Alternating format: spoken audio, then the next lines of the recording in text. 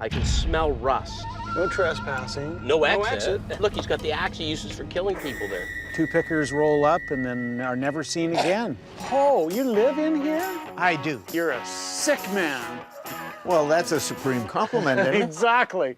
What's it gonna take to drive away with this one right here? 1,800. Whoa! And what would something like that sell for? Probably about $600. And if we were gonna buy it, how much would it be? Probably about $600. Like the look. Oh, thank you very much. First time I've ever picked from a guy with hair longer than me. The door goes up. I'm Scott Cozens, I'm Sheldon Smithens. and we're pickers. See that fork in the road? Take it. We travel all over Canada. Looking for hidden gems in basements, attics, and barns. For me, it's all about the thrill of the hunt. Oh man, we might have hit the mother lode here. I like to move fast. I can always find something we can make a profit on. I thought I'd seen it all, Scott. I'm looking for that one-of-a-kind item that has its own story to tell. Just like the people we meet, every story is different. It's not junk to us.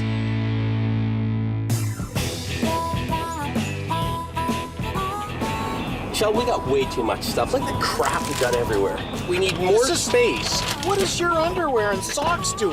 Not my socks. I don't wear white socks. Those aren't my socks. Maybe they're that hitchhiker we picked up on the street. Our place in Calgary's 10 times as bad as this. We got to get more space. We need a bigger place. And it's got to be on ground level, no more stairs. I'm so sick of humping that stuff downstairs. My back is killing me. Why don't we start looking for some space? Deal. Oh, I love BC. Look at that. Yeah, that's wonderful. So we're going to the Cowichan Valley, and isn't this appropriate? It means sun at your back Get the sun in my face right now. in Salish. Oh, is it Salish Indians? Yeah. In Cowichan? Yeah. Oh, okay. So we're going to see Mike today, a lifetime collector slash accumulator. He's got stuff everywhere, indoors, outdoors, barns, basement. There's got to be something good there. You never know what you're gonna see. I think we're getting close. I can smell rust. I think this might be it. That's a crazy little driveway, isn't it? We make the turn into Mike's place, and it's a weird little narrow road. I feel like I'm going into the back roads of Aintree. Hey, look at the bathtub, Scott. Oh my Lord. No trespassing. No exit. No exit. Does that mean he's Is going to this- eat us if we go up here? Look, he's got the axe he uses for killing people there. I thought, whoa. More bathtubs. Bathtubs you can throw lime in. And... Right. I've heard stories of places like that where two pickers roll up and then are never seen again. Yeah. Whoa. This Look is at this. He's got like 3 buildings out here. As you come up, his house is on the left-hand side. It's covered with stuff. This is literally a mountain of stuff. I've never seen so much stuff in one place. We gotta meet Mike. I'm almost afraid to get out. Yeah. When there's that many things outside, you know there's gonna be a lot inside. Mike. Good to meet you, Mike. Hey, Thank Mike. you, Scott. I'm Sheldon. Hi, Sheldon. You're a little bit of an accumulator here, Mike. You name it, it's there. I collect hangers, lights, bed pads, pedestal sinks, bathtubs. I've gone overboard. So how long have you been here? Since the day before yesterday. I have been here for 30 years. I think they'll be taking me out on the horizontal. That's the only way I will leave. And what's the story? They call me Hector the Collector. Okay. And I do sell. I like to buy, though. What I sell, I can go out and buy other things. So it's just getting bigger, bigger, bigger. I'd like to expand your wallet a little right now. I'd like to buy the railway sign. That is sad. Almost everything is for sale. But not the thing I railway like sign. first. Sorry. So nothing in this whole area is for sale? Everything in there is for sale. Well, then let's go Almost. look. Okay, let's do it. Yeah. You got armies of tubs. What's a bathtub selling for these days?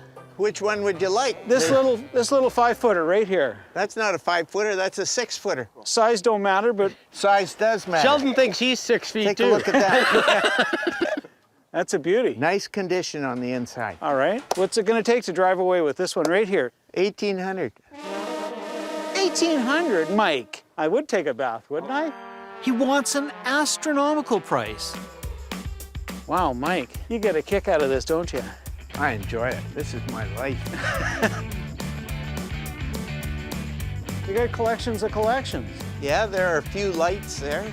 Welcome to the trunk department. Every now and then, we see people like Mike. These are people that fill their life up with stuff. They're a little indiscriminate about what they buy. Now that's a chainsaw. It's the good, the bad, the ugly. Is that not the cheesiest picture you've ever seen in your life? I think that's gorgeous. Imagine the guy using these moccasins till the last day. That looks like Vancouver Island rat to me. Hey, how come this tub is here, Mike, not in with all the other soldiers? Right over top of where Sheldon was standing was about a 250-pound bathtub held together with binder twine and attached to the ceiling. That's a good question. Mike, I just noticed you got a hot rod up there, a little pedal car. Yeah, that's very special. It's a Gendron, I think. Gendron's an interesting company. They made buggies, baby buggies, didn't they? Not just baby buggies, but toy baby buggies, too. Yeah. What do you need out of that one, Mike? I paid $450 for it. Whoa! How long have you had it? 6-8 months. So you're not attached to it? Oh, I'm very attached.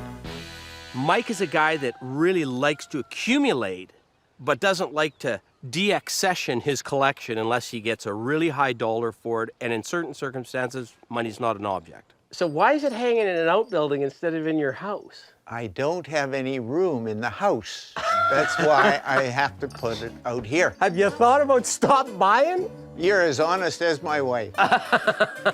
My wife says it's me or the junk. I couldn't give up my junk. Oh, well.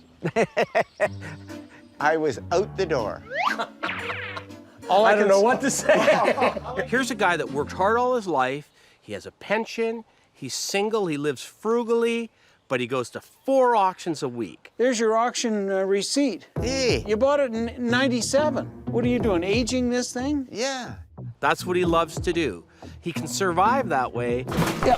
Oh. Here's what you need. Yeah, Picking you need a around hard here. hat in here. Yeah. But he's sort of getting just buried underneath the stuff he's got.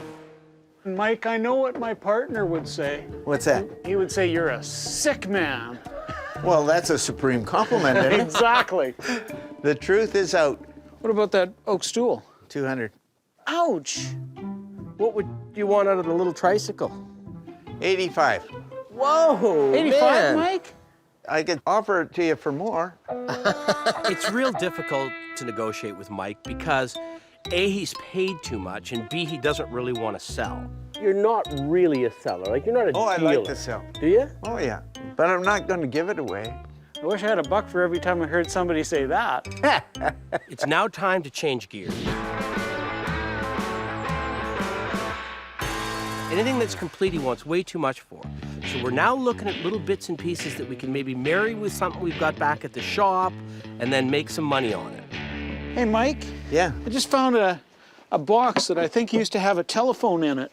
I agree. Would you part with that? I will. What do you want for it? You put a price on it. 25 bucks. You're a little low. 35 and it's done. How about 30? We split the difference. Give me your hand. Okay. That's a good place to start, just to get the ball rolling. What about the slide glass lamp up above? Yeah, this blue one here. The color is what makes it, eh? That's early Canadian glass that has long since been discontinued. You can't buy that blue slag glass.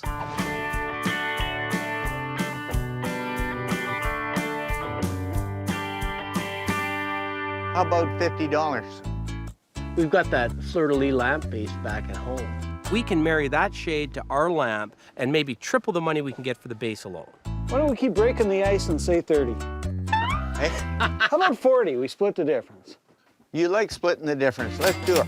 Good man. We now have a lamp we can sell for $200. Yeah. So is this your house? That is where I live. Oh, you live in here? I do. Boy, you got some good stuff. A lot of clocks. Mike likes a clock. In fact, Mike likes 100 clocks. It's an obsession. I've got it bad. Let me show you the lighting department. Hey, Scott, check this out. Now, this is the washroom area. Mike took open concept to new levels when it came to the bathroom. And I thought you were an exhibitionist. You can tell when you walk in that the hand of a woman is nowhere to be seen. My wife would not want to have a bath or go to the washroom in a room without a door on it. Well, you've got to be odd to do this, but I'm in a position where I can do it, so I do it. There's a nice little Spelter Art Deco lamp. You like the female form. Well, who doesn't? Mike is a fan of the female form. In fact, everywhere you go, there is the female form. Clad sometimes, often not. What do you think you'd need to get out of that lamp? 4 1/4, I'm guessing. Holy smoke. Not a bad little base. There must be a price on it. Oh, $55? Hey? It's $5.50. $5.50. Ah, So, Mike, what's the story in the lamp? 1,700. Wow. I'm not even going to give you a counter offer on that one. No, I wouldn't either. I don't care if it ever leaves. Yeah. I noticed that. In fact, there's a few pieces around here you don't care, is it? One way or the other. Right. Mike's not motivated to sell, and that's frustrating. But before we go, we got to just try one more time to find a treasure. Hey, is that a music box? It is. May I? Yes. I spotted the music box. It was sitting on a chair underneath something, but I don't think Mike had even known it was there. It just became part of the scenery. It was wallpaper to him. This looks like a treasure, Mike. It's a Swiss music box, rosewood case that they've inlaid. This one is a particularly good one because it's got 8 different tunes. Now, is it in working condition? That's the key to it all. I have never tried it. Is this Old Isn't Lang that Syne? Yeah. Nice. That's the first time I've heard that run. See the cylinder with the little pin sticking Yeah. up? That's hitting these teeth and giving you the sound. Just the thought that somebody could make music in a portable form 100+ years ago, that took a lot of ingenuity, a lot of skill. What do you want for this? How about 7 1/4? Ooh, that doesn't leave that little bit of meat on the bone that we need to exist. All right, what do you suggest? 5? A little sweet in the pot, and then you got something. What about 5.50? Hey? What about 5.50? My hearing system goes every once in a while. I earned that. I'm going to watch you two guys go. 6 will work. Let's do that. I come down 100 1/4. How's that? 5.75, we split the difference. Good math. Done. 5.75. Makes the day for me, and we make a few bucks to boot. You know, I've been looking for one of these. Mine got stolen. I saw an oilskin coat hanging on a rack. I wonder if it'll fit me. They're generally for tall, skinny guys, not short, fat guys. Yeah. Hey! Yeah. He looked spiffy. The hat, the long hair. That's not bad, actually. What do you need out of this? 75 is fine. That's a fair price. I'll take that for 75. Done deal. Perfect. Bought it for 75 bucks. Cost you $275 new, so that was a good deal. I'm going to play the music box while you twirl around in your new oilskin. Exactly. Yeah. The Old Lang Syne. Well, speaking of Old Lang Syne, I think Yeah. it's time for us to get out of here. Yeah. Very good. That was a lot Okay. of fun. Thank you. Excellent. Thanks for your hospitality, Mike. You're most welcome. We came, we saw, we lived to pick another day. It's actually not a bad shade, is it, Sheldon? I like that one.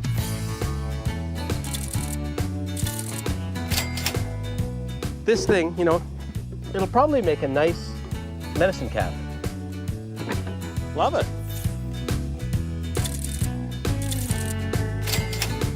I don't mind picking till it's dark if we get good items. That's a great item.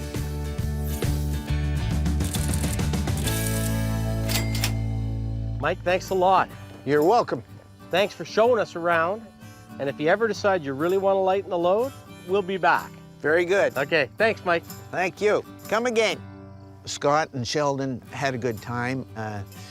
They got the odd good buy. It was great.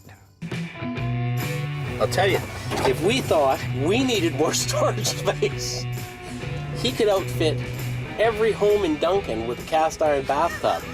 And have a few left over. Exactly. But what a good guy. Yeah, no, I liked him. He was fun. Yeah.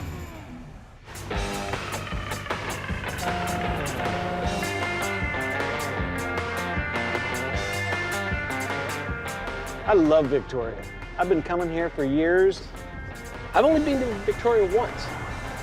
Back in the 70s, here for a hockey tournament. I think it was midget.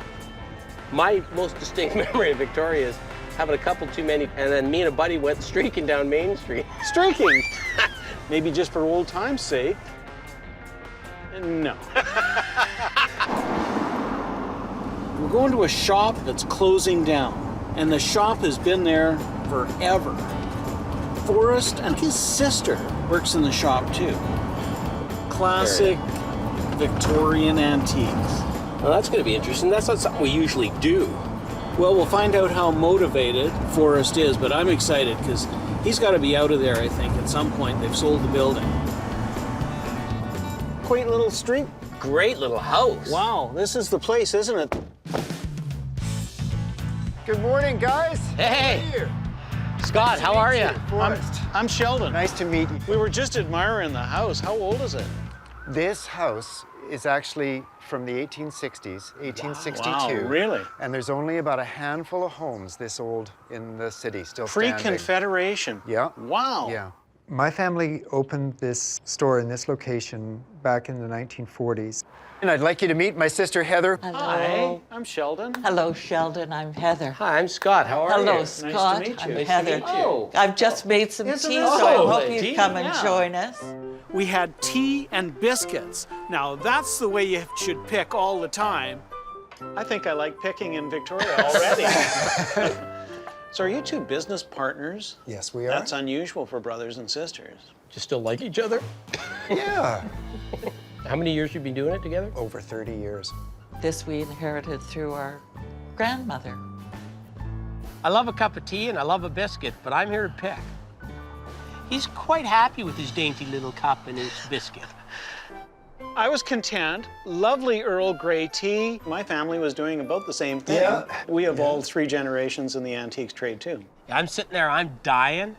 I see lots of stuff I want to look at. I want to check some prices out. So I figure if I take my cup and go, he might get the message. Would you like some more tea? Love some. I'd like to get picking.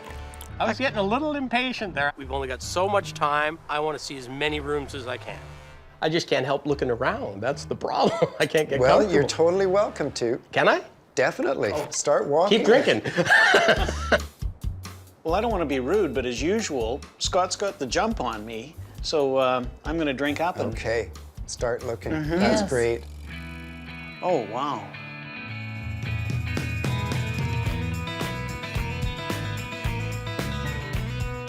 This is an unusual day for us. This is not where we normally are, and it's not the things we normally buy. Look at these chairs. There's beautiful things. This is a classical antique shop, the sort of thing that was very popular in the 60s and 70s. It's very elegant, very high-styled antiques. It's not what the market's looking for these days. So we're gonna have a little bit of trouble finding a lot of stuff to buy here, particularly if the prices are high.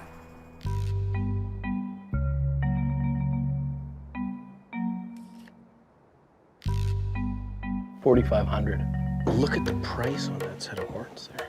Yay. $995. Yeah. We're gonna have to try and figure out what the sort of the ground rules are here, right? Because the prices on most of this stuff are so far out of the range where we Yeah. could sell them. There's lots of stuff I like. Like I love this. This is Yeah. one of those ceremonial cups, right? Loving cup. Yeah. There are a few pieces I can spot that are really high quality, and I think they will always stand the test of time. Now we've just got to figure out how do we buy them. Oh, Forrest. Yeah. Well, I think Scott and I have had a pretty good look around. I hope you're having fun. Yeah. We're having fun. Got some questions? We're going to have one big question is how motivated you are. There's always room on things, and then, you know, some things I can do better than others. Sure, of course. This is my favorite thing on this table. If you're gonna have just one drink before dinner, Yes. it might as well be a good drink. I love that.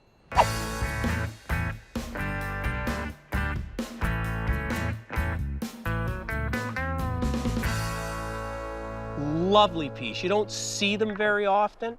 30 plus years, I think that's the first oak barrel loving cup I've seen. How much would you sell that to a couple pickers from Alberta for? Now, I'm not letting you look at the price. Well, that's not fair. How much would you like I for can't that? remember everything. I tried to hide the price tag from him and make him give us a price without looking at it, because I knew if he needed the price tag, we were in trouble. I have to look. Well, give us a price first, then I'll let you look. I can't. Pretend you know. I can't remember everything.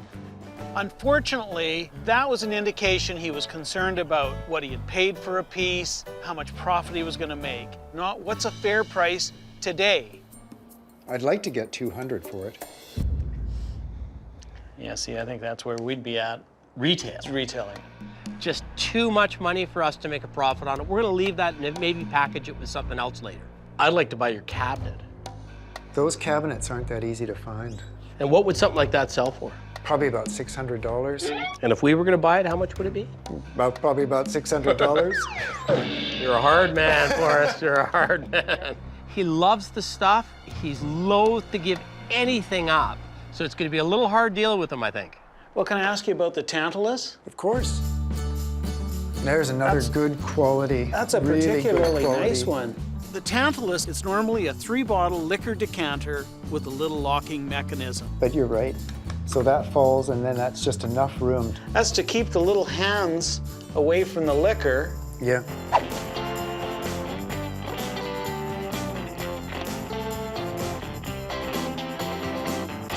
And these are particularly nice deep cut bottles. It's so unusual to find them all there and in such nice condition. The Tantalus is marked 700, totally out of the question, way beyond what we would ever sell it for. I'd be interested at $250, maybe $3. What's your best price on that? I'd like to get about $450 for that. I'm afraid the best shot that I think Scott and I would take at this would be $300. You know what, if we packaged the loving cup, we might do $450 on the pair. I'd want to see about $550 for the two, I think. Well, I'm concerned.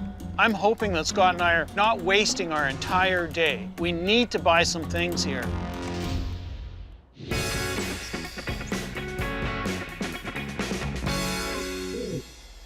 I had my eye on this and I had to ask you. Oh, yeah. I spotted a picture frame, and I love old picture frames. I love old, finely crafted things. It's beautiful. I mean, it caught my eye immediately. Oh, of course it would. It is a fabulous little piece. It's turn of the century, maybe 1890s is my guess on it. It's actually French piece, cast bronze and then gilded lightly or bronzed finished. I just love that. You're thinking of putting your picture in there, aren't you, Scott? No, not my picture. I get excited whenever I see something good like that. It sort of makes you just take an extra breath and you stop and you say, wow, that's a cool thing. I'd like to get that, 1600. So what would you need out of that? I'd want to get at least 700. That would really be absolutely the bottom. If this was downtown Paris or Bond Street in London, the price is not astronomical at all. This happens to be Canada. Way too much money is the asking price. The only thing I'd like better than what I see here is if it had a foundry mark on it or a signature on it, but it doesn't, that I can see anyway.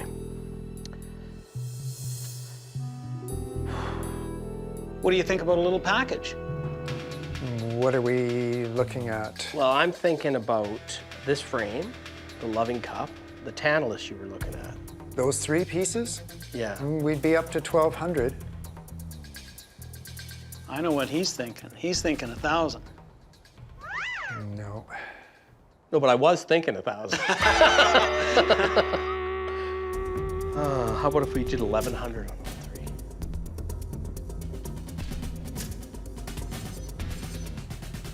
Okay.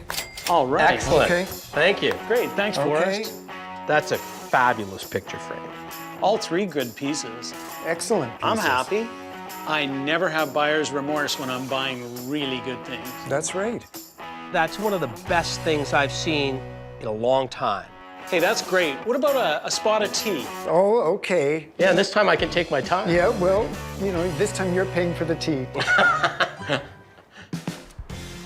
I'm feeling a lot more comfortable about my scotch not getting into your little hands. I'm keeping the key. Well, you keep the Scotch one and I'll keep the beer one.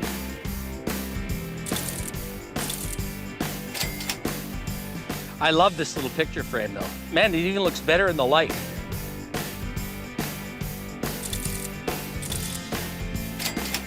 Well, I know what it's gonna be. Two-handed drinking vessel tonight in the bar. And then if I get really drunk, you can help me with the other one. Here, yeah.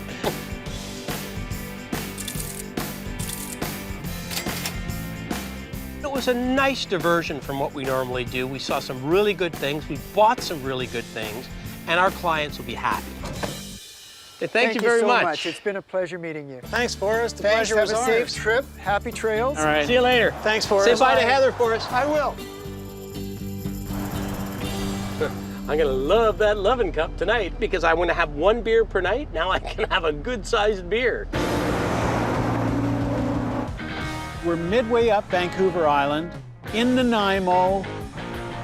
1853 is when the Hudson's Bay Fort first established here. Hey, Scott, I got a little surprise for you.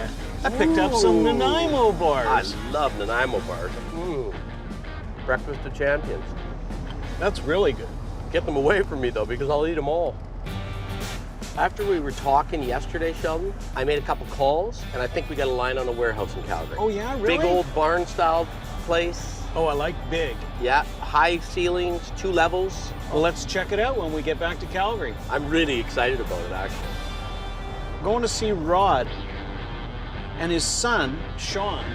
That's interesting. You don't see too many kids getting into the game. That's really unusual. Rod was working construction and lost a leg. So, Seriously? Yeah. So I think that's changed his life. He used to have an antique store, but he closed her down a long time ago. It'll be interesting to see whether he left at the height of the market with height of the market prices, or whether he got out when it started to turn, in which case he may understand that the market's changed. Yeah. But we're going to find out soon because we're getting close. This is a weird area. I expected to be in a farm or something. No, he's got the stuff stored in his home. Bet you that's the place. Oh, okay. Oh, it says Rod's right on the side of the van. Hey, you must be Rod. How are you doing? Good. I'm Scott. How are you? I'm Sheldon. Nice to meet you. So we heard you got a lot of stuff. I do. So what's the story? Why do you have so much, and why is it here? I collected stuff, and then I opened an antique store because I had so much, and then I couldn't do it with my leg problem, so I brought it all home. And why are you thinking about selling? It's time to move on. Hey, lead the way. All right. Here's my son, Sean. Like the look. Oh, thank you very much. Sean is a throwback to the 60s. He's got the long hair, he's got the bandana, he's sort of my kind of guy. The long, old, grizzled hair, white hair look is definitely pretty sweet. Far too few guys these days have long hair. It's a pity, too, because they can't do this, which is always fun. So what do you like? I'm a fan of swords and knives and whatnot. Just this, that, and the other thing, whatever's interesting. Cool. Well, let's start looking. There's a lot downstairs. Got a car in there? Car for garage? No. Garages are for cars. You sound like my dad. I have no idea what we're gonna see. The door goes up. Oh, Rod. Holy Wow. smokes, that's insanity. We're gonna need 2 weeks. Everything's just sort of hodgepodge on top of each other. Whoa. There's nothing stable to stand on. There's ladders and there's shelves. I have no doubt there's some real treasures buried at the bottom of that pile. How you guys doing in there? Oh, we're finding stuff. There's a bunch of knives here. Are they yours? Yep. Interesting little bone one. I hope they like them. Maybe I'll be able to sell 1 or 2 of them, make a couple bucks. Well, are there any of these you're prepared to sell, Sean? Well, a couple of those are pretty special to me. One of them is the first knife I ever got. Yeah, that's a nice little skinning knife. And the bayonet looks like it's American Second World War. Yep. Yeah. And this one, would you be interested in selling this one? I think so, maybe, yeah. He's got a nice little boxed Puma knife. That's the gem of the knives. Only 1 year for Christmas that knife came out. It looks like it's one of those ones where you've got like a survival knife almost, right? You got a bunch of different things in it.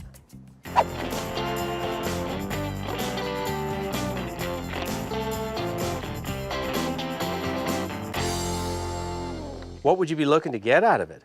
They were only made the 1 year, so it'd have to be pretty good. Let's say 500 for it. Whoa, that's a really nice one. Yeah. Yeah, like I was thinking a couple $100 would be top nut on that. Well, that's a little bit too little. How about 350? 250? 250? You gotta be careful when you're dealing with somebody that's not in the biz every day buying and selling. You gotta be more than fair with them. Meet in the middle at 3? Rod, shake the man's hand. Okay. All right, Sean. Made $300 selling a knife, which is good. Always nice. I think you cut yourself a fine deal there. I think so too. He's got his dad's blood in him. Yeah. And now he knows you can make money in this business. Can I see your cane? That's an oldie. That's from England. I see that Rod's got a cane in his hand with a skull on the end of it, so I ask him if I can see it. I love canes and I love skulls, so that's just a winner for me. That's fun. I've had about 6, 7 years. Somebody did a pretty good job on that, didn't they? Yeah. I mean, it really does look like a creepy skull. Skulls have been a fascination for mankind for thousands of years. They're easy to sell.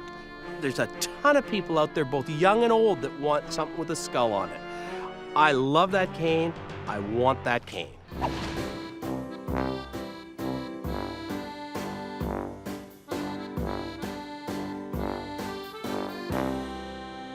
If I saw it in a shop at 100, I'd snap it. If I saw it at 200, I'd be tempted. What are you thinking, Rod? Well, we're getting close on, being friends here. So yeah, 200. I'll give it to you. I said tempted at 200. I didn't say I'd pull the trigger at 200. Yeah. And you said we're friends, so he'd be a happy friend at 150. I didn't go to 4. Yeah. But the right number for me is 150. Well, I was thinking I'd give you a deal at 2, so. Seriously? Okay. Yeah. I would take it for 2. I'm a picker. I got a bargain. I know you do. I wanted the cane, and Rod wanted me to have the cane, but he was holding firm at $200. Have we thought about any throw-in stuff? I don't know. I'm noticing some nice canoe paddles there. We got a buddy looking for a paddle. I'll tell you what. That's we'll easy. go 2 if we get to pick 1 paddle out of there. 1 paddle? Okay. You got a deal. Done. Good. All right. Go pick a paddle. Pick a paddle. Any paddle. That's easy. Pick the one on isn't the left. There we are. it? That's an easy paddle right there. At $200, I'm happy with that price, and we've got a buyer that wants 1 canoe. Well, you got so much stuff, but I think I want to get in the house before I spend all our money. Well, I'm excited to get in and take a look around. Wow, you got no shortage of stuff, Rod. This thing's everywhere. Rod's got a whole cornucopia of things. Quite beautiful, isn't it? West Coast native art, traditional antiques, glasswares. Oh, this one, to my knowledge, is a 200-year-old Polish cavalry sword. You name it, Rod's got it. Well, you got some Inuit carvings, some more native things. You got a lot of stuff. I just like handmade things. I love the stories that go with it. Yeah, the pipe was made in Hope by a shaman lady. Really? Yeah. Huh. The feathers up there are from an Indian headdress, and it was a chief that had that. It twirled on top of his headdress. Like Oh, right. Wow. I'm always delighted when we get into a pick that has good quality things to choose from. Now we got to find out if we can buy them or not. Oh, there's an old Louisville slugger. George Sisler. Yeah. This one's back from the 20s. Babe Ruth and this guy scored pretty high with their batting and their pitching abilities. So what would you want for that bat? Yeah, 150. Whoa! Wow, you have a big price on the walrus, $1,100. We're sort of seeing the same picture again and again and again. What would you want for a couple of hardy fiberglass rods? Probably $250 a piece. Yeah, that's just a bit too steep for us. He wants too much money for his stuff. We can't buy at those prices. But I did see something I really like. Sheldon and I are a bit crows ourselves. We like little things and shiny things. It's a seal, little piece argillite. of argillite. And the smaller and the better the quality and the more interesting they are, the more we both have to have them. Argillite's one of those things that the slightest nick dramatically changes the value.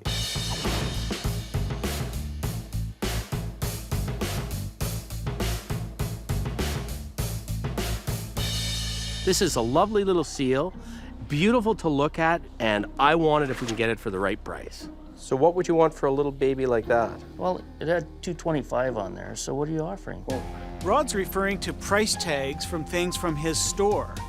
Well, these are things that did not sell in the store. The price tags are from many years ago. They have absolutely no relevance here other than they're messing up our transactions. I'd be happy to have that for 100, for sure. Well, for 100, I think I'll keep it. Or, 150 is what I paid, Rod stalls at $150, and I think, you know what, if I have to pay that, I will, but I'm gonna see if I can group it with something else to get it for a little bit better price. Sometimes it's not so easy to sell. It's hard. You get a couple of willing buyers with a few bucks in their jeans. I'd take advantage.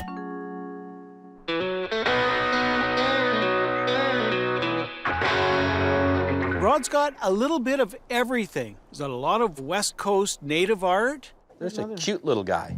A nice little soapstone beluga whale. Very small, but very nicely carved. It's a lovely little tactile thing you can put in your hand and hold, and I love those things. So what would you want for a little guy like that?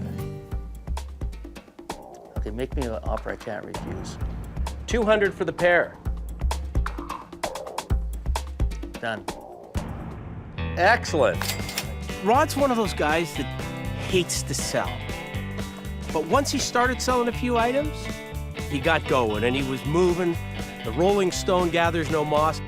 Wow, somebody had some fun with a knife and did a little bit of whittling. This is a pretty cool piece. Yeah, that is.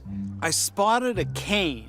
It was magnificent. There's a lot of effort into it, and there's a lot of detail in every figure. And each character is a famous French Canadian. Yeah. And I think there's 14 characters. What are you charging us per character now? It was so well done that we just had to have it. We both have a soft spot for cane. Yeah. Do you? Yeah. Yeah, and this is just so unusual. Did you see the naughty bit?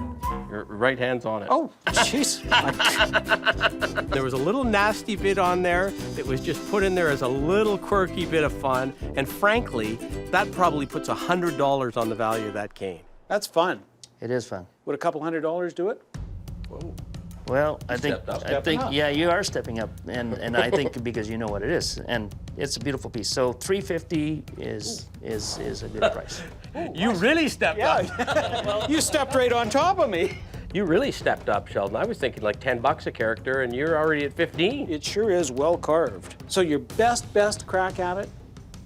I'll let it go for 300. So I want it, and I'm not giving up. 2 1/4? 250. Done. I paid a little more than I normally would, but I'm delighted to have that piece. Can we dig into here? Certainly.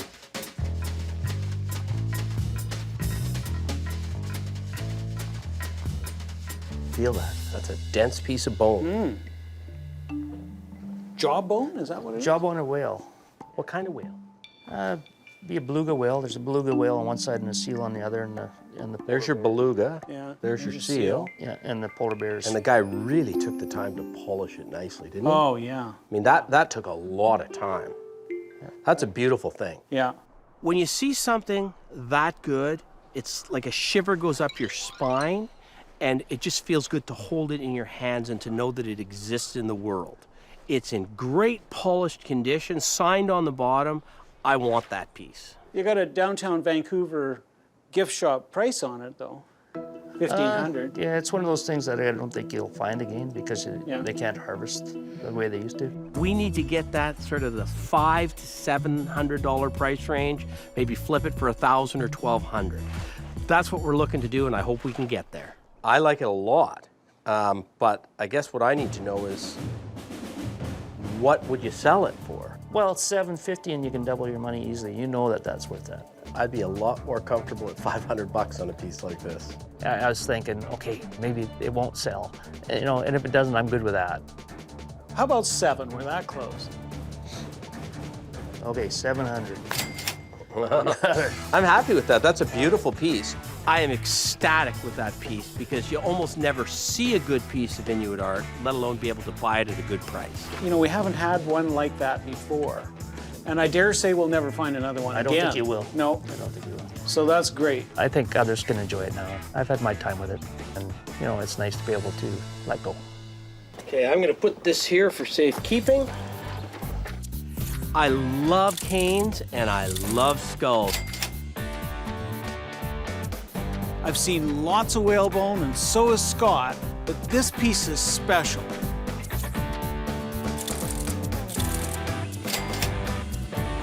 That knife really is nice though, isn't it? Yeah, that's beautiful. We've got one guy in mind that will want that knife and will make a little bit of money off it and turn it quick. Well, that was good. Hey, that was Rod, great. Thanks Yeah, a lot. fun. That's been awesome. Thanks, time. Sean. Yeah. It was a lot of fun. We got some fun things. And we left you with some great stuff. We'll be back. I hope. I'm sure we're gonna get another call. We'll see Rod again, Rod and Sean, and I'm just delighted. See you later. Yeah, take care. Till next time. Thanks a lot. Hey, that's pretty good, eh? Huh? Yeah. Today, for me, was just awesome blessing. Scott and Sheldon, they're great. It's been a privilege to meet them and, you know, barter with them. It's fun.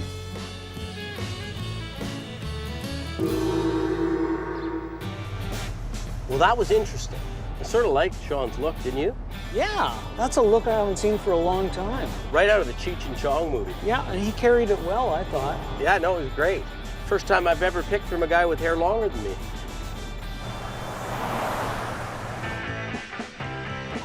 Well, now that we're back in Calgary, we got to get more space. I want to take you to the warehouse.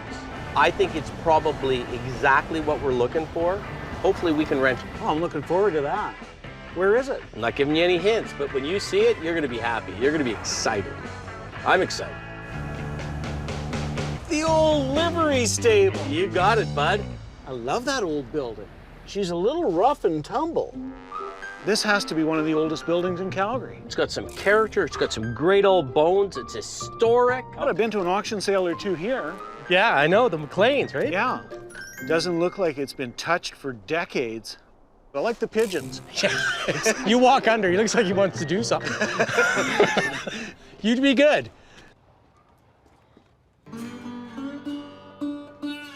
Wow. Oh, Scott, are you sure this is gonna work? Oh, you know what, Shell? Once this whole thing is stripped bare, it's gonna be unbelievable. Look at the bleachers. Oh yeah, I've sat here, I've bid in here. And your register there. There was a little lady behind the window. She's probably still there. Yeah. Is this what you'd call shabby chic? Oh, wow. Wow. Is this great? It's rustic. Wow, I love the roof. The holes in the Yeah, ceiling is the light. And look, I can drop things down to you, Scott. Yeah, exactly.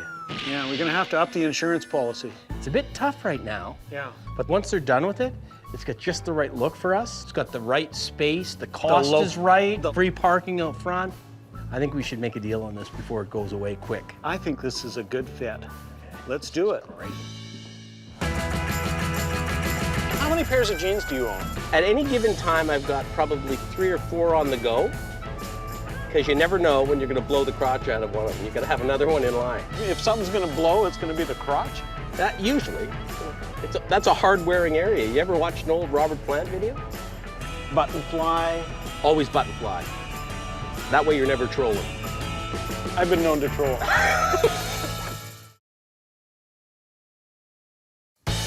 Oh, wow. That's where all the good stuff is. Here. Yeah. Whoa. What would you sell all your lunch kits for? 1,000. Whoa! It's sale time.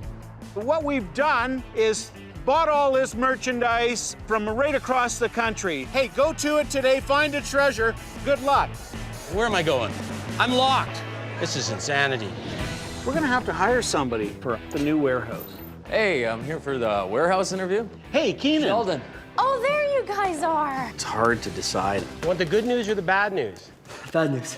Right in there, Oh, yeah. You got puppets. I got puppets. Whoa, I'm attracted to this young lady right here. Could be the hottest puppet we see today. She's anatomically correct. I'm Scott Cozens, I'm Sheldon Smithens. and we're pickers. See that fork in the road? Take it. We travel all over Canada. Looking for hidden gems in basements, attics, and barns. For me, it's all about the thrill of the hunt. Oh man, we might have hit the mother lode here. I like to move fast. I can always find something we can make a profit on. I thought I'd seen it all, Scott. I'm looking for that one-of-a-kind item that has its own story to tell. Just like the people we meet, every story is different. It's not junk to us. I love nicknames. You know, some are good and some are not so good. Hockey players always had good nicknames. Sanderson was the Turk. Yeah, that's right. Sather was Slats. Yeah, that was a good one. And of course, Gretzky was the great one, but then he named himself. Yeah.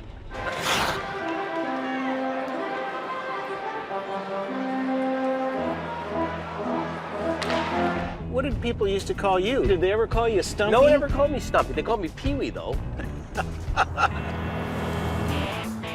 So we're on our way to Brantford, the Telephone City. Was it Telephone City because Bell? Yeah, that's right, Alexander Graham Bell's. Lots of nice old brick buildings in Brantford. I think the picking's gonna be good. This is an old town. So on that note, we're going to see Maurice, the Tin King. The Tin King. He's got a ton of tin things. The problem with tins is, really good tins are a lot of money, but most tins aren't worth 20 bucks. So you can have 100 tins and have nothing good.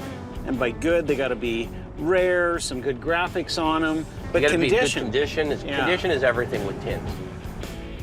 Whoa, look at that place set back. Oh, look at that. That's got to be it right there. Yeah, what a beauty. It's got a turret. I always wanted a turret. Are you the Tin King? I'm the Tin King. Scott, how are you? Scott, pleased to I'm meet you. Sheldon. How long you been here? 4 years now. Just 4 years. Oh, Yeah. because the house has been here a lot longer than that. Yeah, 1899. Have you acquired everything since you bought the place 4 years ago, or have you been loading stuff in it? Started collecting 30 years ago, probably. Why are you selling? Got to do some renovation to the old house. Ah, okay. We got some cash, so if you got some stuff, let's go. Yeah. You got stuff in here. You got lots of goodies. Yeah.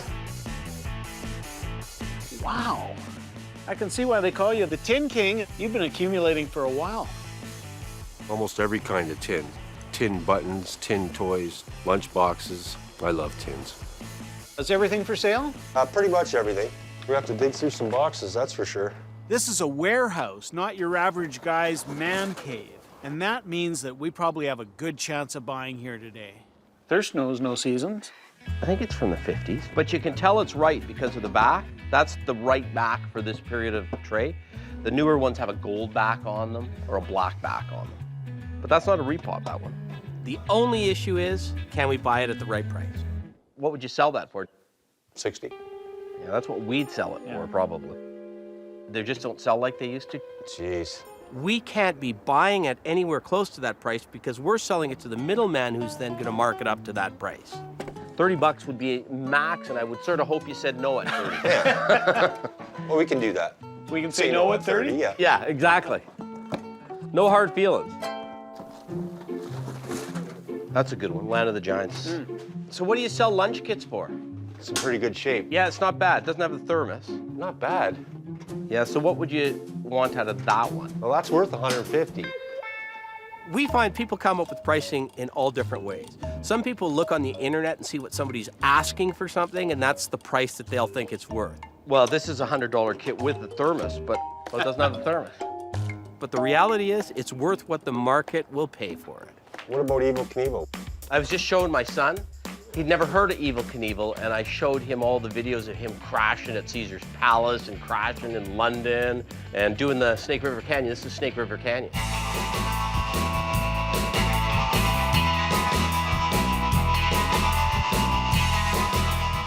Check this out. Oh, there's two Evils. And what do you want for Evel? Because you got two of them. You're leaving me the best one, right? Yep. 75. See, that's full bore retail. Like that's what we'd sell it for. I'm definitely more a buyer. This is my first crack at selling, which is different and a little exciting. Well, I got a better idea. I'm going to put together a few that I like, and then you can give me a price on those ones. Is that good? I guess. The Legend of the Lone Ranger. The A-Team. What you talking about, fool? There's Dr. Doolittle. I tried to just throw a bunch of the better ones in one pile, because then I was hoping I could really decrease the price per lunch kit. Woody Woodpecker. These are later. These are 70s ones, I think. Those are the ones that are doubling in value now, ain't I'd they? be careful with this guy. The Bonds, here. Yeah. Whoa. I was sure if that was going to you or me. Yeah. See, I never had a lunch kit. Times were tough. We were lucky to have a brown paper bag. And when he was finished eating his lunch out of it, he'd put it over his head. You pretty much took a lunch kit off every kid in Brantford, didn't you? Looks like there's 12. What would you sell all your lunch kits for? 1,000. Whoa, you are way higher than I am. I'm thinking on average, 20 bucks a kit is a wholesale buying price. Can't do it.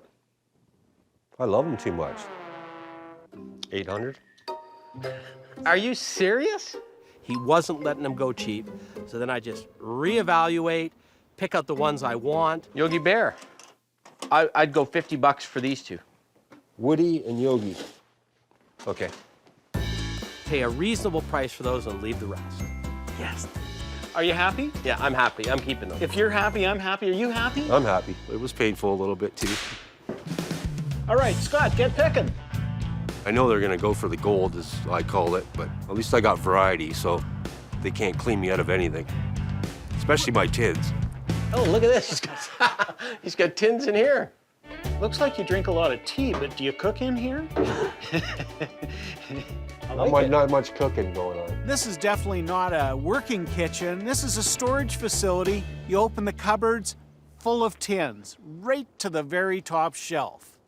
I just saw something else I want to look at. I got a ladder back here too, Scott.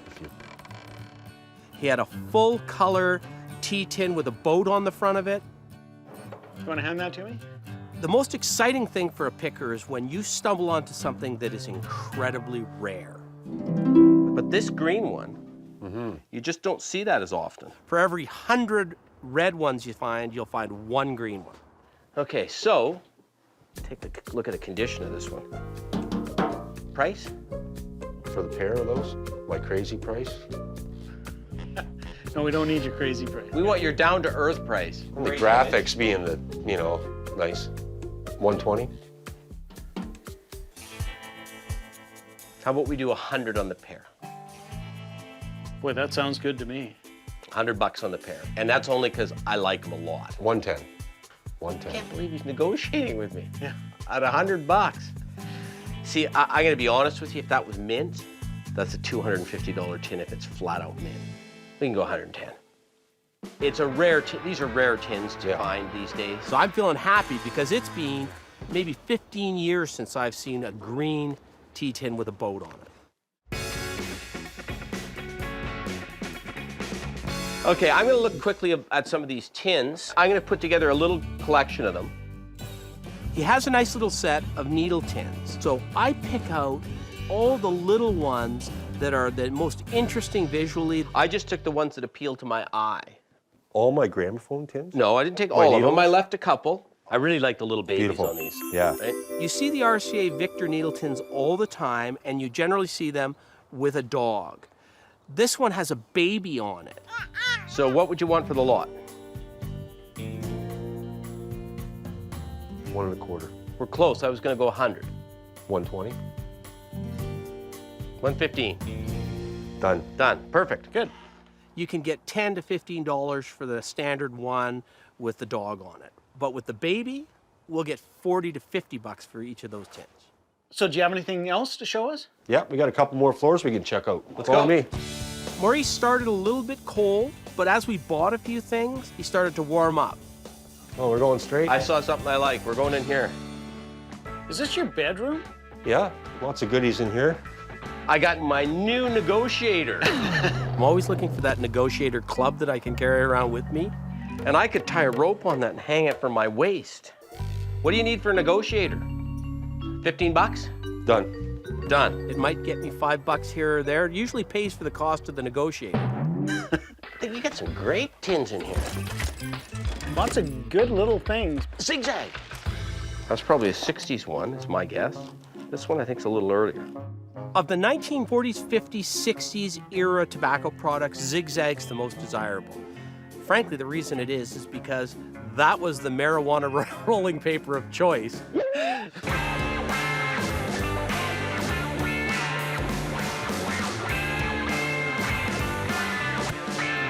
You're becoming the zigzag guy. Exactly, I'm putting together a zigzag collection. So what would you want for the 2 zigzag dispensers and the 2 things of paper? Just one dispenser. No, I want both. Because they're different? Yeah, because I've got a zigzag collection going now. 120. Whoa, you're big on those. I'm gonna step up on these ones. I'll go $90 for the pair. Okay, make it 100. Done. I know I can sell it to old guys like me, and I can sell it to young people too. Let's keep looking around. Follow me. Oh, wow. This is fantastic. That's where all the good stuff is. Look at the size of that fish. In fact, the best thing is this gigantic mountain Pacific salmon. Nice mount. Here's the thing. There's a very good chance that when that gets home, it's gonna be busted. Now, I'm prepared to gamble $75 on it, to say You have yes to or just no. guarantee that it'll get to Calgary safely. In fact, you can bring it out and deliver 100, it. and I'll guarantee it gets to Calgary safely. Done. We rarely get a guarantee, thank you. Now, I see some advertising here. Let me just check the condition on this Pepsi. Yeah, whoa. Oh, Scott. Cowboy boots aren't good on a small ledge. I'll go 150 on the Pepsi. Done. It's nice, it's mint, and the price is right. See, look. You would have screwed that to the gas pump. Yeah. It's got a little wooger on the bottom, right there. In the picker vocabulary, the term wooger means it's got a big chunk out of the porcelain, usually. But it's good for a guy that's trying to redo a gas pump. 80? I'd do 50 on it. I'd do 100 if it didn't have that. I don't normally buy woogered stuff, but... Booger's basically a booger, I guess, on there. Painted over in some cases. 50 with the wooger. 65. $60. Done. When you tell somebody, oh, you've got damage to your thing, they get a little defensive about that. But when you make light of it and say there's a bit of a wooger there, they usually laugh and smile. A couple woogers on it, but I'd be much happier at 150. I'd be happier at 180. Done. That's my word. It's patented. Holy smokes. I'm digging around and I find a whole box of door pushes that you would have put on the inside of a screen door so you didn't put your hand through it. You get a Pepsi, you get a Nesbit, Salada, 5 Roses. How did you pick these up? Slowly. One at a time. They're all in almost mint condition. If we bought all 12, what would it be? 1,600. 1,600. I was going to offer you 1,000 because then, you know, a little less than $100 a throw. How about 1,200? 15. You're killing me here, Mo. 15. You're killing me. It's fun, I guess. You know, being on the giving end, I guess, versus the receiving end. Okay, 1,350. 14. Seriously? 14. Done. Thank you, sir. All right. Hey, now we've spent enough, we're gonna go to the bank. Exactly. And then load up. Call your mom for money. Thanks. Yeah. Let's go. Again. The Tin King, as it turned out, has a little bit of everything. Can you imagine throwing that on the Barbie? Can you imagine having that on a fly line? Oh, that's a big fish. That Coke's a good one. That's a $300 door bar right there. We paid $1,400 for those door pushes. We should be able to get $2,000 out of them pretty easily. Well, we should say goodbye. Mo! Here's the best for last. Oh, wow, let me see that. He comes out with 2 more pieces of advertising. You're holding out on us. One is an incredibly rare Mountain Dew sign, but wow, that's good. And the other one is a Kendall lollipop sign, the top of it. That is great. So what do you want for the pair of them? 1,500? I was afraid you were going to say something like that. Yeah. We've had a really good day. How about $1,000 for these last 2? All right. All right. Oh, we can do that. I'm happy We'll with that. cap it off. I'm feeling as good as I've ever felt on a pick. That was a great last little deal.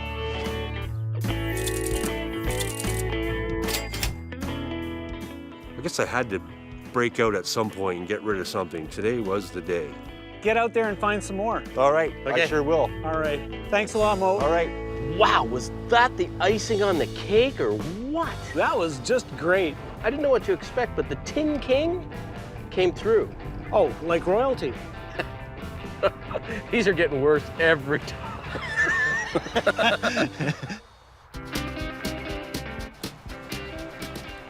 Well, we're heading into Peterborough, So what's the nickname of this place?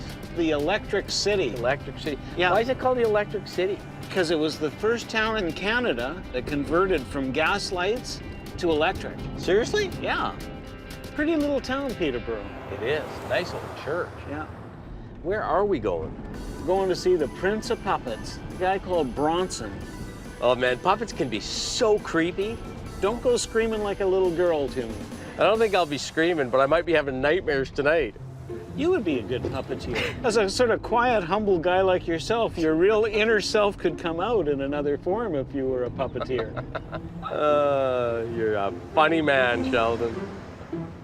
Yeah, here it is. No puppets outside, though. You know, I see a puppet in the window. Puppets and clowns sort of creep me out, but you know, there are a few puppets that I'm looking to buy if I can, anything Disney related. That's something we can sell. Let's go meet the puppet prince. Puppet Prince. Hey there. Bronson. Yep. Sheldon. Hi there, Sheldon. Scott, how are you? Very good. I'm very glad you're here. Yeah. Wow. So we heard that you have an immense collection of puppets. How does a guy acquire all those puppets? Well, you start off as a small little child building your own puppets and doing your own puppet shows. Then you grow out of it, and then you come back and say, I was happier. Well, let's go. Let's take a Very look. good. There we go. Come on in, guys. Right in there. You got puppets. I got puppets. That is amazing. Puppets everywhere, hanging from the ceiling, on the furniture. There's marionettes, there's simple little hand puppets. Sometimes there's even this little guy's a puppet. So lots of fun. As you can see, I live in tight quarters because the puppets take over. I don't think I'm eccentric. I have interest and likes, and I have fun with it.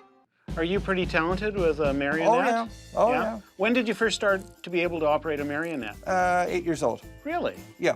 When I was doing my own puppet shows for the street and everything, and entertaining and building my own. And Did you charge a fee? I think it was a nickel a show. Oh, so some of these puppets owe you nothing. Whoa, some of these are creepy. Look at this marionette here, Scott. Some people are afraid, but as of late, the puppets, they haven't been doing any talking to me. You get a couple Disney guys here, though, that are That's pretty right. good. Grumpy and Dopey. Yep. It's And us, over- Sheldon. Yeah. Well, They're larger than normal. They're not the ones you would have bought, but they're the ones they had hanging in the store. 60s vintage, Disney, really good saleable puppets. So how much would you need out of Grumpy and Dopey? they would be about the $400 range. They're going to stay with me, though, I'm sorry. I'm a little sentimental about my puppets. There's a lot that have personal memories for me. Dollar-wise, we'll compete with anybody, but we just cannot compete with sentimentality. How about Howdy Doody? That one, if I was selling it, would probably be about 50. If I was selling If I was selling it. In I'm other words, you're sorry. not selling it. We understand where he's coming from, because when you have a collection, you don't want somebody to come in and gut the heart of your collection. Makes it a little bit more difficult for us, because those are the ones we want to buy. How about Peter Pan? Peter Pan, he is staying, well, he was a Christmas gift. I'm a little frustrated we're not buying, but I'm not giving up that easy. You got some door pushes here. Yep. Would you sell those? At a good price. What are you thinking of? Well, you got a Pepsi, a Coke, and a 7-Up. Right. Could we do 45 each? Sheldon and I like to be fair. How about 50 on the Pepsi, Oh, 75 on the 7-Up, and 100 on the Coke? wow. And we can still make some money off them. Wow. Is that fair to you? It's amazing. Thank you. Okay. I appreciate it. Good, All we'll right. do that. We just can't buy them that cheap. We wouldn't feel good about ourselves. I'm sure you'll be fair with us. Oh, and we always heavens. like to think Oh. we're fair with who we're dealing with. You're dispelling your image.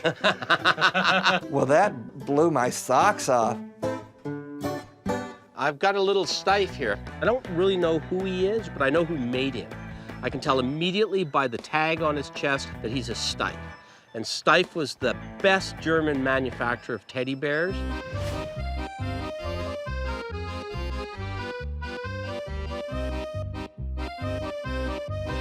How much would he be? 25? You know what? I'll take a runner on him at 25. I've never seen him before. It's got to be worth 40 or 50 bucks. I'm looking forward to seeing your office. Well, there are a lot of things available up there, so that should make you smile a little more. Okay, let's go. I do have some people who are afraid of going to my second floor office because of the horror stories. Come on upstairs, guys. Hey. Oh dear, puppets aren't creepy to me at all. Here we are in my office. Holy smokes, you got puppets in here. A few. All different types, again, different ages, different areas where they've been from. I kind of like this guy. There is one marionette that we just have to have. If we were going to buy one puppet today, that would be my choice. That is Sparrow. He's 1960s Canada. He's got a pretty pimpy outfit in there. He looks like he's got the Graham Parson nudie suit on. Yeah. Isn't that great? He's kind of got your thing going, I'd say. There we go. I am much more of a Hollywood cowboy. Yeah. So what would he sell for, Bronson? He'd be about 500. Oh, whoa. Whoa.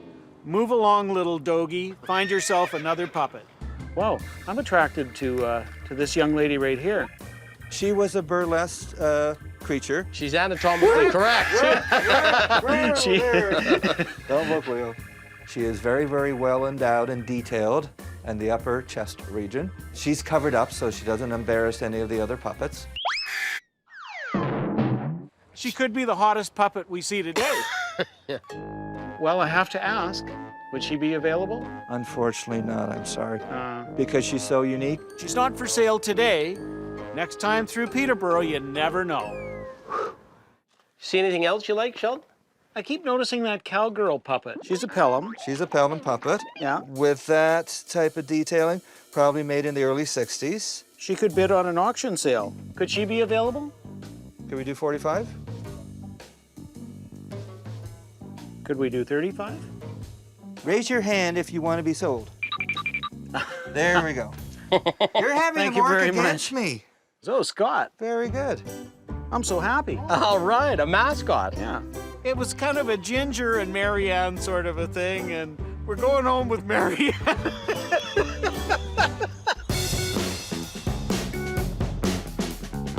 These are the guys I like. We have buyers for Disney, right? These are not one of a kind. I mean, they're rarer because they're store displays. Right. Later in time, probably 60s is my guess. Right. Mickey Mouse is probably the most iconic character in the history of television, movies, or collecting.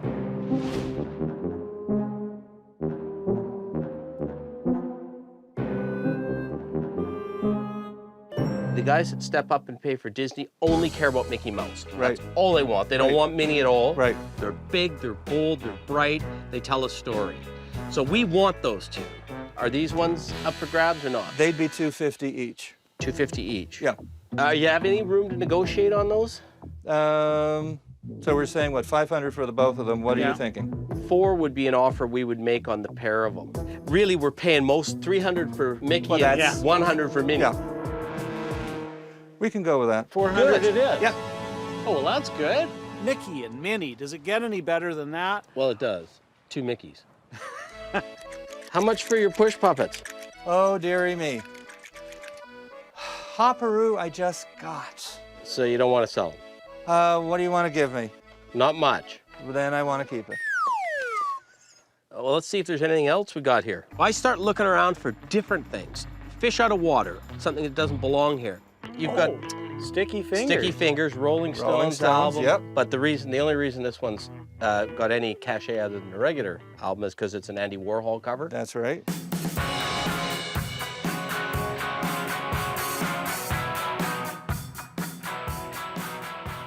What would you want to give me for it? 20 bucks. Can we do 25? I'll give you 5 on that one. Okay, very good. Bronson, I kind of like this fellow. Isn't he fun? Yeah. Yeah. One of the puppets that caught my eye was a little chef. He is Czechoslovakian, made in the 70s. He's got the hat, he's got the little outfit, he was kind of fun. Can we do 30? Okay.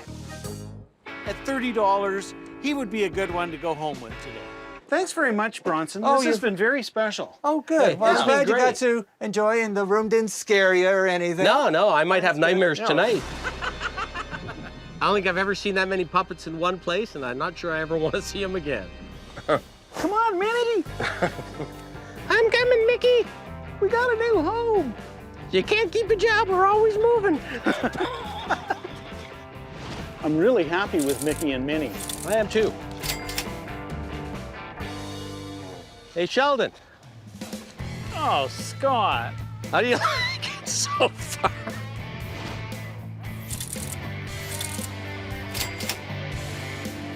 Thank you very much. You take care, Wish buddy. you all the best, Thanks guys. a lot. Yeah. Okay. You look All the after best. yourself. I shall. All right. Take See you care. next time through. Bye-bye. Yeah. We got a couple of buddies for the road. Bye, Bronson. Bye. Oh, my Lord. Can you put her down? Like, have you never seen a female puppet before? Only of the blow-up variety. I don't want to hear anymore, okay? Too much information, man. Hold them all the way to Calgary. All the way to Calgary.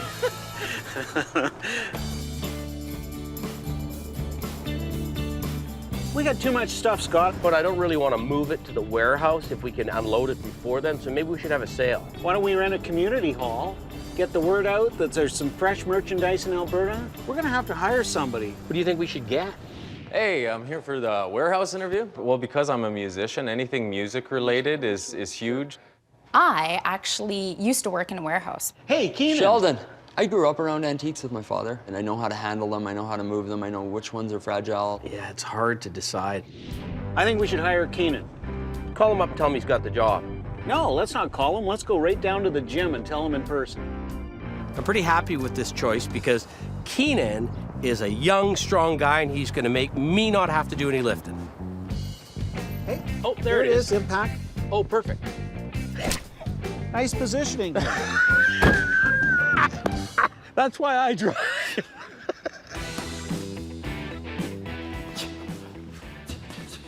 Love the smell of BO in the morning. He's looking good. Hey, Keenan. You want the good news or the bad news? Bad news. The bad news is Sheldon and I need some personal training sessions. Good news? You got the job. You're our warehouse guy. Are you serious? Yeah. You are the champion. Congratulations. Thank you. One thing I need from you. What's that? It's huge to have the job, but to sacrifice for my training, I'm gonna need a punching bag or a speed bag to work on. We could probably get one here. Getting the warehouse job is such a relief. There's nothing better than having two bosses that support your dream. I'll introduce Louis. you to my Louis, Sheldon. Hey, I thought that was you, Louis. Hey, Scott. You guys know each other. When his coach comes over, I realize it's my old buddy, Louis, that I used to sell boxing memorabilia to. I mean, we've known each other almost 20 years. 20 years, yeah. Are you still collecting boxing stuff? Yeah, can't stop. How's the kid doing? He's doing all right. Yeah, for an Irishman, right? Yeah, for an ugly kid. I'm an Irishman too, so I can say that. Yeah. Keenan, you better get back to your training. And Louis, I'd like to see some of the stuff you've got. Maybe we can buy a few things. Great. Yeah, Okay. I'll show you. I love it, because now all of a sudden, we're picking Louis. Quite the collection. Yeah, there's a lot of cool stuff in here. I love collecting through the years. Everywhere I've gone, every vacation, every tournament, always pick something up. Wow, check this out. That's a great one. Yeah, carved wood. Yeah, it is, yeah. The first thing I see is a little Joe Louis figural ring. There's a referee and two stools, the brown bomber.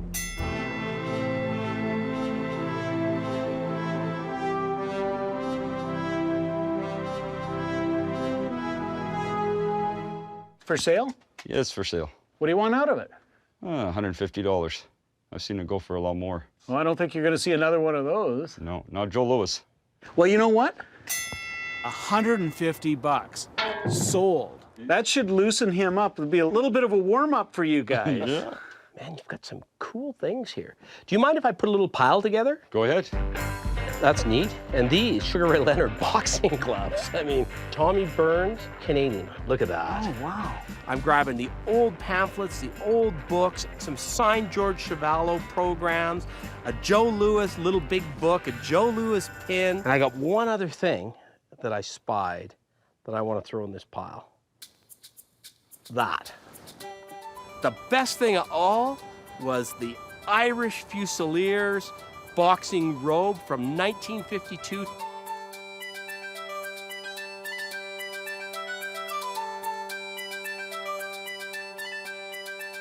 I'm not sure if it's your size, but We could get him to that size. I bet you A few could. workouts.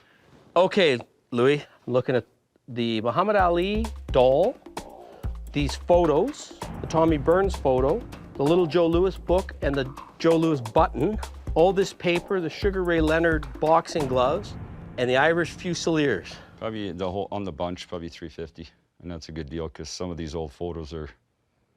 Yeah, I gotta work it out in my own brain here. I know what you're thinking.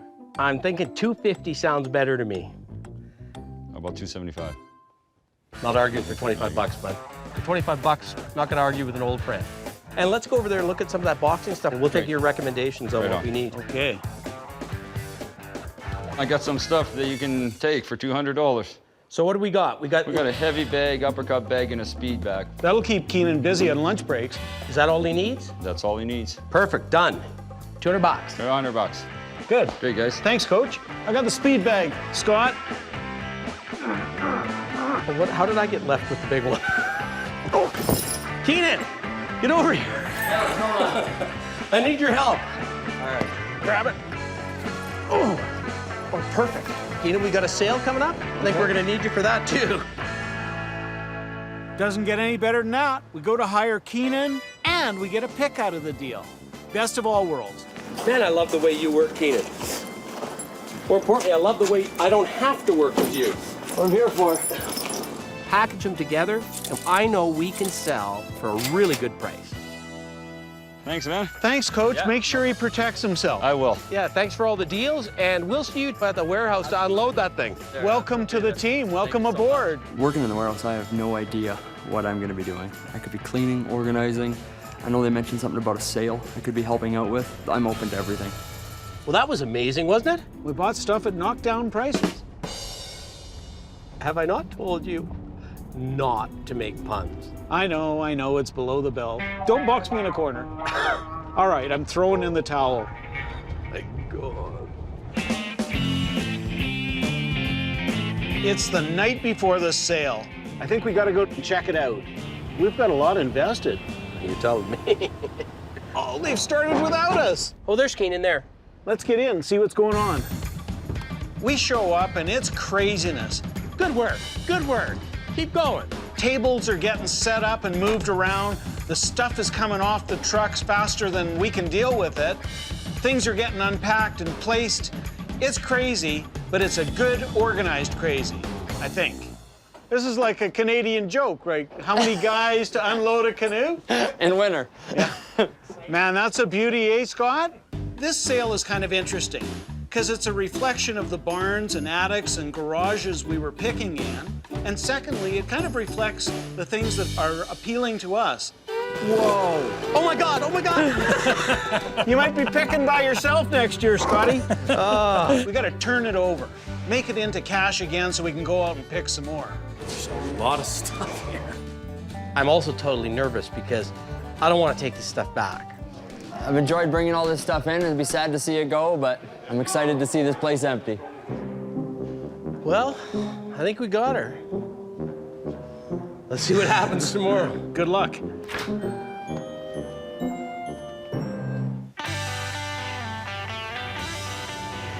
Today's the day, the big sale. You know, I got butterflies about the sale. This one, I have no idea whether to expect 100 people or 1,000 people. Let's just hope we don't have more staff than we have customers. My hope is that we sell 70% of our merchandise. Just a question of what the market's doing at this particular moment in time. Yeah, and whether we bought it right. Here we go. It's sale time. Hey. Well, hey, fellas. Let's see how it goes. Yeah. I'm a little nervous because I would have expected a few more people lined up, but you never know. Hey, we're looking good. Buffalo hide. Yo, 1,400 on the green one, okay, and then 650 on the blue one. Okay. $10 on the Libby's peaches. 550 and 250. We got everything set up. We got pretty much everything priced. All that money's been going out. Time for a lot of it to come back in. I'm hoping we have a good crowd. At about 8 o'clock, there was no one here. At 9, there was about 20 people here. But at 10, there were hundreds of people here. And that was a big sigh of relief for me. Thanks all for coming. We're gonna have a lot of fun here. I see lots of our friends in here. What we've done is bought all this merchandise from right across the country. Some of it's from Newfoundland, some's from BC, and points in between. Hey, go to it today, find a treasure. Good luck.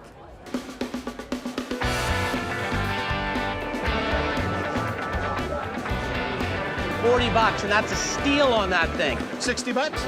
We'll do her. 60 bucks. 15 bucks. Stuff started selling immediately. This is a school map, right? Yeah.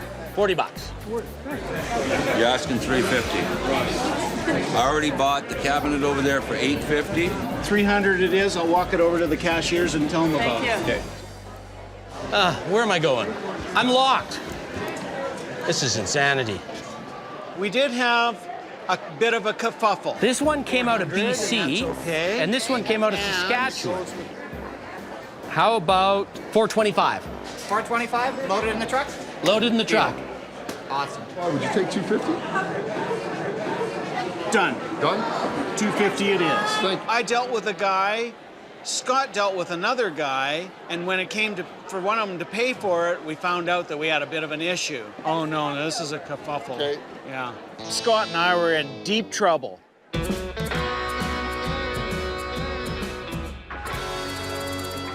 The worst thing you can ever do at a sale is if you want something, walk away. We both ended up selling the same piece to two different guys. It's gonna happen when you've got this kind of pandemonium. He walked away, another guy walked up and bought them. They were still there when he bought them. He bought this, he bought them, the theater seats, and the other thing. And I wasn't sure how we were gonna solve it. Those guys weren't going home together. I want you to be happy. So if you find something else you like here, we're gonna Screaming deal. We are gonna give you Screaming less deal. than our cost and make you happy. He found himself a Coke cooler. I sliced the price in half, no problem. Everybody's happy. Oh, this is such a good thing. We sat in the pub with Henri Richard and Ray Jean drinking a bottle of Molson Export. And you're Richard, right over there, with Ray Jean. Yes. Can you join us for a beer? Oh, I'd love to. Yeah. Wow. Let's have some beer. So wait, you know what? I'm in a good mood today. 600 bucks. 550. You're killing me. Okay, 600. Throw on them cow horns over there. You know what? I don't even like those cow horns. Take them. 600. You get the cow horns. I got a games room at home. Big Montreal Canadiens fan, so that table will be prime. And theater seats, speakers, it's good stuff. What do you want to negotiate on? This sign. This reasonably priced sign. When we picked that Esso sign in Quebec, I told Sheldon we had a buyer for it already. Whoa, is that a beaut? Yeah. Wow. Well, that's pretty decent shape. Double-sided, French and English, dealer sign. Okay. From Quebec. It's in as good condition as you'll expect to find. I priced it at $1,300, knowing he was going to want a deal. I'll give you that one for, I hate doing this, 900 bucks. 900? Because I bought this right, so I can sell it right. All right. Done? Done. Perfect. Okay, thank you. He was real happy about that, and we were happy because we doubled up. This is a ship's wheel. This came out of a church in Newfoundland. I love it. Would you take 5? I think we should do the roulette Yes. wheel. I will. Great. Sold. Yeah, that's nice. I'm really happy with that. Good. Bottom line, 800. Good man. Okay. Really, a good item, well bought, sells itself. Hey. How's it going? Good. Good. You like Jean? We've got a great hockey jersey. Montreal Canadiens, signed by Jean Beliveau in a nice frame. I always like walking out with the best piece in the shop. I think it's that Beliveau sweater. So we got, what, 375 on it? Yeah. 350. Bottom line, no more negotiations. That's what I wanted. Done. Done. Okay. Thank you. You're very welcome.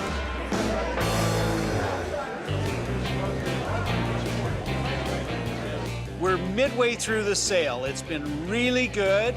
Now we've got to roll up our sleeves and work even harder. From the strapping, here it goes. Here it goes. I'm sure glad we hired Keenan. I really like the fact that we got Keenan. Strong as an ox. Yeah, high energy. Here's what I'm gonna do for you for 60 bucks. Good deal. Done? Done. Done. I can ride this baby. I'll ride it right out the door. Hey, come back here with my knife. It looks like a bunch of stuff is gone, but we got a strategy that we talked about. If we get down to where there's a bunch of stuff we don't really care that much about, We might have to start reducing and grouping things. everyone come over here for a second. We're gonna have a little auction sale here. We bought a couple trunks in BC, sight unseen.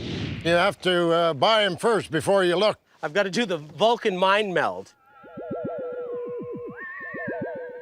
You're bidding on choice of trunks and contents, so we looked in them, we put everything back in them. Scott!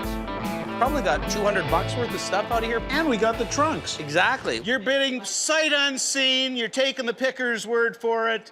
There's good stuff in these trunks. Somebody say what? Who wants to say 100? I do. No, you keep whining that you want to lighten the load. I'm not taking your bid, sir. Had $80 bid along, say 90. 90, would you buy it? 90 bid, 100. 1 bid, 110. 10 bid, 120. 20 bid, 130 bid, 140. Thank you, 150, 160, 170 bid, 180. At 170 bid along, say 180. 180, 180, and I have sold 170. Goodbye, Sid. Did you want the other trunk, sir, at the same price? John takes the other There we at go. 170. Thank you all for coming. People have said, what a great sale, things are priced right. So this is exactly what Scott and I had in mind. It was a great day. A lot of merchandise moved, stuff comes, stuff's gotta go. Go get some more. Can't believe this didn't sell. I can't either. That was fun. Let's go have a pint. Yeah. You're driving, I'm drinking. What else is new? I'd love a fresh oyster. Taste of the ocean. Seriously? Yeah. I never understood that oyster thing. You eat them while they're alive, essentially. You cut the thing, drop them in your mouth, and swallow them. You don't even taste them. Oh, nothing like it. No, one chew. Yeah, well, yin and yang, that's all I can say. Mr. Black and Mr. White hit the road again.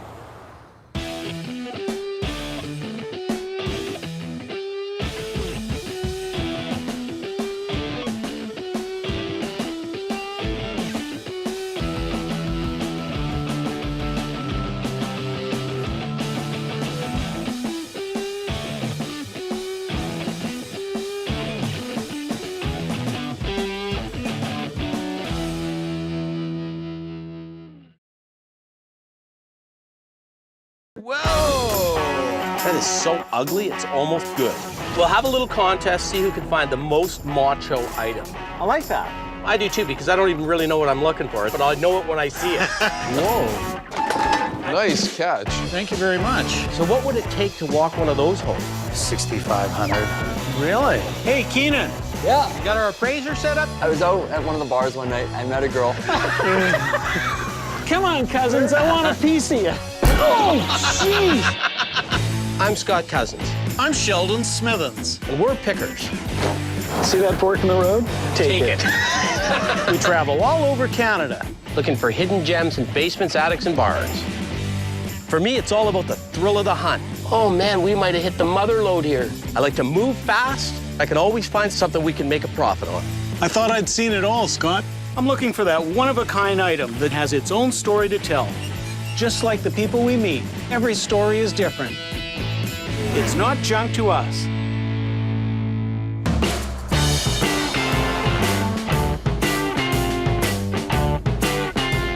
What's the most macho thing you've ever done? 4 of us hop on a freight train and ride the rails and to run to catch it. Yeah, see, that's dangerous, right? That's very dangerous, but we were 15.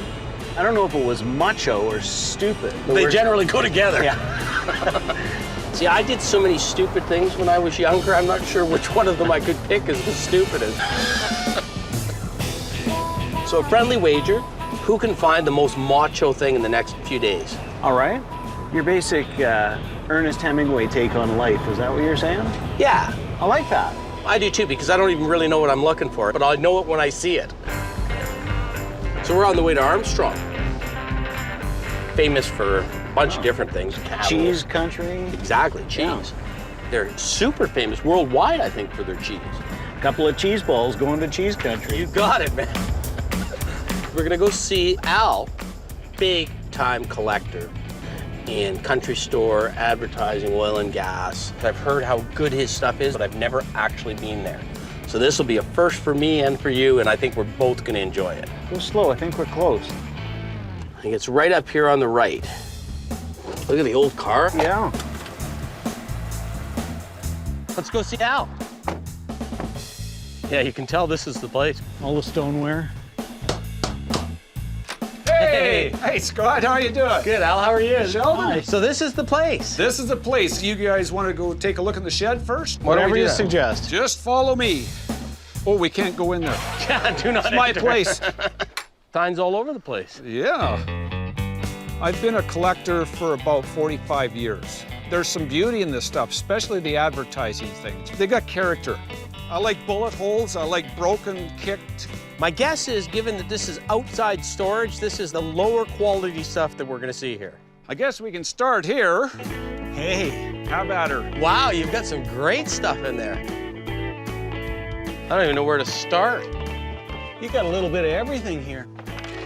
Al's a dealer, he's a picker. He's always gonna have some lower end stuff and some high end stuff too. Shouldn't you be taking one of these back to Calgary? Whoa! That good old copper craft. That is so ugly, it's almost good. Almost is the key word there. It's like a Velvet Elvis painting. Alberta bound, Alberta bound. Geez, you can sing a lot better than we can. Yeah. See, that's the kind of thing you could get for $10. Yeah, I was gonna say, if I saw it in a garage sale for $5, I'd go, Good luck with it.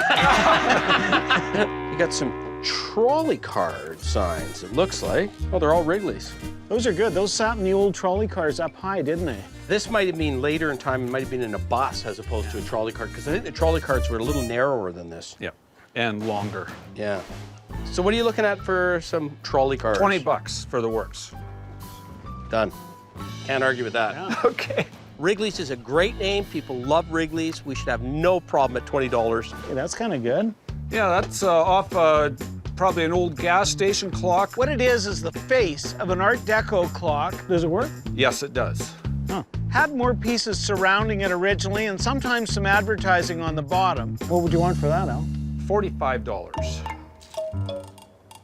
What were you thinking? You were thinking 30, weren't you, Scott? I'm thinking 30. Apparently I'm thinking 30. Well, 35, bottom line. Sold. Sold? Done. Done. How much you charge for your matchbooks? Usually they run around $1 each.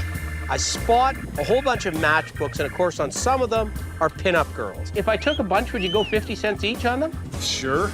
What do you like? Well, you're looking at those girls a lot. Well, you know, you see, Sheldon and I got a little bit of a bet going. Uh-huh. Who can get the most macho thing, and there's not much more macho than pinup girls on matches, is there? That is. I'm not sure if that's macho or not, but I'm hedging my bets. These are just to win a bet, bud. Oh, I see, okay.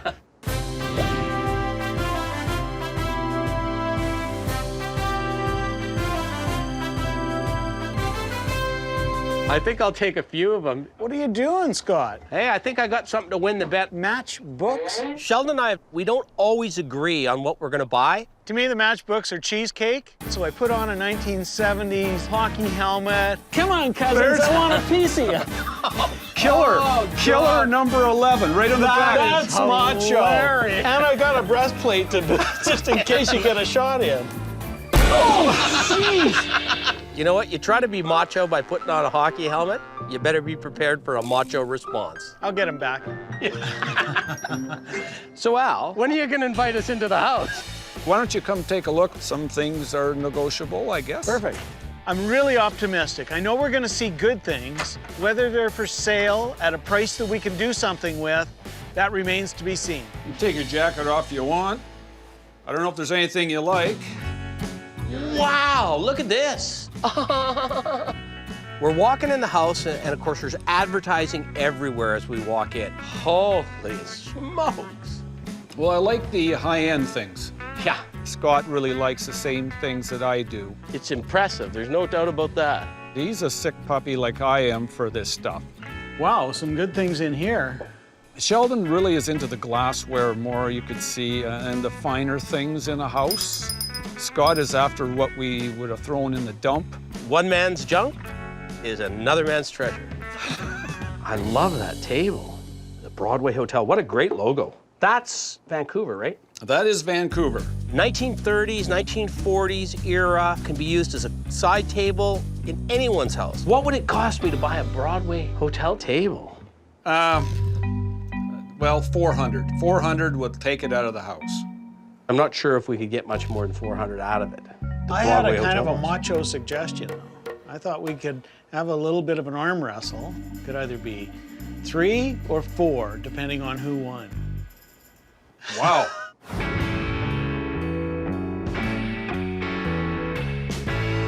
How about an arm wrestle? Oh, jeez. You're gonna beat me, though. Look at the arm. Look at the arm. Exactly. Twisting wrists, I haven't done that in years and years, and of course, I hate to lose. This guy's cheating here. Hey, look, he's got his arm bent over on me. Hold on just a second. And I'm gonna try to get Al curled in and pull him towards me, if I can. 3, 2, 1. No, he's got me. You see, you let him cheat. But we're a team.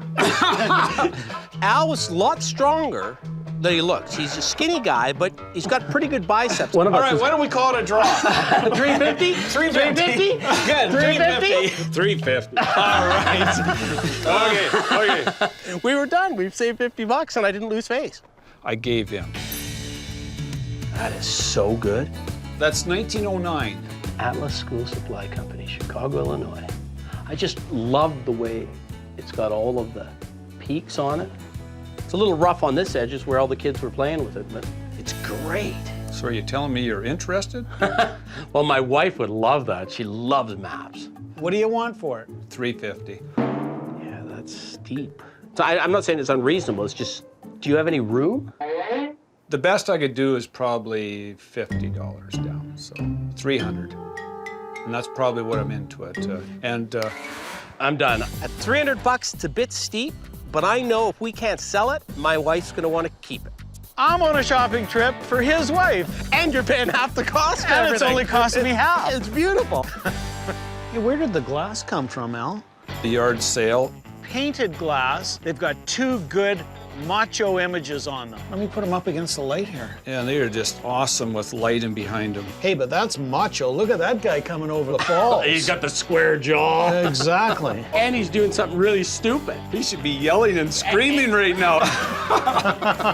That could be a potential entry into the macho contest. The other one's kind of a cowboy one here. Yep. What do you want for them, Al? $80. $80 the pair? Yep. Boy, hard to argue with that. Yeah, you can't beat that. We should triple or even quadruple on those. We walk in the kitchen and there's things I would love to own, and I'm not even an advertising guy. You got some incredible things here, Al. Whoa, is that a beaut? He looks like he's been smoking a little peyote there. That's a hider, too. Oh, Artist. Hyder. That's a hider, yeah. You know, Hyder was the guy that did the Calgary Brewery Yeah, paper. no, I know it.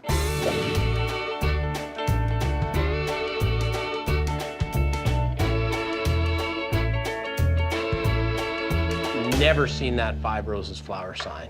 Definitely First War. Yeah.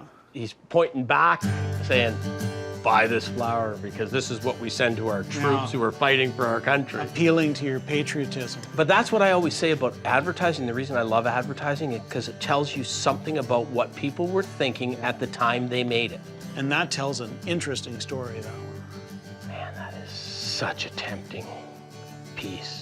That is a piece that I can't walk away from if I can get it today. What would you want out of that? 1,500 takes it off the wall. The calendar part's replaced, right? Yes, but it's all original underneath. I'm having some trouble with the decision because by not having an original calendar pad, you knock out the top 2% of the market that only wants complete and only wants original. If that had the original calendar piece on it, I wouldn't hesitate for a heartbeat at $1,500. But I'm thinking that may be one that I'm married to for a while because the calendar pad's missing. See, I'd feel a lot better at 12, 15. I like to think I'm a pretty good negotiator. I've bought a lot of things, and I'm like Scott, because he's just an old roughhouse hockey player. Man, I've been coming down on a lot of things. Absolute bottom line, 13. Or it just looks really nice there. And then you can come over and visit now and again and just look at it. Have to pay anything to visit? No, I might even give you a beer. With a guy like Al, there are two ways to deal with him. What's your bottom line? Either say yes or no. The other way is over 2 days with a bottle of scotch. We don't have time for that. 1,300. Okay. And a beer. Okay. I got lots of dishes if we have extra company to serve them. The heck with the dishes. I'm looking at the 5 Roses flower sign. I know that sign well. I owned that sign one other time and traded it away to somebody and always regretted it. I take it that's a really rare one, Scott? Tin litho, that's the reason why it's so hard to find, right? Porcelain survived, tin litho did not survive. I have gone 15 years without seeing another one, and I might go another 15 years before I see another one. I was thinking of just painting it over, make a stop sign out of it. Yeah, that's a good idea. Or you could just sell it to me instead. That is amazing. Are you selling it? It could be sold. Can we get that down then? It's always hard to buy from the kitchen in a house because I know he loves it and I know his wife loves it. I know I'm not getting it cheap. It's got a few scratches on him, which is unfortunate. It's just such a tough sign to find, though. You like it, don't you? I love it. It's just such a rare image. Only Canadian, 5 Roses. What would you need out of that? I was thinking 14. Which is about twice what I paid for the one that I had before.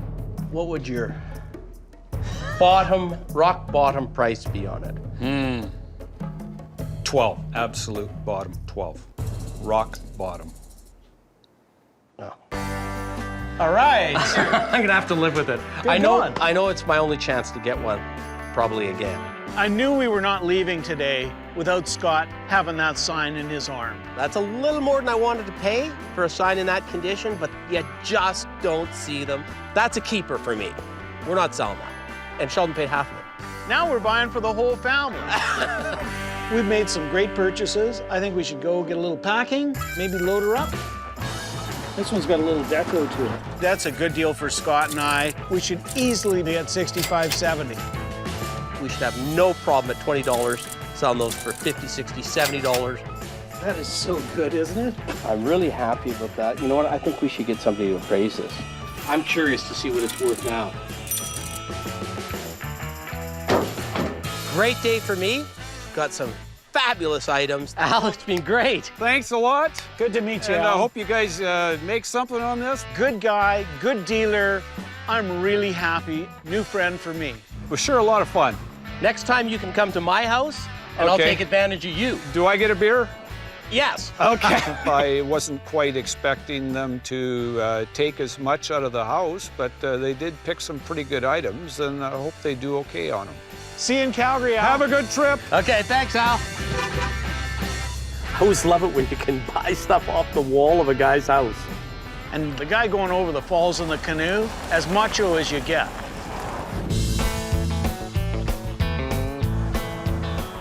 So Sheldon, I think we should give Keenan a call.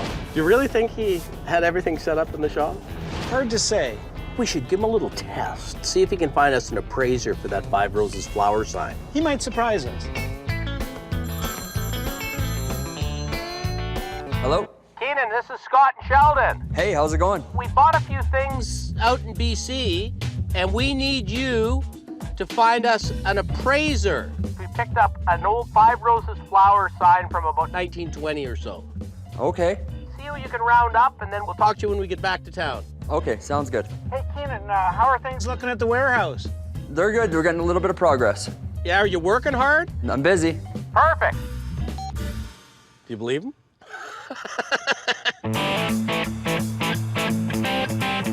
So we still got our little macho thing going. I guess we should decide what we're playing for, and just a friendly little bet. Loser buys the winner a pint. You're on. We're going to Abbotsford. Around the turn of the century, I think it was 1903, the most famous bank robber in Canadian history hung out around this part of the world, Billy Miner. Is that right? It was his invention to say, hands up. That's funny.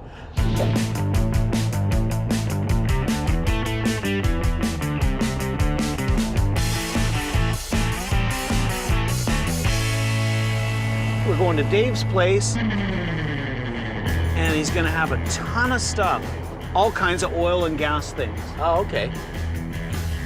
I think I see it right here. That's Dave's place. And he's got shipping containers. Oh, look, he's got dogs, too. Little Rottweilers. Yikes. Let's go see Dave. Hey, guys, how are you? Sheldon? Dave, Scott. Nice How to are meet you? Good, thanks. So what's the story? Well, you know, I like gas and oil and signs. I like cars, and I like everything to do with cars, and that includes the gas and oil and the advertising. So I have some signs in there. You got a lot of signs. Signs everywhere. You've been busy, Dave. There's gas pumps, some restored, some in the rough. How is it that you've got a couple of sets of traffic lights? I traded those in with a person. I cannot believe how much stuff Dave has accumulated. Well, you know, it's a fine line between collecting and hoarding. Originally, I started collecting gas and oil, and then I all of a sudden liked pop, so I started collecting a bit of pop. For a little while, I was general store signs too, but I sold those because I figured I got to start focusing, right? So the challenge for me is to let go of some of the stuff. So does that mean that the tobacco ones are going to be cheap as you're getting out of them? Probably. I like this one right here. The sign that catches my eye is model tobacco. It's a bit of a beater, but it's not a common sign. Good image. The guy reminds me of the fellow from the Monopoly game. It's porcelain.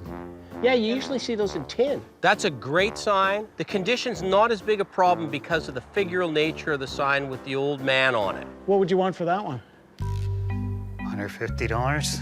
I like it better at 100 with the shots in it. What do you think about 100 1/4? So. All right. At $125, we'll do well on the model tobacco sign. I like that high plane one. He's got to have 200 or 300 signs in that warehouse. Oh, I like that. Some are really good ones. Dave, would you sell your big red Indian? It looks like it's about an 8 out of 10. I want that sign if I can get it. No, that's part of my core collection. What about your wall of pop? Yeah, those are keepers. We're trying them on. We're asking about several things. What about this one, Dave? Would you part with Frenchie? I just can't sell that.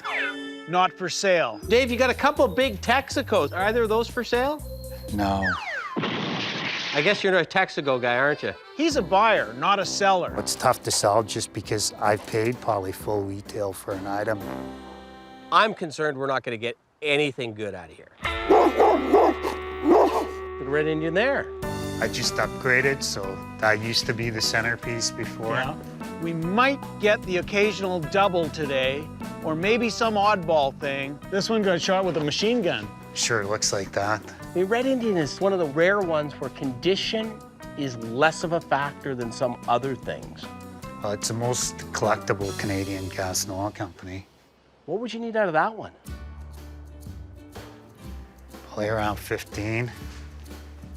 I'm tempted, but I'm not tempted enough because I'm in at 1,000 on that, hoping to get 15 for it. I think we're just a little too far apart on that one. This time.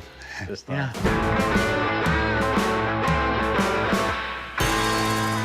One of the hardest things we see in this business is trying to buy from a buyer. Well, show us some more stuff. Let's go back. Come on. So now I've changed gears. I know I'm not getting quantity anymore. I'm trying to find the easiest thing for us to sell at a good dollar. Well, that's a nice one. Yeah, isn't it? It's an old pump. 30s. 30s. It's got the Art Deco sort of look. Yeah, Beautiful pump. Red Indian, Marathon Blue gas. And that's a Canadian pump too. It's by Wayne out of Toronto. That is a great one though, because not only has it got the Red Indian look, it's the Marathon Blue, which is a rarer version of the Red Indian. Yeah, it's a premium gas, right? Yeah. It's just a great look. It's a good looking pump. Like, I mean, that's a way better pump. We love those double visibles too. But I like the looks of this one better. Yeah. We can sell that pump in our market for probably $3,500, maybe $4,500 on a stretch. So what would it take to walk one of those home? Out of my shop, you're probably looking at around 6,500. Really? Like that, right? But we're not in that marketplace. No. We're not selling retail. I'd like us to be in this thing at $2,500 to sell it for $3,500. So where would you need to be on it? Probably 3,000. Jeez, that's tempting. $3,000. How about an arm wrestle? Okay, I'll tell you what.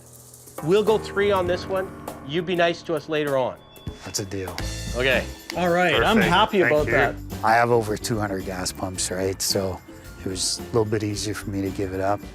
I'd say now we're motoring. Now, I see you got a Michelin man here. He reminds me of myself. Do you know his name? I do not know his name. He's Bib, isn't he? Yes. Bib, why is he Bib? Bibendum, I think, is his real name. Bibendum. Little known fact. You're making that up. Not making that up.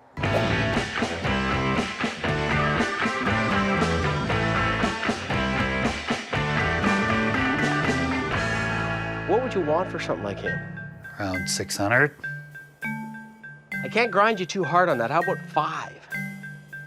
Sure. It's a good deal. Yeah, no, I think it's a good deal for me and a good deal for you. Bibby! Hey, Bibby! But can you imagine him in your living room with a light in him? I can imagine him in your living room with a light in him. And you're going to see him in my living room with a light in him. Anything else for us to see that's for sale? Another garage. Why not? Let's take a look. Now, we're getting further away from the collection. Does that mean it's going to be cheaper over here? Never know. Let's find out. There's a few more items. Oh, yeah. Walk in the garage, 2 beautiful little pedal cars right on the ground staring us in the face. That's a Murray. Really good maker. 1960s probably. Is that original? Yes, both of them are original paint and original graphics. Is that a Murray too? Yes. Those are the kind of things that 10 years ago would have sold for $600, $700 a piece. You know, pedal cars are a little soft. We don't usually buy them, but these 2 are in great nick. What would you want for a pair like that? Probably around 800. What do you think? Well, I'd be a lot happier at half that. I'd be a lot happier at 4. What about 5? I'm good with 5. Are you good with 5? I'm good with 5. They have personalities that are very much different. I think Scott's more of a grinder. I think Sheldon's more of a nice guy. Dave is very quiet, soft-spoken. But in general, it's tough picking. I could probably do 650 for you, Scott. Remember, you owe me one. Remember? You said you'd be nice to me if I went 3,000 on the gas pump? Yes. How about 6? Okay, done.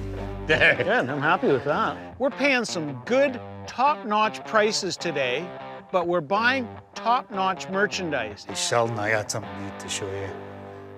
Have you seen one of these grip strength machines? Oh, yeah, but never one in as good a shape as this. It's a grip meter.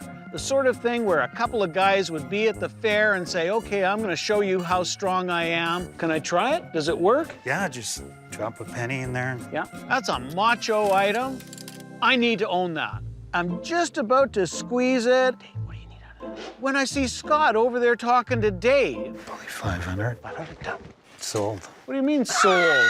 Bang, deal done. That's my entry to the macho competition. I win. He just scooped me in the macho competition. I'm not happy you scooped me, but 500 is a good price. You gotta assess your opponent's weakness and go right in for the kill. Scott, did you spot that? There's a good one. That is a great one. That's almost a 100-year-old tin, and it had the old Indian chief on it. Sheldon, have you ever seen the old Indian chief? I know That's exactly the what you're old talking Indian about, chief. because the detail. In the feathers is so much better than in the later one. That's an early tin. It's probably only 1 or 2 or 3 cans like that that would have survived.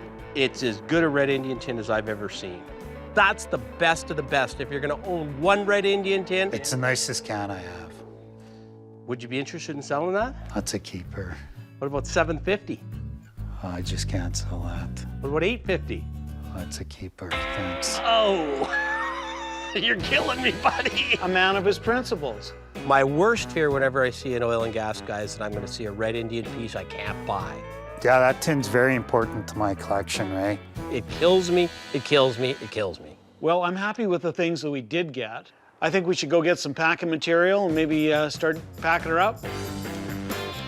He looks like me, he's shaped like me. I'm taking him home. That's an attractive sign. We'll double up on that, no problem. We can sell that pump in our market for probably $4,500 on a stretch. Hey, Dave, that was great. Thank you very much. Thanks, Scott. Thank you. Thanks, Sheldon. It's easy to bring stuff home, but it's hard to take stuff away from your home. Thanks a lot. We'll keep in touch. Thanks See very ya. much. Yeah. See you, Dave. Hey, well, that was an interesting pick. Everything we bought was good. The grip meter. In the macho category, that's about as good as it gets. Why don't we give Keenan a call, see how he's doing with the appraiser for that 5 Roses flower sign.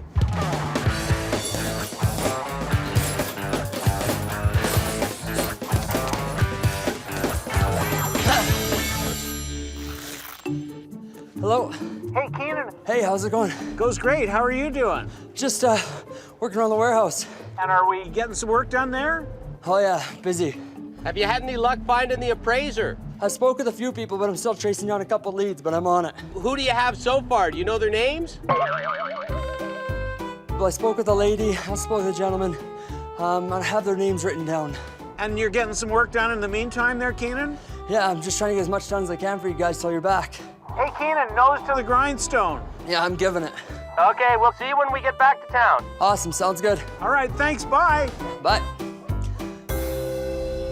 Okay, he doesn't know the names of the guys he's got. What, did he pick them up at Cash Corner? I don't know what to think about that. I wish we were there to sort of see what he was doing. Well, he was out of breath. Hopefully that meant he was moving things around.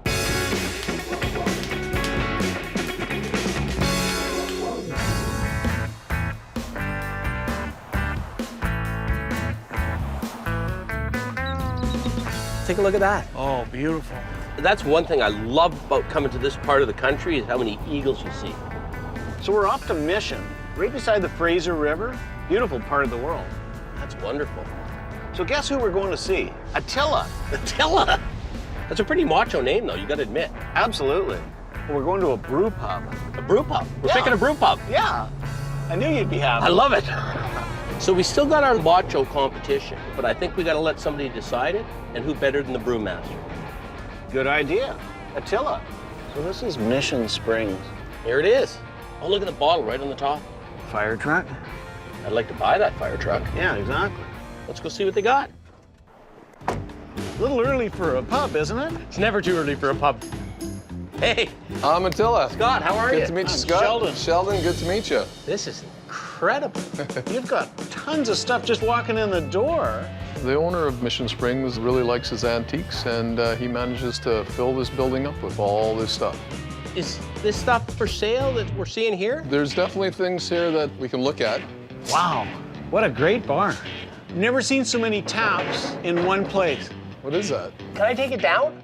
Yeah, go ahead. It's an old Edison lamp display that would have sat in a counter.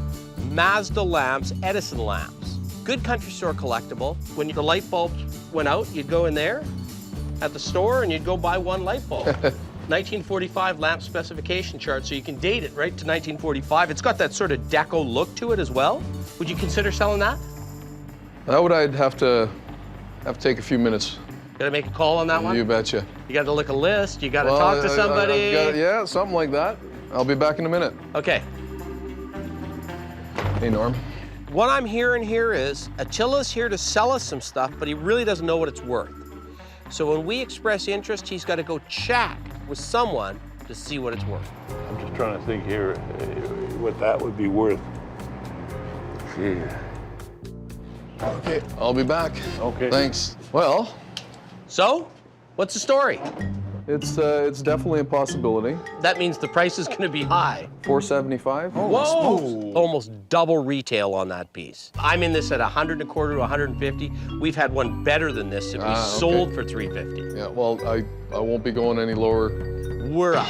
You should have it with that up. At least. Okay. I'll have to give you something for that. Maybe maybe a pint of beer. Now you're talking. I'm in. Maybe you should have one too. Yeah. Do you have any Coke stuff? There's a few Coke things. Do you have anything that's interesting that you're not going to see every day? I've got one on the pub side. Well, let's go take a look at it. All right. It's a bit of a walk. Big building.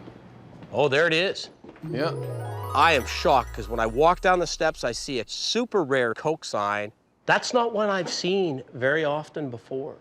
Well, I can be honest with you, I haven't seen one ever. We know about 5 Coke collectors that don't have that sign. I'm going to offer you $1,500 for it. Whoa. Oh, tough one. You know what? I'm going to have to leave you again. Again, he's got to go away and find out how much it is. I'll be back in a minute, guys. We don't have enough time for him to do a negotiation with somebody on every purchase. We're stalling out here. If we can't make a deal on the next few things we try, I think we got to see if there's a shed or a basement or something we can go look in. Right, I agree. Well? I'd love to say yes, but I just can't. I think it's a real heartfelt thing with him. I'm pretty shocked because I got a lot of respect for $1,500. So he was like, no. No. No. No. Not even maybe, not even. Not even maybe. I'm feeling a little deflated because I'm seeing some things that I really want to own and I just can't get them. All right, well, let's not pause here. Let's keep picking. Looks like we're not going to buy the primo items. They're screwed to the wall in the bar. I'd like to introduce you to Norm. Oh, hey, Norm. Scott? Scott, glad to know you. Sheldon. Sheldon, I'm glad to know you. He's not the owner, but he's our expert. Well, I don't know about being an expert. I know a fair amount about antiques and in general. So you're the guy that's being hard on us. Well, I'm trying to be easy on you, not hard on you. Did he tell you what I heard on that Coke sign? Well, he's a hard man to get along with. Yeah. I'm easy. I like Norm and Attila, but we've got to find some stuff that's for sale. Is there somewhere we can go where the stuff's a little less dear to your heart? We want the stuff that's not nailed down. Downstairs? Let's Lead go. the way. Let's All go. right. Now I'm feeling a little more optimistic. It's always good when you're having no luck upstairs to get down below or out to the garage. Are you coming too, Norm? Yep. Uh-oh. I guess the only good thing is we can at least talk to him directly, not through Attila. I love the smell of beer in the morning. So this is where it all happens, isn't it? This is where it happens. The bottling and the barrels are in there. Got some toys back here. I'm going in. Oh, that would have been good. Sort of a cutie little guy.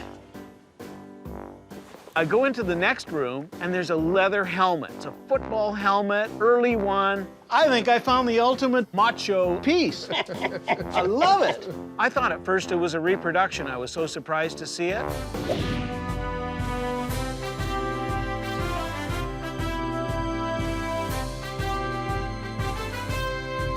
What do you want for that, Attila? What do you think, Norm? I think probably 25 bucks. Bingo. Great buy. I'm so happy with that. I have a buyer for it immediately. I don't know about that table. I wouldn't trust it too much. No? Ah, go ahead, Scott. Being the ballet dancer that I am. So I'm climbing up there, and I'm just passing anything that looks like it's got any value back to Sheldon. And I'm letting him do the deals on it. I'm buying. I like it. Hey, these are kind of neat. These are new, but... Are you hungry? I am, as a matter of fact. What would I have to pay for a fork and a spoon? That was 50 bucks.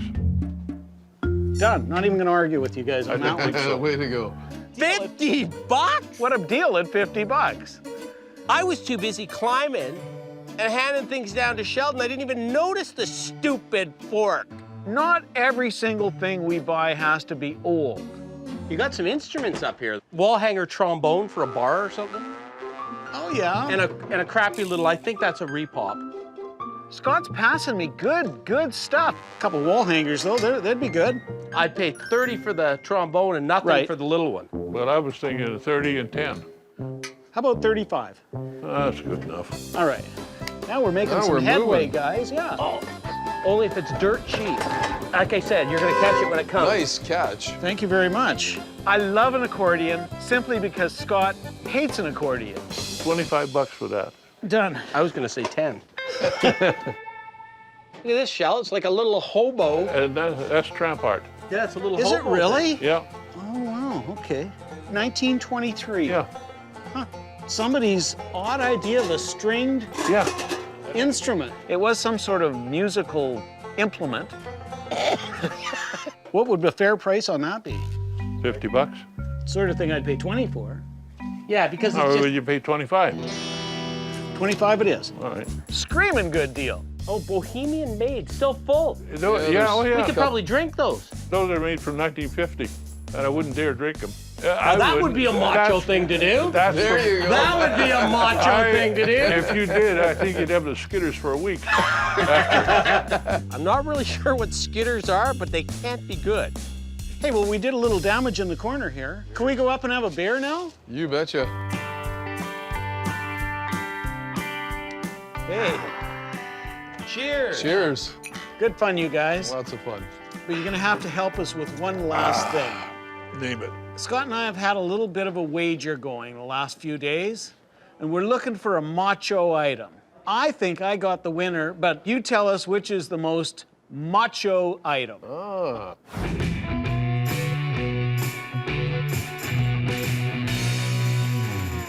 Sheldon and I got this little bet going about who can find the most macho item. She sort of speaks for herself, doesn't she? I think I have a good entry.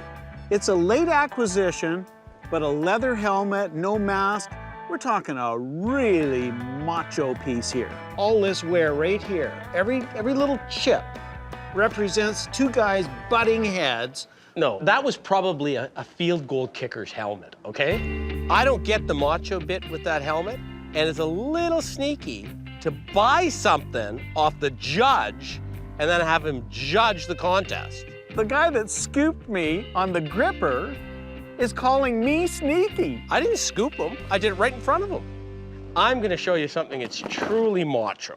Oh, he's got to stand up for this. Now look at that. It's pretty hard to beat a grip strength tester for macho. Each of you can have a go. It works. Give it your best grip. Go ahead. Oh, it rings the bell. And your turn. Give it a shot. Unless the fix is in, I got a winner. What do you think, Norm? Oh, it's a tough call. Newt Rockney wore this helmet. Yeah, right. Louis Passaglia wore that helmet. Hey, what's wrong with Hey, Louis? yeah, exactly. He's What's a wrong with kicker. Louis? Oh, man. He's a kicker. You just went after the BC okay. Lions. He's a British Columbia icon, and you don't insult him in British Columbia. Somebody just swayed me. I'm going to go for the helmet. Norm, what are you going for? I know you're going to be mad at me when I say this, but I'm going to go for the helmet. You guys don't know macho.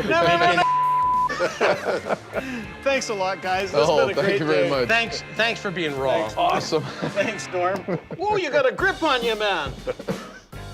I don't know about you, but I'm feeling a little peckish.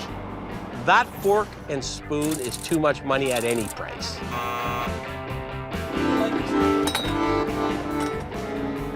We always have a little fun with accordions. I love leather. Anything that's leather, but especially a leather helmet. I've heard that about you, that you like leather. It's a cool thing, and we're going to make good money off that. I love Mission. I can't wait to come back. I'm glad you guys came. And when you come out to Calgary, come out, we'll give you a white hat. Yeah. Thanks, guys. Take care. Okay. There's the fire truck.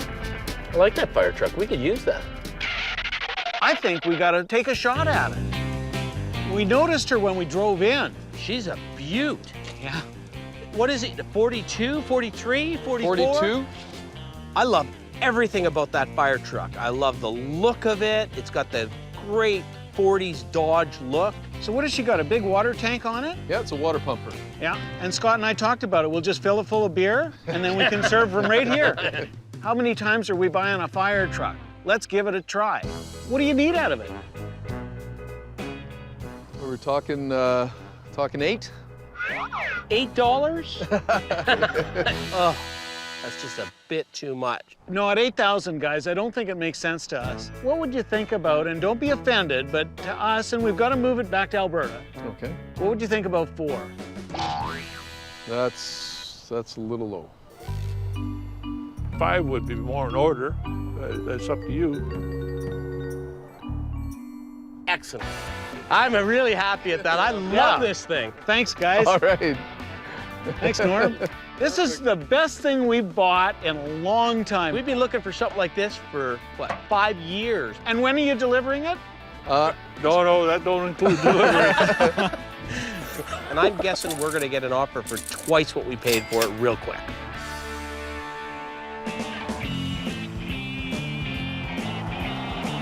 I love picking in BC. Yeah, overall, I think we did really, really well. A fire truck. I'm going to get Keenan. I'm going to tell him he's going to drive it back. Hey, Keenan. Yeah. You got our appraiser set up? Yeah, absolutely. So what do we got? Well, I've spoke with a few people. I wish I could have got somebody down here to speak with you, but... So we don't got a warm body? No warm body. Oh. I spoke with Cash Calgary Pawn Shop, Brad or Daryl there. They're both interested in looking at it. Next. I apologize. I spoke with Louis. He knows lots of people. Boxing Louis? Yeah, my coach. Next. I was out at one of the bars. I met a girl. Starts off bad, but it turns out really good. She's an antique specialist. She's very good looking. It's worth talking to her, and she seems to know her stuff. She really does. Antiques. Antiques. Yeah. She knows. Sheldon, I'm calling Jerry. We got to make a call.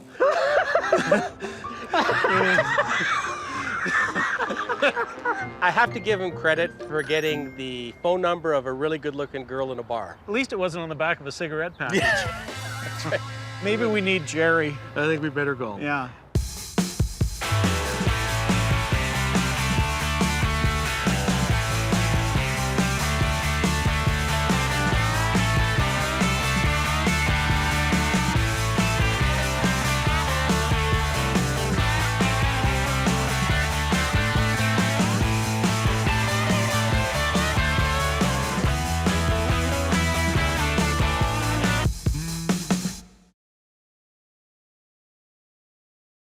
Wally! What are you doing here?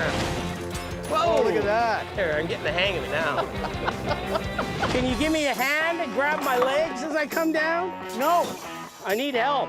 I don't trust you, Scott. Well, I'm relying on the treasure map. This is the unnamed range road. I don't think this is a range road. I think we're in a farmer's field.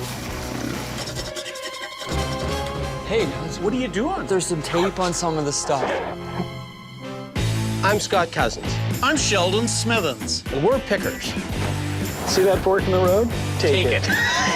We travel all over Canada. Looking for hidden gems in basements, attics, and barns. For me, it's all about the thrill of the hunt. Oh man, we might have hit the mother lode here. I like to move fast. I can always find something we can make a profit on. I thought I'd seen it all, Scott. I'm looking for that one-of-a-kind item that has its own story to tell. Just like the people we meet, every story is different.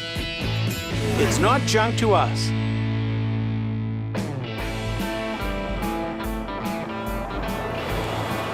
So did you give Keenan a job he can handle this time? I had him clean some stuff, and I hope he's not, I don't know, gluing the stuff he's broken back together again. What do we have so far? Well, there's the busted neon sign. Oh! Guys, it's my fault. I was carrying it. I slipped. Well, it sure as heck isn't the sidewalk's fault. And we've got our screwed up appraisal that we got to try and figure out. I was out at one of the bars. I met a girl. She's an antique specialist. She's very good looking. It's worth talking to her, and she seems to know her stuff. I like Keenan. Just not sure he's the right guy for the job. We've always done well in Saskatchewan. Yeah, there's been lots of good old country store stuff. Did you know Regina used to be called Pile of Bones? Seriously? Yeah, there's so many buffalo bones by the river. Oh, okay. That was its early name. Well, you're gonna laugh, Scott, but I got mailed this. It's a treasure map, I think. A treasure map? Yeah. near Moose Jaw. You just take Highway 2, you go past the chickens, and look for a barn on the right. Where do you get these leads from? Lorne mailed it to me. Lorne's a friend of somebody's friend. Lorne said he's got a ton of stuff, and I thought, well, we'll just take a little bit of a leap of faith. So where's the starting point? Well, here in Regina, and we'll head towards Moose Jaw. Hey, it's Saskatchewan. We're bound to see something on the way to Moose Jaw. Let's see if we can do some door knocking or quick picking. Hey, look, flood sale. Flood sale? Flood sale? What the heck's a flood sale? I don't know. It's where you buy your pants? Let's go check it out. Turns out it's in an antiques mall. Whoa. Where do you start? Wow. Generally, we don't pick in an antique store, but it's always nice to go in once in a while just to see what's selling and, more importantly, what isn't selling. Don't buy anything that's wet on the bottom. Hi there, how you guys doing? Gary. Scott, nice to meet you. Where's the flood sale? Flood sale's right here. So where did it flood? Flooded at my house. Oh, okay, not here. Not here, no. This is a mall, obviously. There's a whole bunch of different dealers in here. Yep, there's 17, 18 dealers in the mall. When you're in an antique mall, the worst problem is the dealers aren't normally there. This time we've got a dealer who's there. Walk us around. I'll walk you around. The items I have are scattered throughout the mall, some upstairs, some downstairs. I'm heading this way, bud. I'm doing my antique scope. What I'm hoping is that there's one or two gems in here that somebody hasn't figured out what they're worth. Oh, an airplane prop? Yeah. Yikes! $14.25? The rest of the airplane's outside. It better be. So, Gary, we're buying for resale. Anything that think we can make a buck on? Well, I'm sure if you find something in there, we can make a deal on it. Cool, it's an ashtray, it looks like, and a cigarette holder. That's a cigarette dispenser. Yeah. 1920s. So watch this. You load them up this way. Yeah. You do this. Oh, yeah. That's so much fun, I could start smoking. I can honestly tell you, I've never seen one exactly like this. I've seen lots of different things. I love when you say like things this. like that. He's got $225 on it, which is way too much for us. It's not very politically correct these days.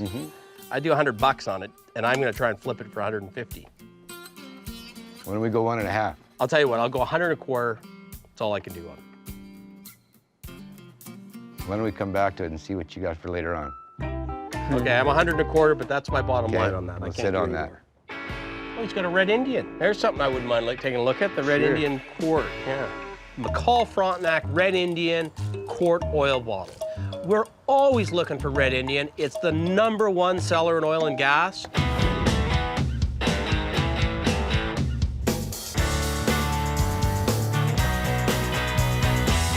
What's your best on that?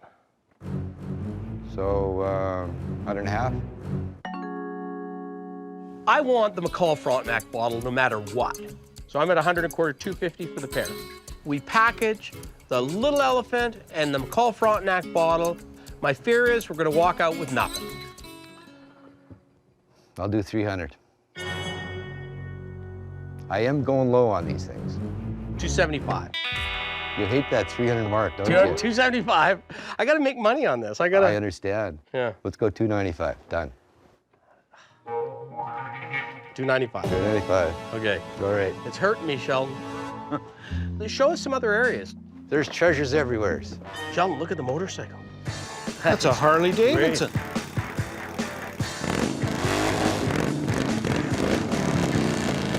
I can tell right away this is better than your average kiddie ride.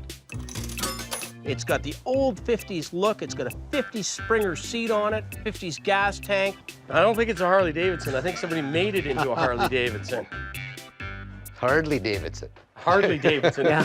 That's good. Want to go for a ride? Okay, well, how come it ain't working? Oh, jeepers, let me see. Did it steal my money? Is she plugged in? It just stole my money. How does it feel? Yeah. You would know. Did you put 2 quarters in it? Oh, is this yours? Yes. You met Lorraine? I just did. Oh, look at that. Magic. Where do I put my He feet? was using those fake coins. Whoa! Here, I'm getting the hang of it now. Do my interpretation of Indian Larry. He died doing that.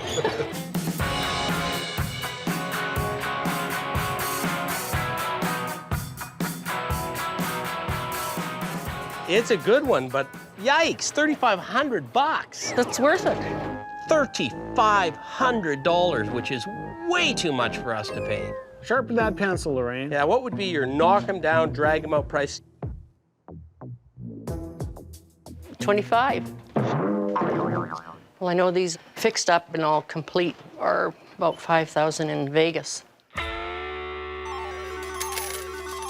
We're not in Vegas, right? I know. We're in Regina. And we do have to get to Moose Jaw. Yeah.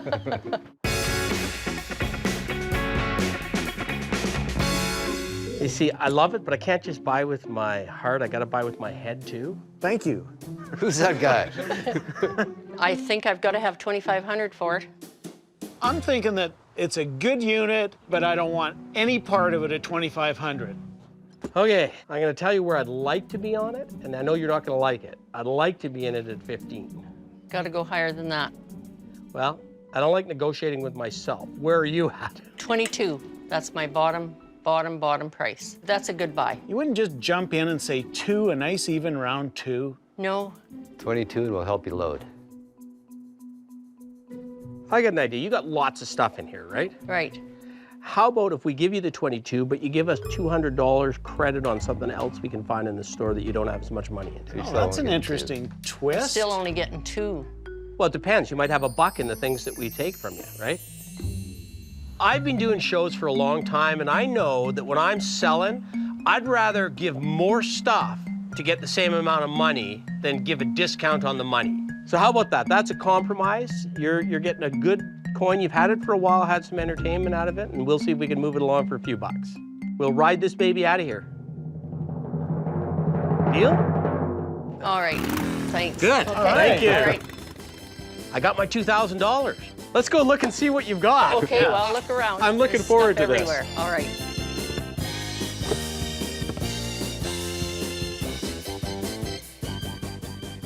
Lorraine, I think I found something. Oh, good. Yeah, got a lovely little Ingersoll store display, probably 1920. Still got all the little hooks in it, so somebody that collects either Ingersoll watches or just watches can use that as a display. Real nice little piece that'll go with my country store collection. Good. You got $375 on it? Yes. I'll give you $175 and we'll call it a day. Okay. Sounds good. Thank you very much. All right. And I'm taking my toy and going home. Okay. I think we pulled a rabbit out of the hat. I think we can get $300 for the McCall Frontenac bottle. The Elephant cigarette dispenser's a little tougher call, but I think we can probably get $175 for that. I still don't like picking in antique shops, but today we were lucky enough to get the best item in the shop. So you got any good leads for us? Well, there's a fellow by the name of Wally you should go check out. He has a heck of a collection of oil and gas. Where's he? Yeah. He lives in Avonlea, Prince Edward Island. Saskatchewan. Yeah. Where's Avonlea? Up the hill and around the corner. Yeah. Follow the yellow brick road? Just down, way down the road. Thank It you was so fun. much. Guys, have a safe trip. Okay. Thanks a lot. Bye, guys. Where's the road to Avonlea? Well, it wasn't really a flood sale, was it? No. The only flood was the flood of money out of our pockets. Although if it keeps raining here, it will be a flood sale. I'm off to see the wizard. Because. I sure hope this little jaunt to Wally's is worth deviating from the path of our treasure map. Hey, it's a couple 100 kilometers. No big deal in Saskatchewan. That's right. That's like next door. So I wonder how many tourists find their way to Avonlea, Saskatchewan, thinking they're going to Prince Edward Island. I didn't even know Lucy Maud Montgomery was in Saskatchewan. Keep your eyes peeled. There, I bet you it's that Oh concert. yeah, look at the tractors. Squeeze in here. Yeehaw, this looks good. I'd like to buy a tractor. Yeah, I'd like you to buy a tractor. Let's go meet Wally. Hi, you must be Wally. I guess so, that's what they call me. Scott, how are you? Nice to meet you, Wally. So what's the story with this? You got a bunch of nice old tractors, I see. Well, I was brought up in this stuff back in the 30s and the 40s, and I just kind of got attached to it. I particularly like the pink case. Yeah, somebody had a real imagination when they painted that. You got anything to sell us, Wally? I'm pretty picky. Okay. He's got a couple of trailers. There's one large building. All sorts of stuff to look at. Wally! Be careful. What are you doing here? Well, just getting started. Just be careful. You might get buried. We'll never find you. How long have you had this like this? Half a lifetime, 40 years. Oh, you've been having some fun, Wally. Auction sales, is that? Yeah, I go to a lot of auctions. Mostly local auctions, Wally? Yeah, mostly, yeah. Wow. The entrails of every auction in Saskatchewan over the last 40 years are in that room. Have you thought of psychiatric help? We're way beyond that here. That's what they said when I said the pickers are coming. I have no idea how much stuff I've got. Just accumulated. So is everything in here for sale? Well, if you want to buy it all. No, I don't that's what I'm talking about. No, is every individual item in here for sale? Well, we'll pick and choose. It's quite a collection. You get some fun out of this? Well, it's getting to be more of a labor than a picnic. I don't need all this stuff I got around me. Well, let's get picking. Good luck, fellas. Thanks, Wally. Find anything, Scott? Well, yes and no. Everything's a little beat. Hey, how about this guy? You take him to bed at night. I'm out. Some real rough and tumble goods. So now it becomes even more of a challenge. You really have to look closely because there are some treasures in there. Looks like you got a John Deere sign over there. Lift her out of there. Oh. Okay, there we are. It's a beater, but it is an early John Deere piece. That's right. That's one of the originals. It's been ridden hard and put away wet, I think. John Deere is a great name. Anything that says John Deere on it's worth 200 bucks. But that was toasty.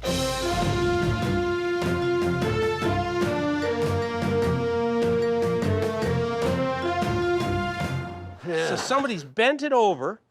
Look at how many shots have gone through this. Oh, somebody got a good shot and hit the deer. Look at this one, the M16. What would you want for a sign like that? I suppose if I got over 1,000, then... Oh, if you got over 1,000, you'd win the lottery. I think it's probably worth $1,000 if it was in good shape. Oh, they're worth more than $1,000 in good shape. I hate leaving a John Deere sign, but to me, that's like a $200 sign. Ooh. All right, Wally, we need a $50 credit on our next purchase for hauling this out of here for you. Unless you sell it to us for 200 bucks. For 300, did you say? Wally's not a seller. Wally is a buyer. But there's always hope. This is the kind of place you could find something really interesting. Keep your eyes open for like tins with buffaloes on them. Buffalo oil, you could find one in here.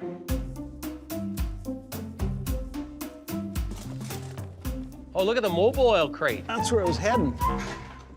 I was hoping you wouldn't see it, but since you did... Well, what's the price? Well, a couple $100. Ouch. I'll bet you can't find another one. No, I think you're right, but even so. It's rare enough to find the can, but who saved the crate, eh? And I have one of those crates in nice shape. And that's a little too rich, I think, to turn a profit on. Did you want some help there, bud? No, I'll figure it out. That one turns too. I don't want to have to report your demise. Yeah, we may have to bury him right here. How about your John Deere bike? Yep. Girl's bike, 1970, because it's made in Taiwan. They were assembled in Taiwan. John Deere designed the bike. Sheldon, what do you think on this? You think 50 bucks on this girl's bike? Can't go too far wrong. I think he's dreaming, isn't he? 125. Okay, well, I think you want more for them than I want to pay. He's a tough nut, and he knows he should sell. He just can't get over the hump. Just a second. I wish I would have seen this to start with. Licensed junk collector. I think one of my grandchildren gave me that. You sell us some stuff or we're going to take your license away. The money doesn't mean as much to me as the stuff. So what?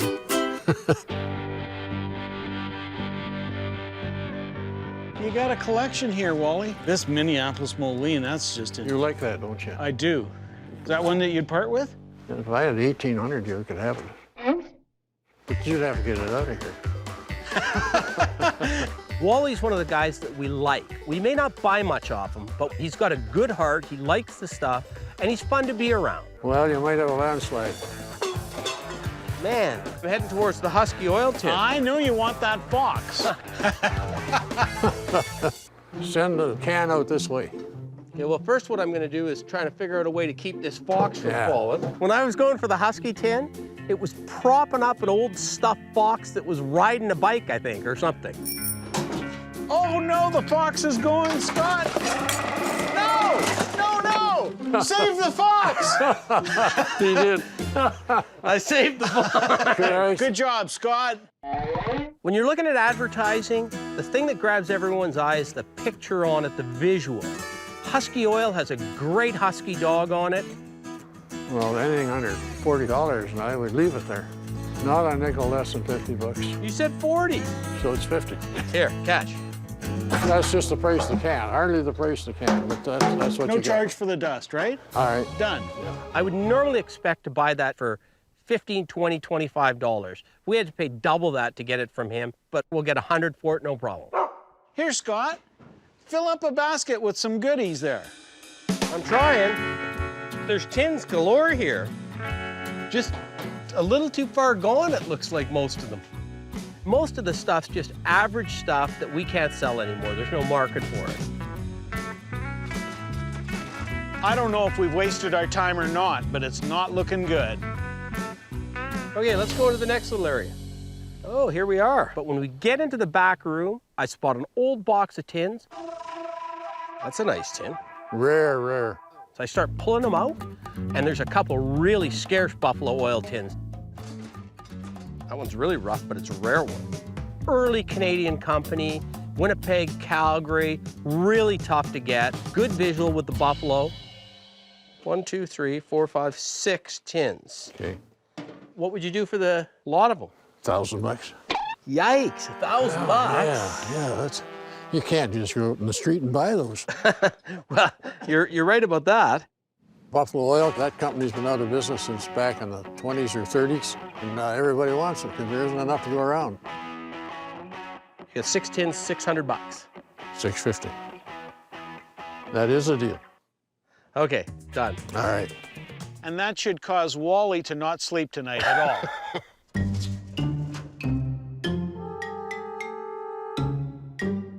So you got this arcade game here. Yep. What would it take, a penny or a nickel? A little arcade with a clown's head on top, coin operated, would spit out a little toy for a price. They were large, clear plastic eggs, and they'd have something in like a ring or a toy. Right. What do you think? He's got to be worth 50 bucks, what do you say? No, for $50, you would, guys. We're being too tough on you? Yeah, if you can't get $100 out of that, you can't get anything. All right, 100 bucks. The next break comes my way. Okay, next break goes your way. Oh, they're pretty tough. You got to hammer back and forth for a while, and eventually somebody gives in. Well, let's go take a look at the trailer you got beside us All right. first. I just wanted to give us a little time because I could tell Wally was getting a little testy. He thought we were undervaluing his stuff. Can we just march our way in here? Sure, yeah. You got some nice signs in here, Wally. This is great. We're into a honey hole. Hey, Wally, Wow. if we see something, can we just yell out to you? Yeah, sure. How about your Coke button, Wally? No, not even for a grand. What about your Chesterfield cigarette sign? No. Okay. You can have my wife first. What about your Ford part sign? No. It's a bit bent. It's worth big bucks, so even with a bend in it. Is this for sale? Nope. Is this for sale? Nope. Is that for sale? Well, no. What about your Dominion tires?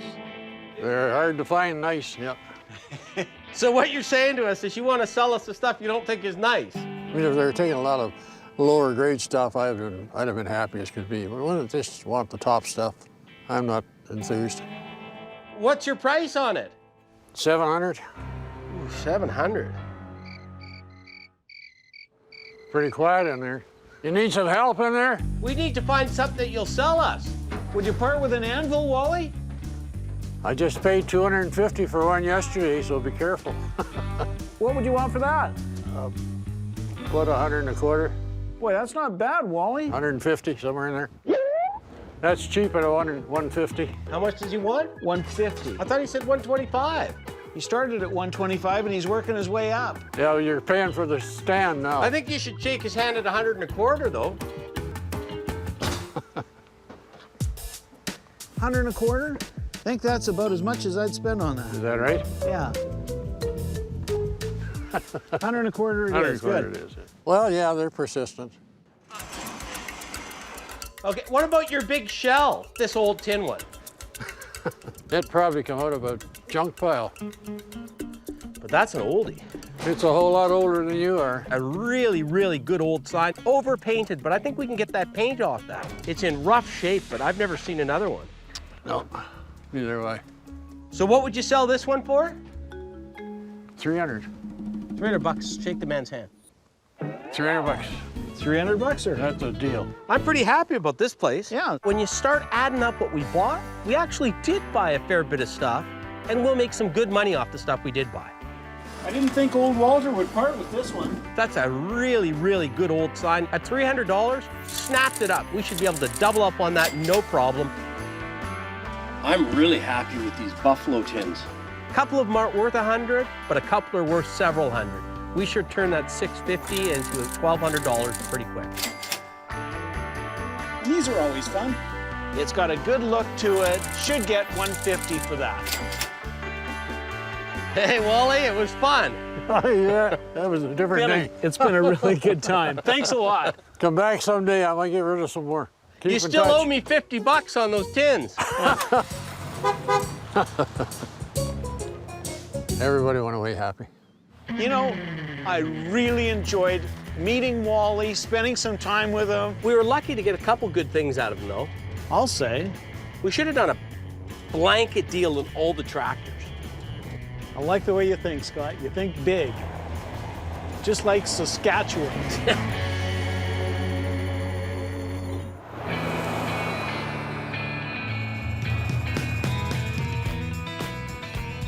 You ever been to Moose Jaw? Never been to Moose Jaw. Nice little main street. Look at the old Al Capone. Oh, that's right. Al Capone was here at one point in time. That's the and rumor. There's still some underground tunnels. Oh, it's a tourist attraction.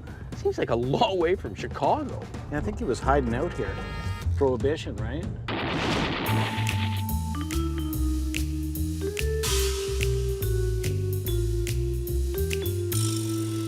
And don't get us lost, we've got the map. Hey, you're navigating, I'm driving. I'm just relying on you completely for everything I do. Well, I'm relying on the treasure map.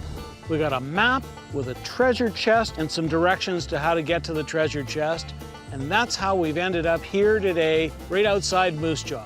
Why did Lauren send you that map? Why didn't Lauren just tell you where to go, so to speak? Oh, we'd never find it. First time I've ever been picking with a treasure map, I can say that much. You gotta go up the Trans-Canada, 10K to a mechanic's shack. Mechanic's shack. So then 10K past that, then another right to the chicken farm. How do you know that's a chicken farm and not Kentucky Fried Chicken? The map was easy to follow.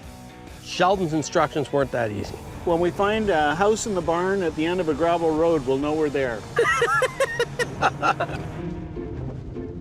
All right, maybe it's not this road. Which way is south? I have no idea. Just a lot of gravel roads out here, Scott. I've always prided myself at looking at the world from a different angle, and the map, I think, was upside down, but I think Lauren's got us going around in a circle here, to tell you the truth. I don't get this map at all. If you hit the airplane hangar, CFB Moose Jaw, you've gone too far. I think I'm gonna turn around and go back. Just don't get us stuck again. We're right beside a Canadian Air Force's base. Hey, look at that plane coming in. Oh yeah, we've been spotted. Yeah, maybe he's gonna strafe us. He's coming right at us. What a great thing. I'd love to go up and fly in one of those things. Yeah, this is looking right. I don't think this is a road, Sheldon. No, this is the unnamed range road. I don't think this is a range road. I think we're in a farmer's field. You had your eyes checked lately. It's a long way to come on a treasure hunt. It wasn't my idea. Now that's a good sign. There's a nice old barn in the back. You know what, I don't see anything else on the horizon. I'm going in here. I think this could be it, Scott. Nice Old barn. truck. X marks the spot. Let's go see if we can find Lauren.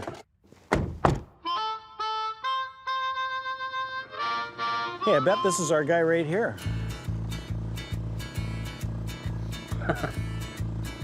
The old days he'd have been riding up on a horse, you know. Or a tractor. Nice quad. Wonder what he wants out of it. I feel like I'm in a Fellini movie. This thing gets closer and closer and closer. It just takes 15 minutes to get there. Hey, Lauren. Welcome to the Sheldon. Tilson farm. Nice to meet you. We got your map. Okay. And we were a little thrown off by the distances, but I think we figured it out. I'm glad the boys did finally figure out my map. I guess I had a little trouble with some of it because it wasn't quite as accurate as it could have been. But we got here anyway. You made it. Well, that's the main thing. Hey, we heard you had a bit of a treasure trove here.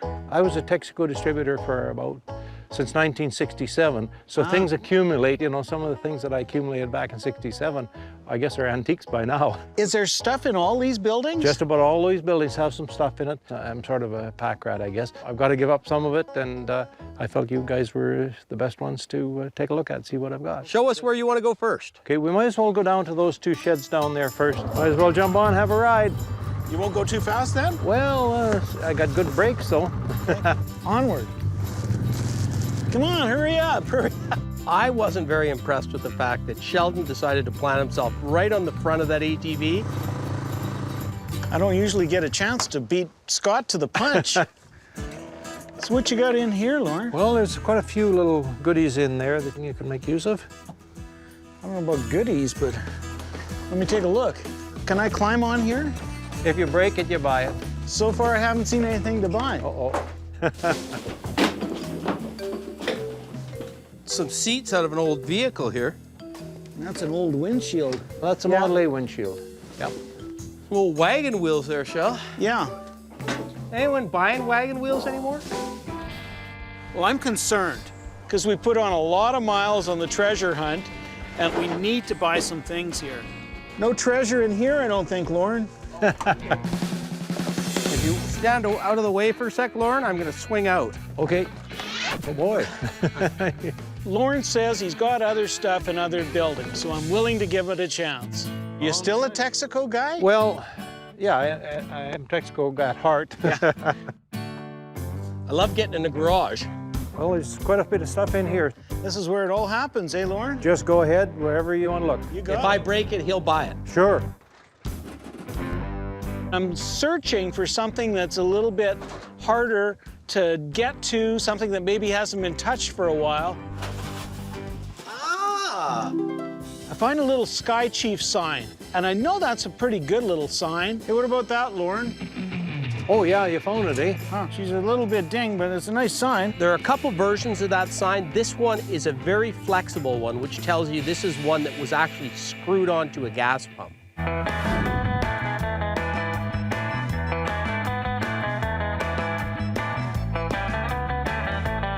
How about 75? How about 60? And that'll Okay, keep... let's go $70. 70 it is, done. We broke the ice. Good, thanks, Lauren. Okay. I guess we became friends after that. Now that is a becoming hat. Oh my gosh, sakes, that looks all right, doesn't it? A lot of the stuff that Lauren has is a little obscure, and it's not stuff we see every day. My strategy is to get a bunch of stuff, try and get him to make the first offer, and then go from there.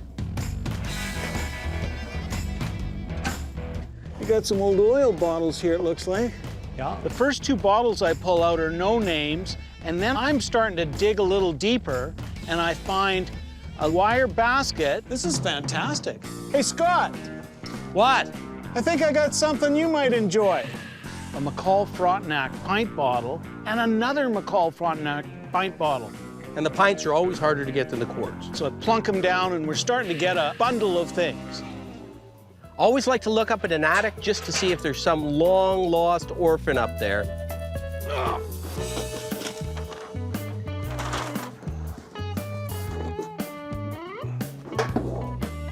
Hey, Sheldon, I got something to pass down to you.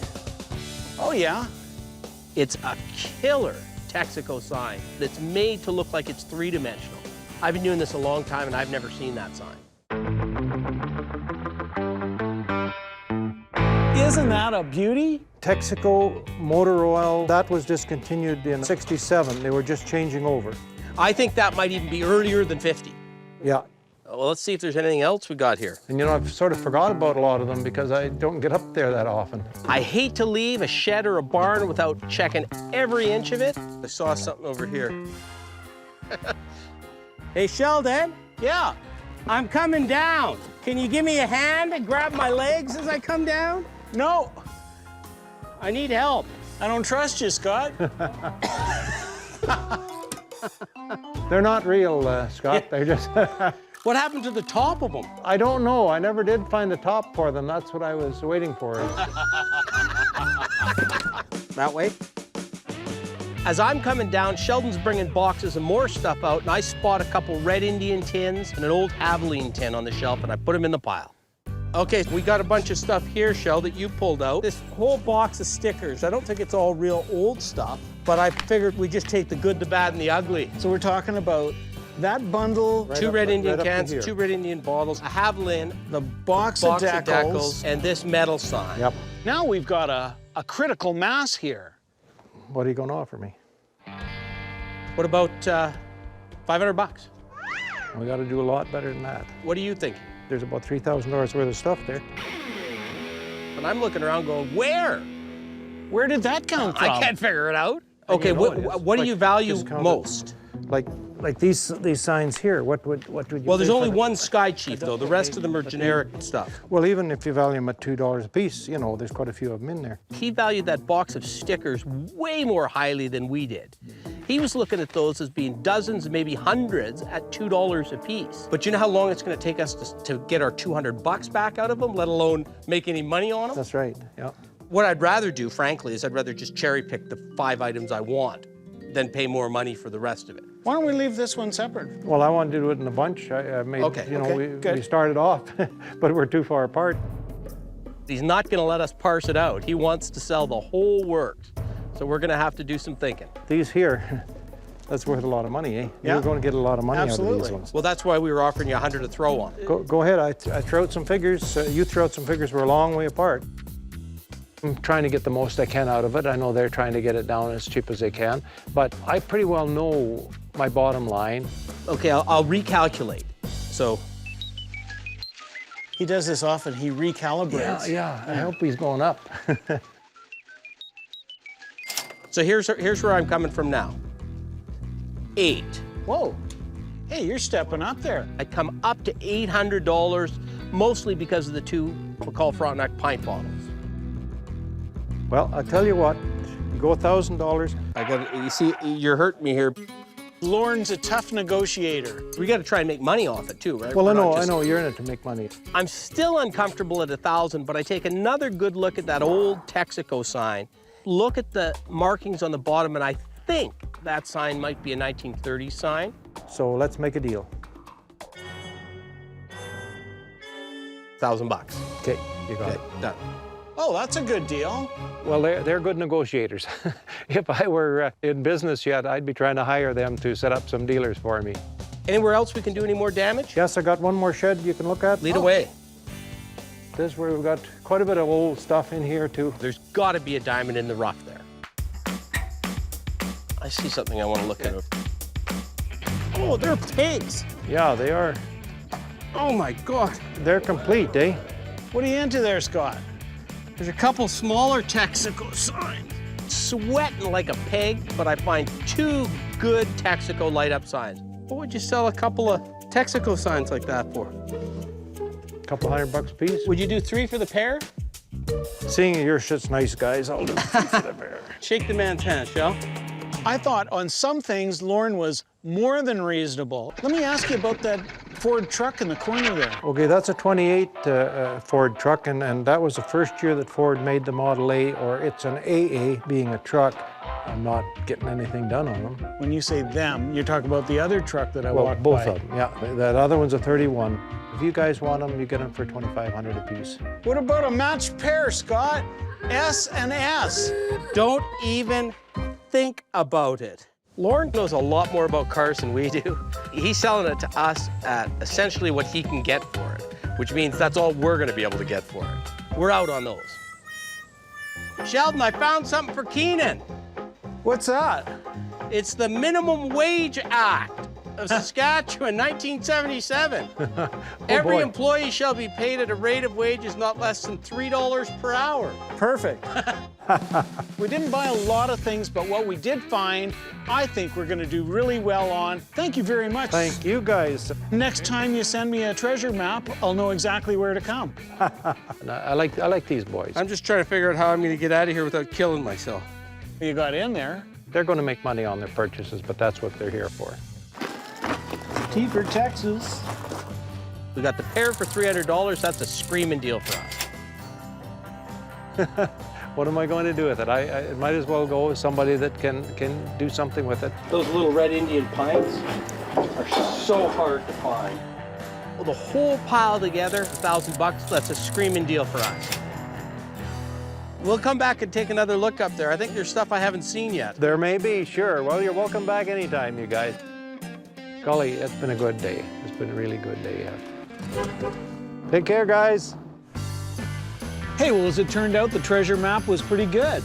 Yeah, it's surprising that we did actually find some treasure at the end of this one. There's some good picking in Saskatchewan. If only we could get a treasure map every time we go on the road.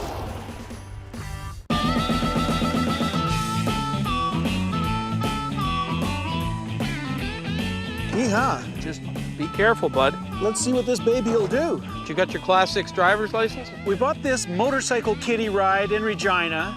Very fortuitous having a Harley dealership so close. Yeah, I can go visit my bike. It's in storage right now. Oh, yeah. Where better to sell a motorcycle kiddie ride than to a Harley shop? Whoa, watch the merchandise there, bud.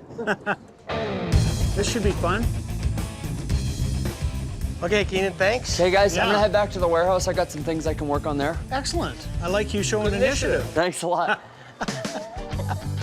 Mick, how are you doing? Good. What's happening? What's up here? This is my buddy Sheldon. Hi, Sheldon. How are you? Glad to meet you. We And brought you. you something sort of off the wall. This is a Hartley Davidson. Somebody just put that on a few years ago, I think. Are one of you two going to ride it for me, or what? We wanted to see you get on and show us how it's I'm not done. insured for bikes this powerful. Oh, there it goes. All right. I can tell right away that Mick loves that kiddie ride, but he's playing his cards a little close to his vest. Back when this was probably made, 50 cents went a long way. Yeah, exactly. A lot further than it goes Well, I today. think it probably started at a dime. Yeah. What's happening with it? What are you thinking? Well, we were thinking that you might be interested. Maybe we could make a trade for something? I know was you thinking guys are into straight that. across. This one would work right here. Well, we could have some fun with it. Well, it's a pretty unique little bike. It's one that I haven't seen over the years, and I've seen an awful lot of the rides and toys, and that kind of stuff catches my interest. We're into this one for a lot, so if we were gonna do a cash deal, it would have to be $3 grand. I've got my bikes upstairs, and one of them I'm thinking of getting a bunch of work done too, so we could maybe do that. I would certainly look at that, and let's talk. I'm Good. definitely Thanks, Mick. interested. I like the trade system. Mick says that he doesn't want an outright purchase, doesn't want to outlay too much cash. So we were talking about it. We were thinking 25 cash, 25 in sort of trade. I wouldn't be interested in going that high. We could do something like $1,000 and $2,500 worth of accessories for your bike. How about if we go to $1,500 and $3,000 trade? 1,503. So we can get most of our money back because we paid more than that for this. And I've got some work that has to be done on my Harley upstairs, extended handlebars and that kind of thing. So 1,500 cash, 3,000 trade. I think we can make a deal. Done. Got a deal. Hey, love it. That's a great deal for Mick too. He's got one of the best motorcycle kiddie rides you'll ever have. Where I would put this is over in the diner. Yeah. That's a 50 style diner, and this is a 50 style bike, because we get a lot of kids over there that would just love to sit on something like this. And hopefully we can put as many smiles on kids over there as what we do adults in this playground. That was a lot of fun. Yeah. And I love the fact that Keenan used his initiative. He's back at the shop doing some work. What work is he doing?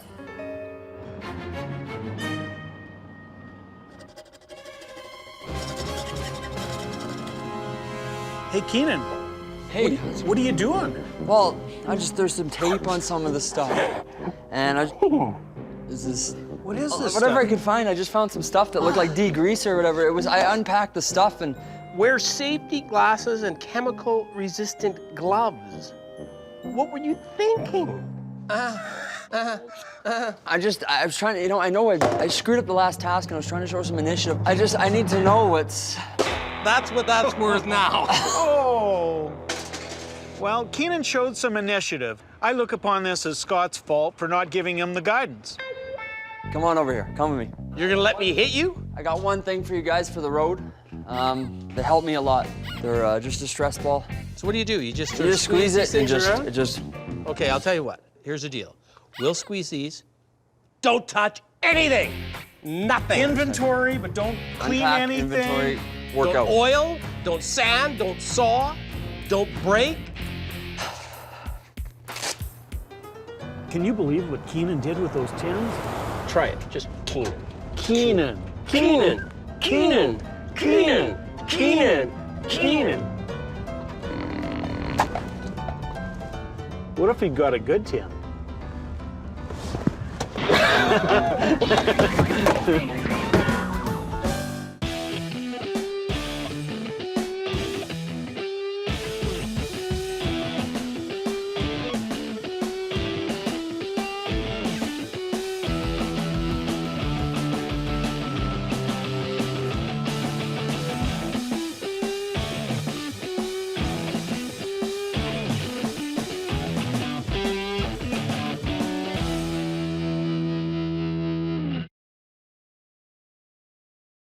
If I fall, Yeah. catch me.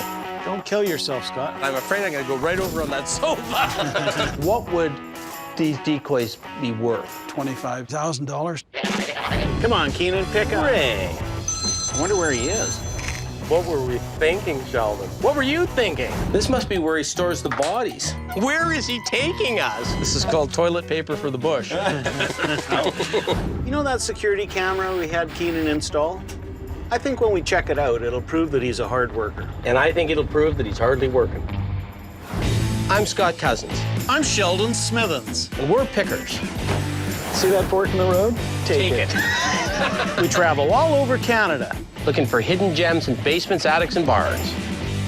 For me, it's all about the thrill of the hunt. Oh man, we might have hit the mother lode here. I like to move fast. I can always find something we can make a profit on. I thought I'd seen it all, Scott. I'm looking for that one-of-a-kind item that has its own story to tell. Just like the people we meet, every story is different. It's not junk to us.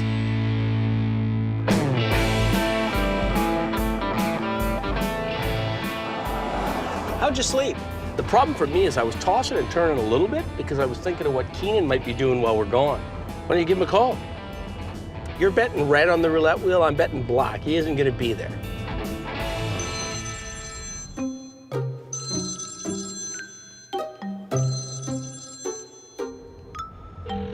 Ring. Come on, Keenan, pick up. Ring.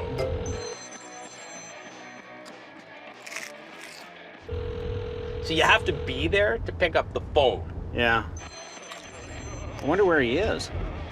All I know is it's got nothing to do with double S antiques. We did have Keenan install that video camera. Hey, Keenan, have you ever installed a security camera before? I did some little bit of work when I was in the Army. Does that look good there, guys? Yeah, I think that's perfect. You got the door. You know we're gonna be watching you. That's perfect. That's what they're for. We can check the tapes when we get back. Feel a little bit like a peeping Tom by checking tapes on people. He installed the camera. What were we thinking, Sheldon?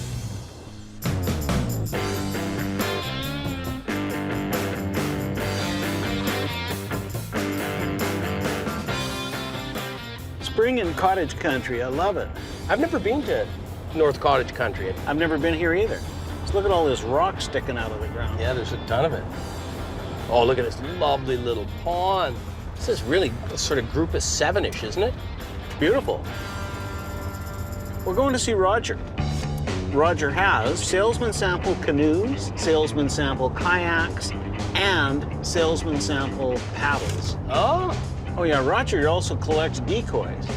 And apparently he's got a couple of exceptional ones. That's pretty cool. Yeah. Not very good at reading maps. But You're not much of a navigator, are you? look for the rainbow-colored chevrons. After the chevrons, look for the orange traffic cone at the fork of the road. You clearly can't navigate. I drive much better than I navigate. Let me grab the wheel. I can drive and navigate. You can maybe do one of them. I'll get us there. Chef, sure you will. So keep to the left, because there's a fork. All right, here's the fork. Yeah, go left. Wasn't there supposed to be a cone? Just go left. Slow down, slow down, slow down, slow down. There's a chevron. There's a chevron. That's it. Keep going to the chevron. I'm guessing we're here. Found her. Hey, look at this canoe right here. Little cedar strip, a little That's 14 a or 15. nice little isn't that canoe. beautiful? No doubt we've arrived because I can see a little cedar strip canoe off to the side of the driveway. Turns out it's a chestnut, pretty little canoe. New logo. Good morning. Hey, Scott, how are you? Roger. Hi, I'm Sheldon. So what's the story on the little chestnut? Fairly early, 1920s, might be earlier. It's got the wide cant ribs up under the decks there. Right? Roger's a real pleasant guy, and clearly he knows canoes. I've always admired canoes, the artistry of what went into building a canoe.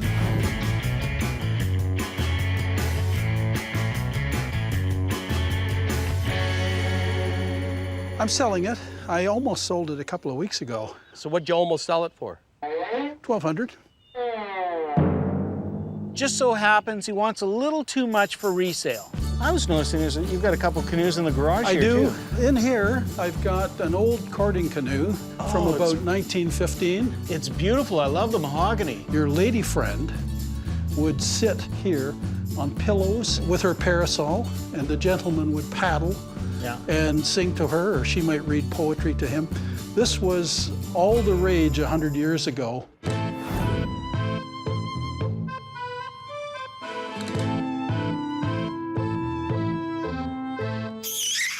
The one I want to see is the consummation canoe. That was Pierre Burton that said that you're truly Canadian if you can do it in a canoe. So without flipping, yeah. I have more canoes inside. Well, let's go. We'll get rid of the black flies. Is this your main residence here, or is this the cottage? This is my only residence. Okay. Whoa, I like it already. Wow. I love this. That is amazing. Walk in the house and it's fabulous. This is a great looking place. I love the whole cottage. What do you need out of it? Loaded. You got some interesting canoes up here too. There's canoes everywhere. I've collected canoes pretty widely around the world. I had at one time 140 or 150 different models. I love the miniatures. Those are pretty much salesman samples. When you say salesman samples, do you mean like giveaways? They handed these things out at trade shows and kept the kids happy, and Dad bought a boat or a canoe, eh? I'm specializing in the salesman samples, the factory samples. They're really eye candy. People see that and they say, okay, can I buy a big one like that? Well, I'm gonna wander in if I can. Oh, there's a beaut over there. I spy some fabulous decoys, 3 shorebirds. I've always been a fan of shorebirds, and they look quite old. Those are the old hunting decoys, so they're quite rare.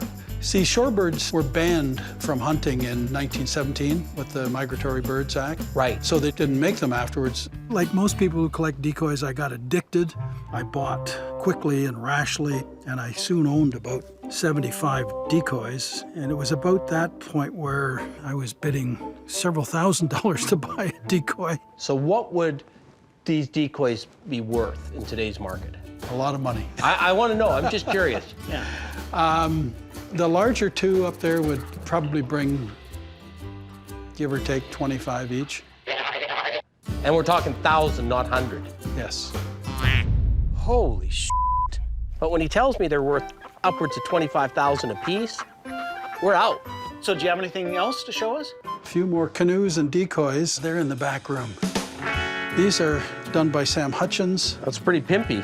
There's a pair of mergansers, a diving duck, and these are beautiful decoys. Hutchins is the only one who did this kind of cross-hatching like that. Are they working decoys, these mergansers? Those are, oh yeah, those were working decoys, yeah. So what would something like that sell for? The Drake in the price auction sold for 48. $1,000. And the hen went for 76.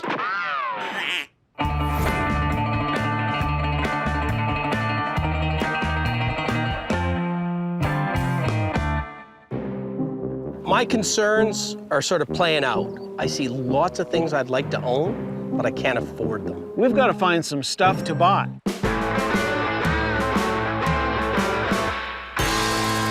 Roger's got some great stuff. There's a whole bunch of kayaks and canoes. Is anything in this room for sale, or is this a collection? I will sell almost anything that is on those shelves with the exception of probably 2 or 3 pieces. Now I'm feeling a little more optimistic. I love that little dugout. I'm just trying to feel Roger out to get a sense of where he's coming from price-wise. That's Haida, probably 1850-ish. That's a gorgeous piece. That really Absolutely gorgeous piece. Yeah, in the right auction, that could bring probably somewhere between 5 and 10. I'm picking and choosing a few of the kayaks and canoes that I think I like and are nice. And you've got another, looks like a Haida canoe here? No, that's actually Klingit from Alaska. okay. Well, this is probably 1920s, and that's probably 1880s, 1875. So what would you want for canoes like this? Well, just spit it out. Too big a number. All we can do is say no. 65. 6,500. In almost every case, he's got way too much money on it for what we can buy it for and turn it at a profit. And what's the story with the little one with the doll in it? That's Greenland with a fish skin parka. Yeah. One exception is there's a nice little Greenland canoe with a doll in it. Looks like it's got some bone accoutrements. Yep. 1920s, 30s, somewhere in there. Greenland are always long and narrow like that. They usually have these pointed ends with the little finials. But the best I could ask on that would be $750, and would I let it go for 4.5? Yeah, I would. See, I like that. If we can get him down on that one, we might be able to make a buck on it. We're not massive distance apart in terms of what I think we could pay for it, but we're still a little bit apart. But I think I'd like to see what else you have before we make a decision on that. Okay. Well, you're going to see the salesman sample canoes now. Are we going to be able to buy one? If you want to spend a small fortune. I've got a good collection. It's likely one of the better collections around because I've tried to collect things of pretty decent quality.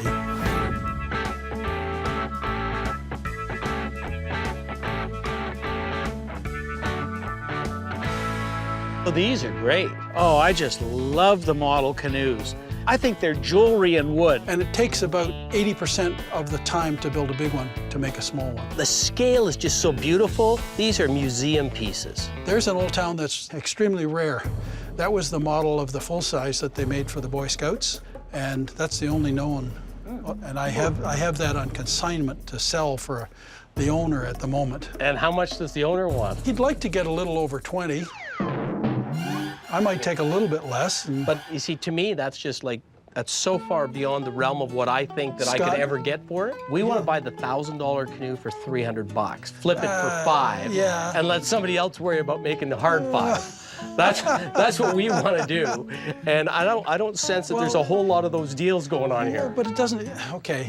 Sheldon and I, our gears are both going at this point. We're saying, okay, we're not going to likely buy anything here. This is not our market. However, we're going to encounter these on our travels, and if we see one for a nominal value, we're going to call you. Absolutely. And we have a better sense as to what the market is now for these models. So we may be selling them to him. Well, there's 1 or 2 that I'm looking for, particularly. Right now, the gaps are such that it's like playing poker. I'm trying to fill an inside straight. I would love to fill a hole in Roger's collection. That would make me really happy. I'm happy to try to give you a good deal on some stuff. I got a proposal for you then. If you're interested in trying to work with us, go grab that Greenland canoe from upstairs, little kayak. the kayak, Yeah. and bring a few other bits and pieces that you think you're prepared to take a bit of a beating on. Bring them down, and we'll see what we can do. Well, what have you got in mind besides the Greenland? You surprise us. All right, I'll try. See what we can do. Yeah. Now I'm putting the onus on him to make decisions as to what he's prepared to sell. Hopefully when he comes back down, that'll give us the edge. Sheldon, do you see anything on that table that you're interested in? a few bits and pieces. Off to the side, there's a few bits and pieces, but I did find one good German Stein of the 19th century. It's a good looking thing. Beautiful decoration on it. Maybe we'll see if we can throw that into the mix. Whoa, you're really bringing stuff down. Some of the best deals are made on the golf course and the pool table. And the pool table. Roger brings down not just the one I wanted, a couple lower valued models, but he brings the big money ones down. I know he wants to sell us a $5,000 canoe today. If I was to say you could have either one for 45, if you're gonna keep it in your own collection, you've made a hell of a good buy. I know a little bit about native dugout canoes, but not enough to spend $5,000 on one. I don't have enough knowledge to stick my neck out for $4,500 for that. Yeah. We're narrowing it down. Yeah. This is Caribou Eskimo from the Northwest Territories, just west of Hudson Bay. I'll sell it to you for $250. Okay. And what did we talk about on this one? I said I would go for $450 on that, but I'll sweeten it a little bit. How about $400? I love this, but I have to tell you, I don't like it $400 worth. I like it $250 worth. Oh, that's what I like. Can't get it at that. You won't find them with the little paddler and a nice old fish skin jacket at $250. Roger's a hard-nosed bargainer. Tell me what else you're interested in. And I like this little Stein here, but I'd like to match it up with a canoe or a kayak. I know Sheldon wants that little Stein, because it's a beautiful Stein. I want that little Greenland canoe. But I know we're gonna have to pay too much if we just buy those two things. So I'm thinking, let's get a price on the two and then throw something else in. So what would you be looking at for the two pieces? $450. That's $100 and $350. I really can't go any lower than that. I was thinking differently. Yeah. I was thinking sharpen the pencil on this one a little bit and go $6. Oh, I don't think I could. You said $6? I said $6. Well, I'm going to say $650, but at that, it's yours. It's $650. I think that's not a bad deal. Done. Okay. I think that's a good deal for everybody. My arms are broken. Everybody's happy. I think you were quicker than me. I was going to try and get the extra 25 on them. Yeah. Anybody else around have stuff for sale? Yes, you should go and see Dick down in Buckhorn, the chap who did the restoration on my courting canoe. Now we've got another opportunity in the area for a pick. Win-win for us. We bought some fabulous things that we should be able to make some good money off of. Thanks, Roger. Thank you. Real pleasure to meet you. I had a lot of fun. And we will come back with a little miniature chestnut. Please. Yeah, I hope they call me, and I'll be very disappointed if they don't. Thanks a lot, Roger. Cheers, guys. What a nice guy. I really liked Roger. Absolutely. I mean, if we ever find a nice little chestnut, we know the right home for it. This might be a good lead, this Dick guy. I hope so.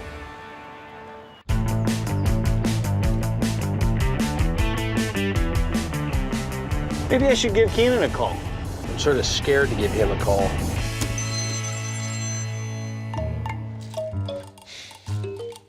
Hello? Hey, Keenan, it's Sheldon. How are you doing? Good. Are you getting some work done? Yep. Just sitting here with all these boxes, slowly trying to inventory. I find that Scott and Sheldon check up on me constantly. Like sometimes I feel like they're just phoning to find out if I'm doing any work. Scott wants to say something to you. Don't touch anything. Yeah, whatever. Sometimes they're really grumpy, and I think it's kind of they're just their age and they're getting old, but I'm learning a lot from them. All right, keep up the good work, Keenan. Thanks. We'll see you in a few days. See ya. I bet he's hard at work. We're hardly working. There's something right there. There's a big fat porky. I love porcupines, actually. On more than one occasion, I've had to take porcupine quills out of a retriever's nose. They don't seem to learn very well either. Not a pretty picture. No. We're near Peterborough, the mecca of canoes right around here. What do you like best about cottage country? I like all the possibility of paddling. And we're going to see Dick. Got canoes. Cedar strips? Yeah, all kinds of them. It's always hard buying a canoe in canoe country. I'm gonna try and get a really good deal on just one fantastic canoe. There he is, right here. Buckhorn Canoe Company. Well, this will be interesting. Look at these boats right here. Yeah, there's 3 nice ones right there. Good morning. Morning. You'd Welcome be to Buckhorn. I'm Dick. Sheldon. And Scott. Nice to meet you, Scott. I'm a restorer of canoes, as well as I build new canoes, the old way.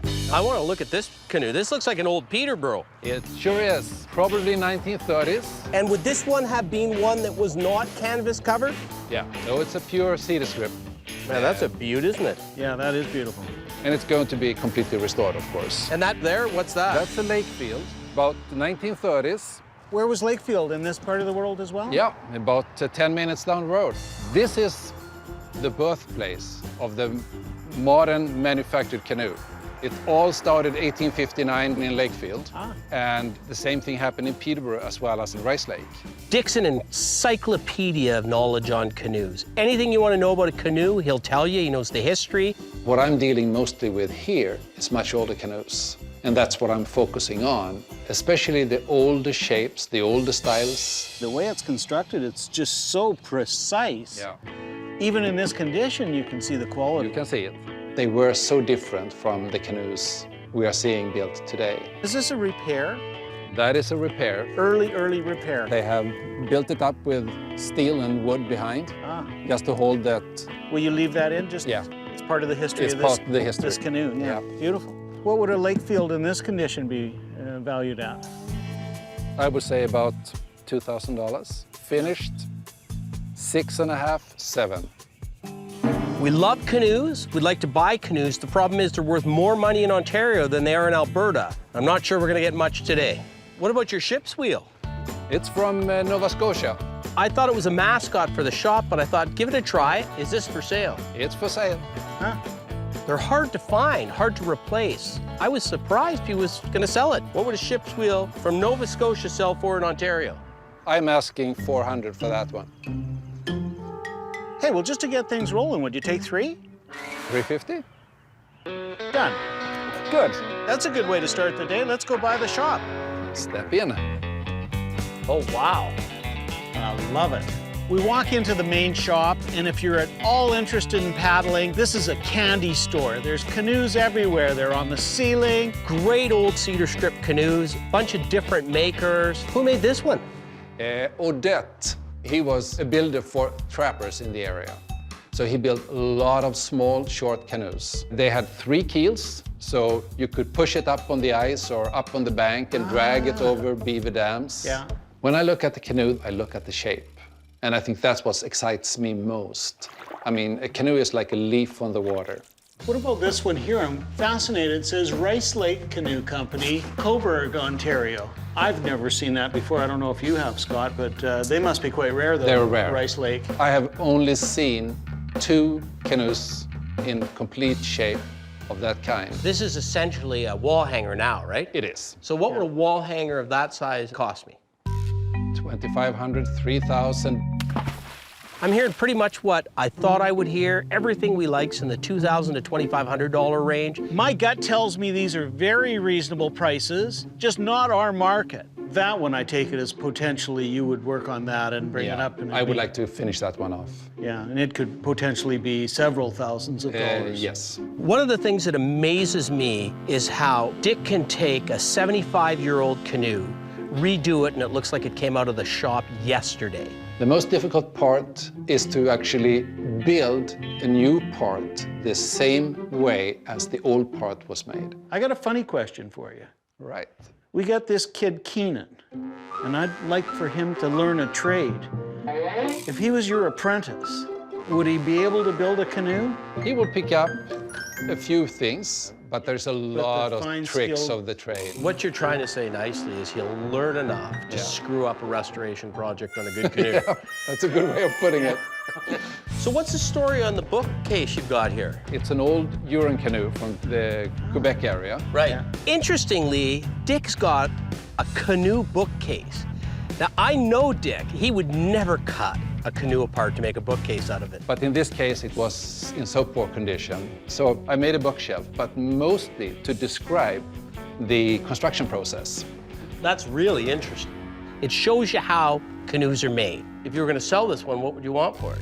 Throw me an offer. I'm not sure what I would say on it. Why don't you throw me your best number, and we'll either say yes or no. 800. No. We can't make any money at that.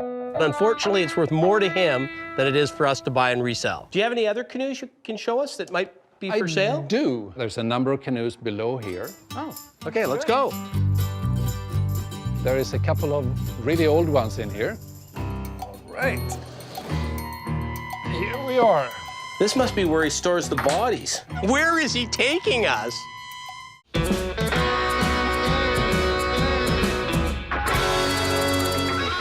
Take a peek in here. We're not leaving here without seeing everything. Dick pulls open the crawl space underneath the shop.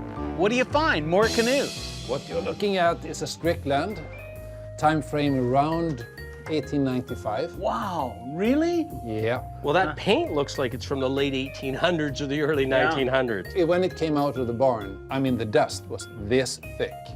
What about this one right here? It's got vertical cedar strips on it. Again, a Peterborough. It's called a cedar rib. It's backwards. Yeah, the ribs essentially becomes the planking. Right. So it looks like it should have had a mast in it at some Yeah, time. they were made so you could sail it, actually. The funny thing about that is that is actually a plumbing fixture. So what would this sell for in this condition? It looks pretty rough. It's rough, but it's still an $1,800 canoe. Because it's rare. The vertical strips have to be rare. Yeah. Once again, really nice canoes. Mostly in a rough state of affairs, but we don't have the ability to do repairs on them. Yeah, I'm not interested in one with work. Yeah. No. That requires work. Okay, Sheldon, I'm heading for the exit. Scott and I, before we leave, want to make sure that we've covered everything as best we can. We're here, and I'd like to leave with a canoe. I can't give up that easy. So we go back and revisit the showroom, and there's one that just draws us both in. You know, I like that one. That is a Peterborough built sometime in between 1897, 98, somewhere there. That early? Yeah. It's a fabulous looking, rare, scarce, early Peterborough with beautiful high prows. It is an incredible canoe. And it looks so good. Just looks so good from underneath. Patina is beautiful on it. And the cracks don't bother me at all. No. That's a winner. If you're gonna have a wall hanger, that's the one you wanna have. I'm scared to ask, but if a couple of prairie boys wanted to paddle back to Alberta, what's it gonna cost for that Peterborough? You might sink on the way. There's a few holes in it. I would have to ask 1,800. Boy, that's a little bit on the rich side. See, no, I don't want to offend you, but we'd be closer to 800 in what we'd want to pay for it. Keep in mind, though, that this is rare. Really, really rare.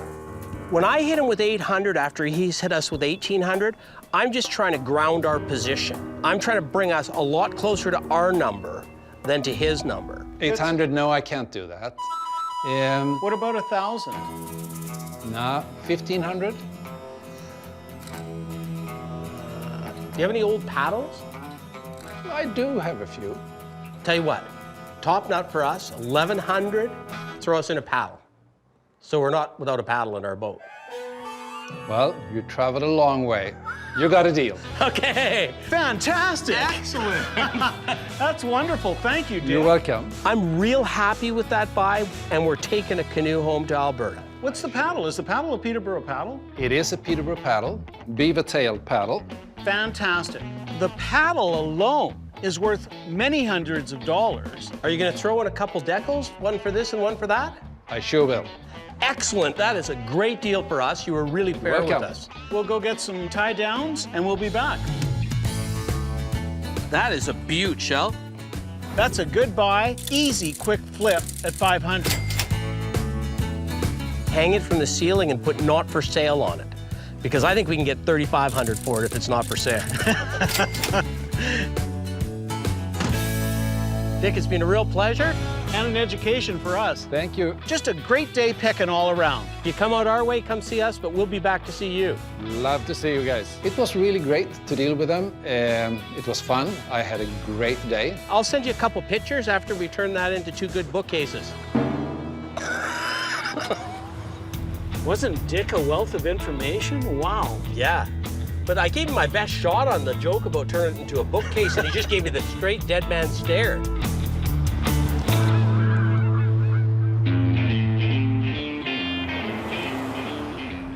Keenan. What do you think he's doing right now? Right this minute? If I had to guess, he's probably cleaning stuff. If I had a guess, he's probably in a bar with a girl that he met in a bar. I think you underestimate Keenan. 2 girls?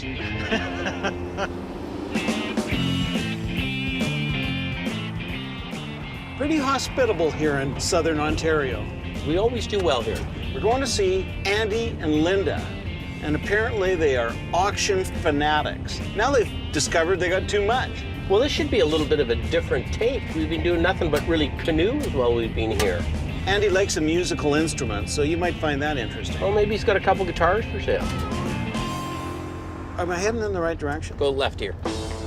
Look at that barn. Oh, look, yeah, there's the guitars. Look at the guitars. Yeah. We're driving up and I see a really nice vintage barn. I'm hoping it's full of good stuff. Band of brothers? I think they jam out in the barn. Huh. Look at these cats. I love that. Is that Andrew right there? Good day. Hey, you must be Andy. I am. Scott, how are you? Nice to meet you, Scott. Hi, Andy. Nice to meet you. We were chasing your cats up the driveway.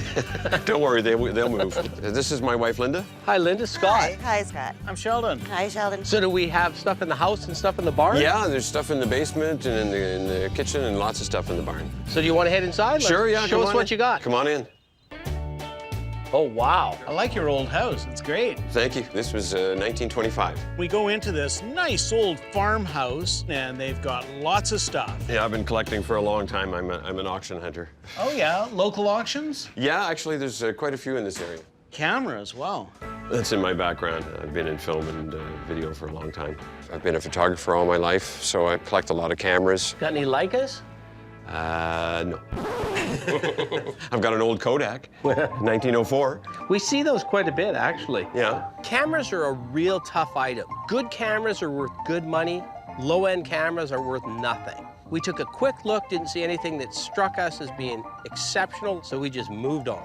Kind of a neat old movie projector you got there. It's got a good look to it. Yeah, it's one of those things that I've been collecting for I don't know how long, and then you end up running out of space. If you keep collecting like I do, after a while there's no space for it, so you need to find a home for them. What's that? Big pincer. That would be, how do I put this politely? A denutter. Make bulls into steers. Yikes! You never know what you're gonna find, do you?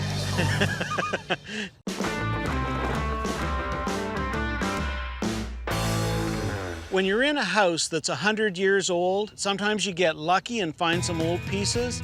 You got some musical instruments in here. Yeah, I play most of them. So this is your recording studio, is Well, it? it was at one point. We got a little crowded and we ended up moving into the barn. There's a couple of friends of mine that live sort of in the neighborhood. You're the band of brothers.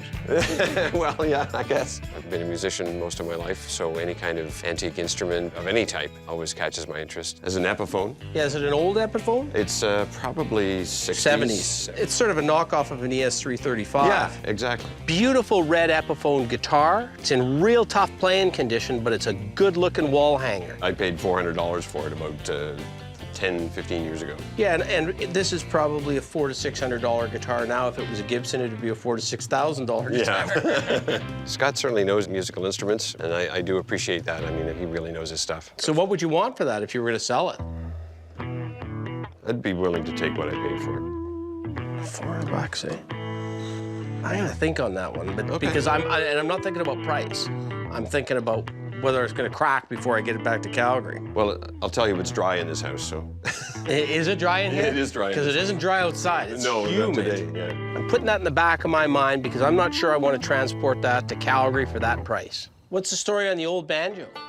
I picked that up at an auction, I don't know, a long time ago. I don't know a heck of a lot about it, but I know it's sold. It's not much of a musical instrument, but it's a good wall hanger. Looks good. I've never been able to figure out how to play one of those things. It's got different tuning.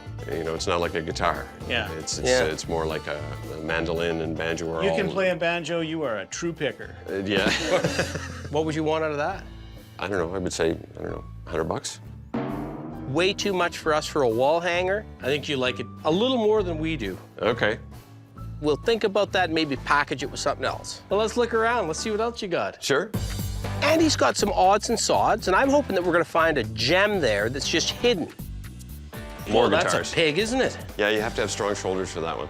Andy's got a nice old Kent guitar. My recollection is Kent isn't a guitar manufacturer. I think they're a distributor of guitars, but they didn't make them. That one might be a Hagstrom because they did some of the electric guitars for Kent in the 60s and 70s.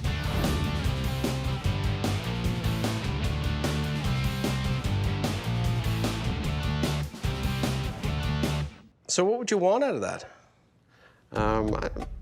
Assuming you want to sell it. Yeah, I could sell it. I mean, it is a pretty piece. That's why I've kept it, and even though I only play it once in a blue moon. I would say, I don't know, 200 bucks. It has the added bonus it still plays.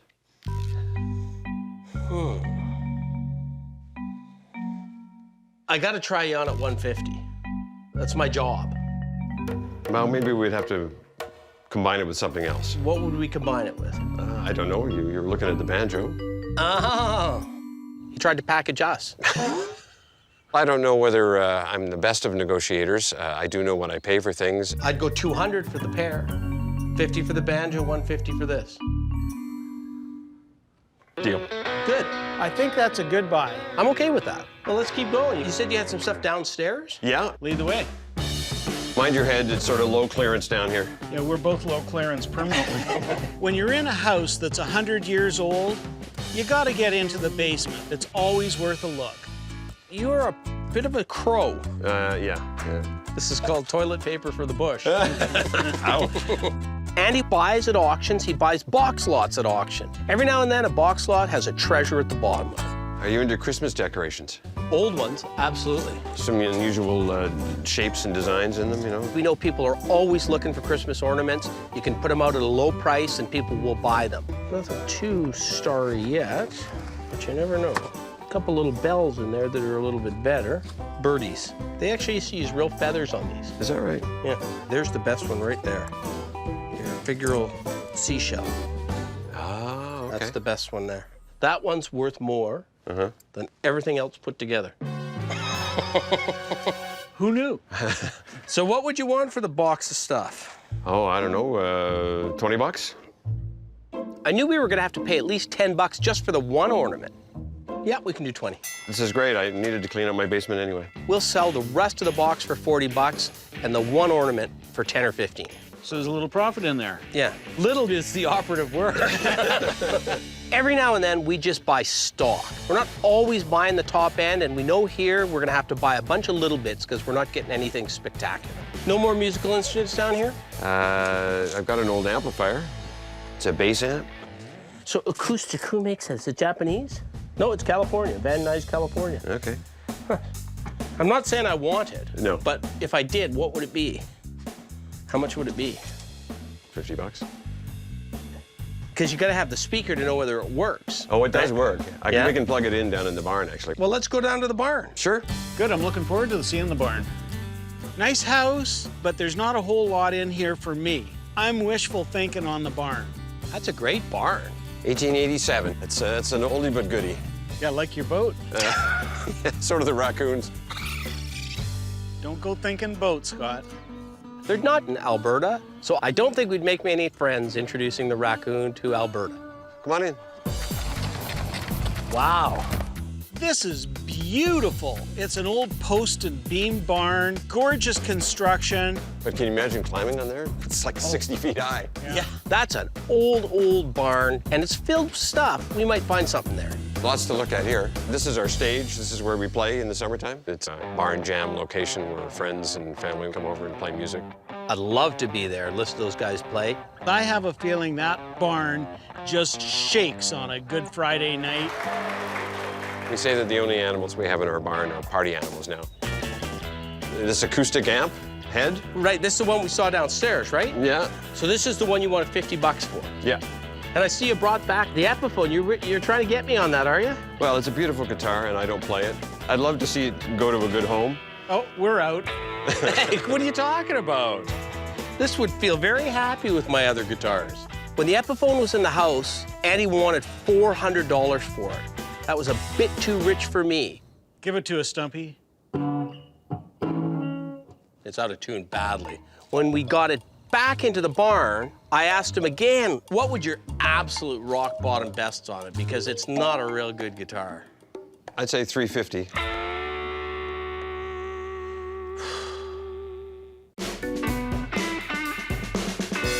And he's got a beautiful red Epiphone guitar. That's one we want to take away. Tell you what, here's my offer. All right. I'll pay the 350, but you throw in the head. How about 400 and I throw in the head? Well, that was what we were at before. 50 and 350. I could do that.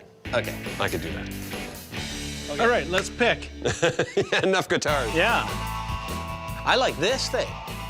Oh yeah, that's an old slide projector. It's got like a Fritz Lang look to it, doesn't it? Yeah, I guess Metropolis, yeah.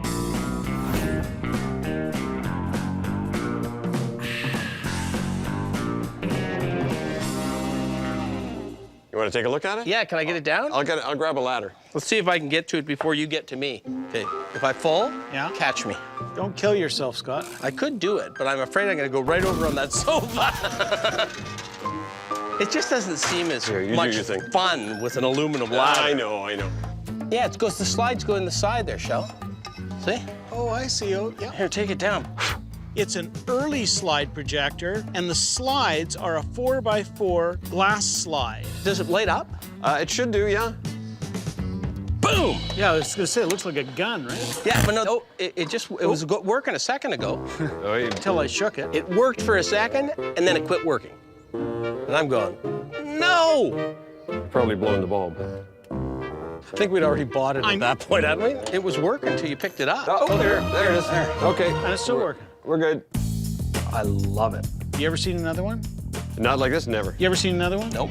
Me neither. No. One of a kind. I absolutely love it. You could use that in a loft. You could project a different picture on the wall. You'd have a different piece of art every night. So what would you want for that? $50. I'd rather pay 30. How about 40? 40 bucks is good. That's a good deal for Scott and I. At auction, it's gonna fetch us a good $200 or $300. It's not going to auction. It's going to my living room. And he's paying me 20 bucks. Exactly. Well, we've got some packing up to do. Okay, let's head out. A bar would love to have these in there. Should be able to get $450 for the guitar just as a wall hanger. That is a beaut, Shell. This is just so good, I love it. I think on a good day, we can get a couple $100 for that. Hey, thank you, Linda. Thank you for coming. It was a pleasure. Absolutely. That was great. Thanks, Andy. Really nice people. I'd just like to come back when the barn is hopping. We'll stop in next time we're by. That sounds great. Having Scott and Sheldon come over, it's just like having another barn jam. It's great to have their company. What a couple great people. Yeah, I really enjoyed them both. I'd come back here. I'd come back in a flash, but in the meantime, it's time to hightail it to Alberta. You know that security camera we had Keenan install? I think when we check it out, it'll prove that he's a hard worker. And I think it'll prove that he's hardly working. Bet? Bet.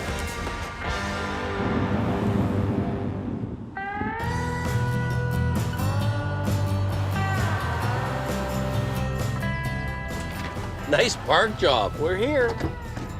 I can hardly wait to see what's on those security cameras. Oh, yeah. Hey, Keenan. What are you doing? Hey, guys. Hey, let's check this security camera. Yeah, it's just all on this computer. Check our test run and see how it worked. How things been going? Busy. Will we see that on the security camera you set up? Nothing but work. Nothing but work. Let's see what we got. Look at, he's doing inventory. I said you'd be hard at work. Scott said you'd be slacking. Looks like you owe me 20 bucks. Well, we haven't watched all the footage yet. Oh. Hey. Okay, we're one each so far. Okay. You didn't tell us you were going to be working out. Well, that was on lunch hour. I was just got a couple rounds in on the bag. Another lunch hour. Well, that's on the lunch hour, yeah. Oh, yeah, right. Look at him working away there. Like, this is nonstop. I've been, this the whole. Let's move this ahead a little bit and see how nonstop it is. Oh, yeah, he's working hard there. So you're inventorying a trombone here? Well, somebody asked if it came in one of the boxes. Oh, a little juggling. That's good, a little juggling. What are you juggling? Fruit? Why are you juggling? Is that fruit? No, it's just some balls I found. I don't even know. Sheldon, I think we're about even right now, okay? You got him working a couple times. We got him juggling and playing the trombone. This is the tiebreaker, this clip. Deciding factor. Who are those guys? What? That's a band. Well, I wasn't using the space. You got a punk band They sounded in good. our warehouse. I subletted the space. Like, well, this one's for you, and that one's for you. That's your cut. So what do we get? A third, a third, a third? Well, you 25, you 25, I get 50. Well, all right, I owe you 20 bucks. you can take it out of your cut. Yeah, exactly. Come on in. Psychedelic girl, psychedelic girl, psychedelic girl, I wanna dance with you. Psychedelic girl, psychedelic girl, psychedelic girl, I wanna dance with you.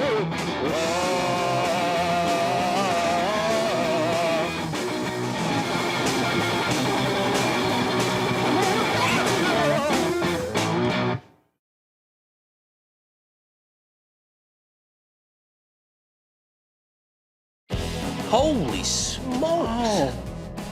This is my kind of garage.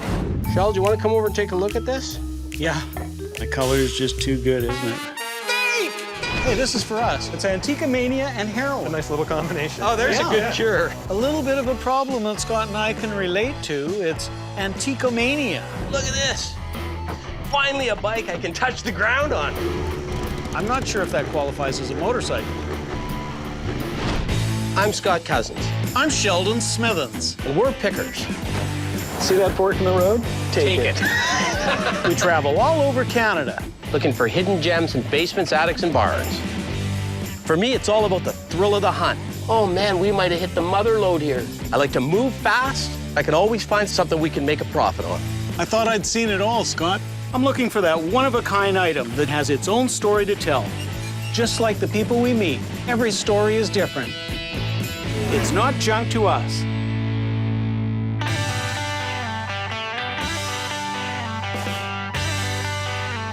So it's nice to be in New Brunswick. Yeah, I wonder what we're gonna find here. Look at that, baby. Picked it up at a yard sale while I was waiting for you. What is it, a salt shaker? I think it's just the pepper. Hey, come on.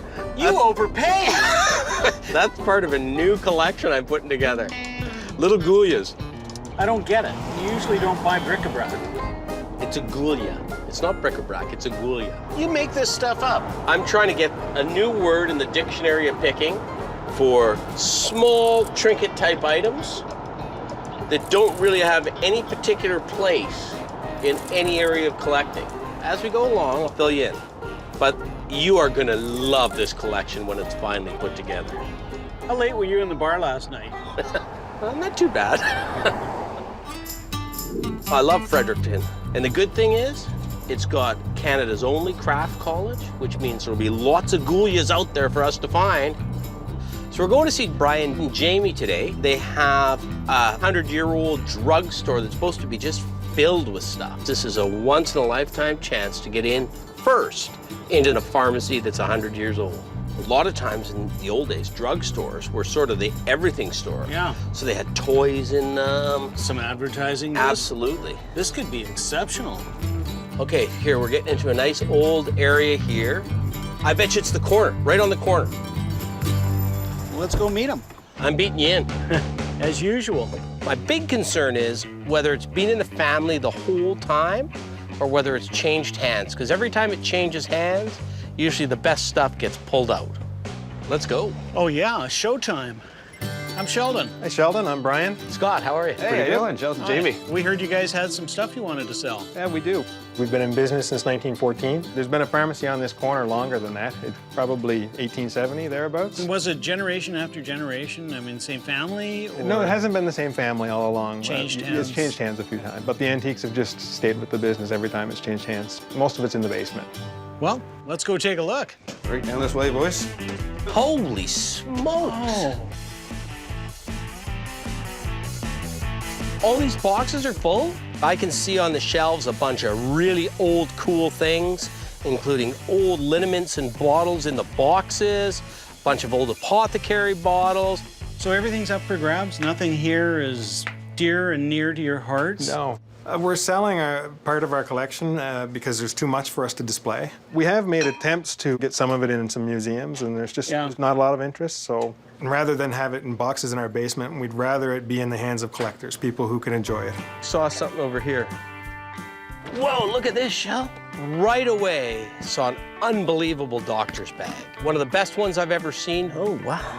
Look at that. There's a small box with some ampules in it. So there's some sort of kit in there. Yeah, there's a tray in there. There we are. Not only does it open from the top, it's got a secret compartment where there's a little surgical kit in there. That is something we're gonna own. Definitely wanna make an offer on this, but I'd like to see what else you've got so that we can sort of formulate a plan in our heads. Sure. And maybe a budget. Yeah. If we start throwing $100, $200, $300 out right away, it might drive the price up all day long. So I wanna start small and end big. Okay, I'm gonna start digging.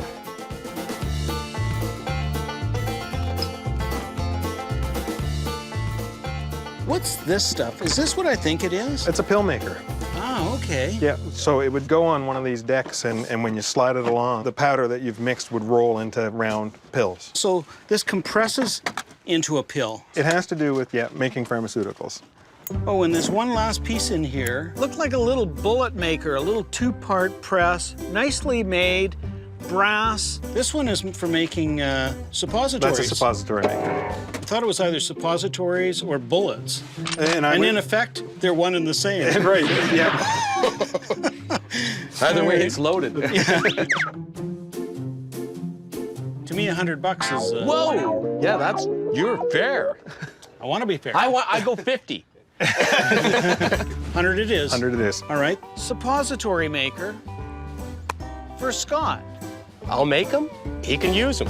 Shell, take a look at that. Tell me if you think that's got any age to it. Oh, absolutely.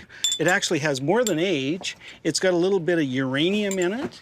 And this under a black light would just jump out at you. Is that what gives it the green color? Exactly. Yeah.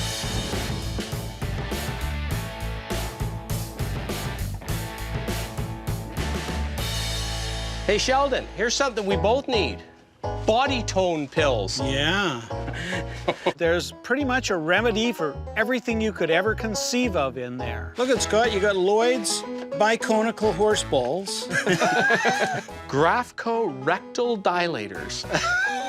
Bayswater geriatric ointment. I'm out. Antiquomania. Hey, this is for us. It's Antiquomania and heroin. A nice little combination. Oh, there's a good cure. A little bit of a problem that Scott and I can relate to. It's Antiquomania. And evidently you need heroin to just dull the pain. Who would have thought? What do you want for this whole box right here of goofy bottles, including the Antiquomania? I'd do $20 for that box. Done. Okay. Okay, we got the doctor's box, which I love. I mean, it's got some serious age to it. So what do you think on that baby? That's gonna be a tough one, isn't it? Yeah, that's, I mean, I've seen the bags around by themselves, but not usually the complete kit. Throw a number up. We'll be fair. It's $100. They don't have the knowledge that we have of what the market bears for something like that. That's just too low. 200. Fair enough. I told you we'd be fair. And you were fair. We always are. Thank you very much. I want them to know that we're not going to try and steal stuff from them. All right. So what do you want to do about those bottles? Jamie and Brian have some great apothecary bottles. They're all different sizes, they're different vintages, but they all have a good look. How much do you want per bottle? $10 a piece or $8 a piece for more than 10? See, I'd be more comfortable at $5 a piece if we took more than 20. So we'll pull out at least 20 at $5 a piece. Maybe make it more attractive. Why don't we say we'll take 40 bottles? If you're looking to clear out a lot of them, we'll take a lot of them. So I'm thinking $7 a piece. $7 a piece? Yeah. Okay, $7 a piece. Don't look. Don't look. It'll be less painful if you don't look. It's like a Band-Aid. So I'm distinguishing from the 30s and 40s and 50s bottles, and I'm concentrating on the 100-year-old bottles. Well, you know, Shell, I'm feeling pretty good about this. All right, let's see if we are. Letting those things go can be difficult. So even though they're hidden and they're in boxes, we've always known they're there. Did we hit our 40? Because we committed to 40. 2, 4, 6, 8, 24, 26, 28, 30, 32, 38, 40. Perfect deal. Okay, so I'm fine with 95% of what's here. Okay, what aren't you fine with? Well, just the ones with the tops still with them. Sure. So he pulls 3 bottles out. 37 at 7. Yeah. We think he's pulling them out and they're gone. 3 at. I know it's peanuts, but at 10. Done. Okay, so that, wait. We got to do the math on this. It was going to be 40 at 7. 280. Which is 280. And now we're at 289. Yeah, 289, exactly. He just wants $3 more a bottle for those. Extra $9. We're in. I wasn't trying to break the bank on you. It just No, makes me feel better about those ones a little different. than the Hey, we're others. good. Those are great prices, great bottles. Hey, this has been great. We got a lot of small stuff and a little packing to do. This is one of those once a year, if you're lucky, days as a picker. That's very unique to get into the basement and buy that old stock. This is a fabulous doctor's bag, isn't it? I mean, look at that baby. The little secret compartment there. We should double up and make 400 off it, so I'm okay with 200. Good bottles, top of the mark. We're gonna do the quick flip. If we can sell them all for 600, that's what we're gonna do. I'd say we did all right, and so did they. We're coming back next time we come to Fredericton. We'll sort through it again, and you can take another pick. I just remembered, I put something aside. It's a little gulia. It's a bit busty. So now what would you want for something like that? Gotta have 50 cents. It's busted. Glue it back together. One-time offer, 25 cents. It's a deal. That's a deal. I don't shake on that. See you later, Thanks guys. a lot, you guys. All right. Yeah.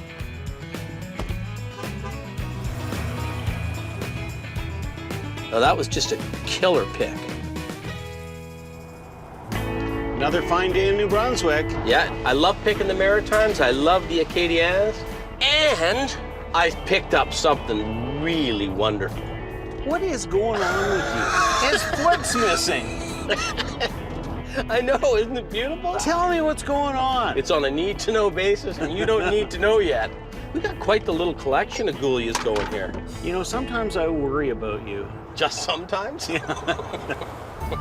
So we're off to see Ryan. Been picking for 18 years or so. It's always nice to meet another genuine picker. Member of the fraternity. I'm hoping picker translates into buy and sell, not buy and hoard. There's Winter's Point right there. Bingo. Hey, this looks interesting. Hi there. How we doing? Scott, how are you? Ryan, glad to meet you. Hi, I'm Sheldon. Where do you do some picking? Mostly around St. John, Fredericton area. Sometimes I go to the state of Maine. How's the buying been? It's been outrageous this year. Show us what you got. I have some stuff in the garage. I want the motorbike. It's amazing, all the different weird, sort of disjunctive, conjunctive nature of it. Usually if I come across the yard sale and I spot something that I've never seen before, I'll buy it. It's a store display just to talk about arthritis, and so many people would love to have a skeleton. Interesting item because people will use it as a Halloween decoration. Other people will just use it as a fun thing to put in the window. I like it. Yeah. I'm gonna start at 40. You make her 15, she can have her. $50. Yep. Done. A lot of guys looking for skeletons, and it's not real easy to find one that size. Oh, look at that. Fredericton High School football team, 1926-27. That's cool. It's got a great look. The date's right on it. The name's right on it. You think we need to take that back to Calgary? Yeah. The price has got to be right. So how's $35? How about $25 with the busty glass? Well, I might as well cut my losses now. Done. I got a buddy that'll put a piece of glass in that. $95 that quick. And you got a bunch of little decoys. How much a piece would we have to pay for them? In the $40 range. Per. Yeah. So I pick out what I think are the 6 best.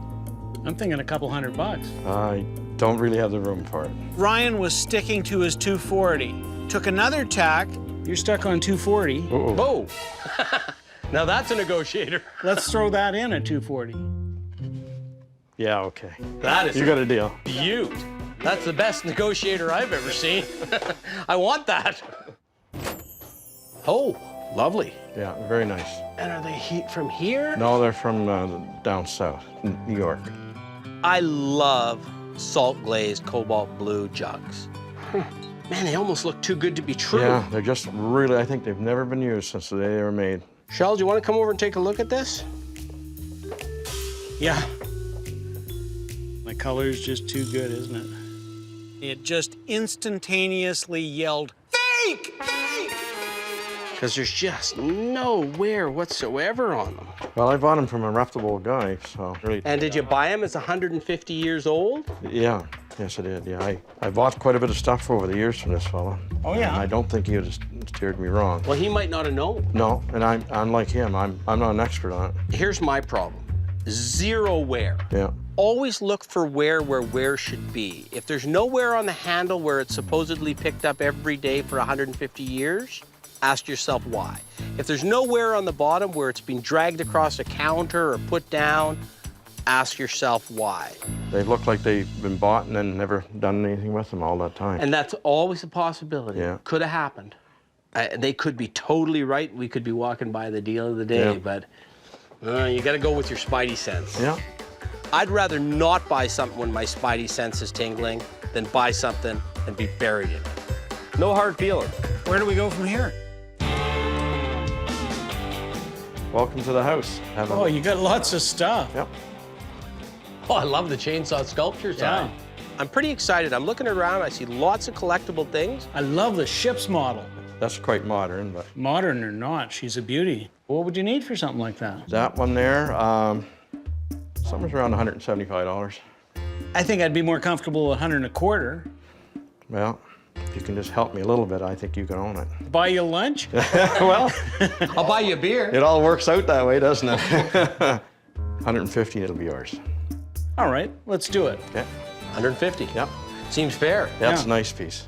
I'm curious about the ship's wheel. Yeah. I bought that at an antique show probably 10 years ago. I don't like to hear that. Yeah, I'm wondering. That usually means you paid a lot. Well, it's not too bad. I'm probably into it for about 2 1/4. Good looking one. Yeah. Great for any bar. Yeah. We're dealing with somebody that's in the biz, knows the rules of the game, knows the game. So what would be a fair price? Well, you gonna let me make a few dollars on it? Of course. How's $250? Oh, man. Okay. That's a few dollars. That's done. Yeah. We don't have to worry about him coming too low, because if he comes in too low, we're accepting. We're not offering him more money today because he's in the biz. I saw something over here. Rat-faced Mickey Mouse. That's what they call a Steamboat Willie. That's what all the serious Mickey Mouse collectors are looking for, is that rat look to him, not the big, fat, wide grin that Mickey Mouse has now.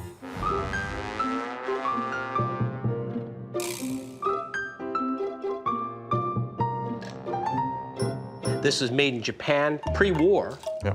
but it's a knockoff. When I say knockoff, what I mean is it's a period unauthorized Disney product, Yes, right? yes. But the value drops Sure does, yeah. dramatically if it doesn't say Walt Disney Productions on it. What would you want for your Mickey? Probably about 15. 15? Yeah. Yeah, I can do 15 on that. At 15 bucks, we'll triple or quadruple on that baby. That is a sweetheart though, isn't it? Yeah. That would have been a great souvenir probably in the 30s, 40s. You'd see in a tourist shop in Nova Scotia. And what a great thing to take back to England with you or somewhere. Yeah. Now, I sort of like that, not because I think it's worth a lot of money, but I think it's sort of cute. What would you want for that? Oh, I could let you have that for $10. Done. If I go to Sheldon's house and he's got a couple lobsters on the dinner table and I come in with that little cup filled with melted butter, I can get 25, 30 bucks out of that cup. I guarantee it. Good luck with that. Now, you're into Nicky Knackies again, but these aren't going on the dashboard. We're done with that, aren't we? These are not, no, we're not done with that, but these are not going on the dashboard. All right, I got another room here with some stuff that Oh, you look at might the be four interested posters. in. Yeah, spool-turned beds. Yep. I want a couple more horses over there. Base needs a little work. Little love and care. Yeah. Missing the tail. It's really just a leave it as she is display model Or a project. Or a project. When that one's missing it would have had the rocker. One of them was quite a bit older than the other one. This is about 1910, that's about 1960. Okay, yeah. But better shape.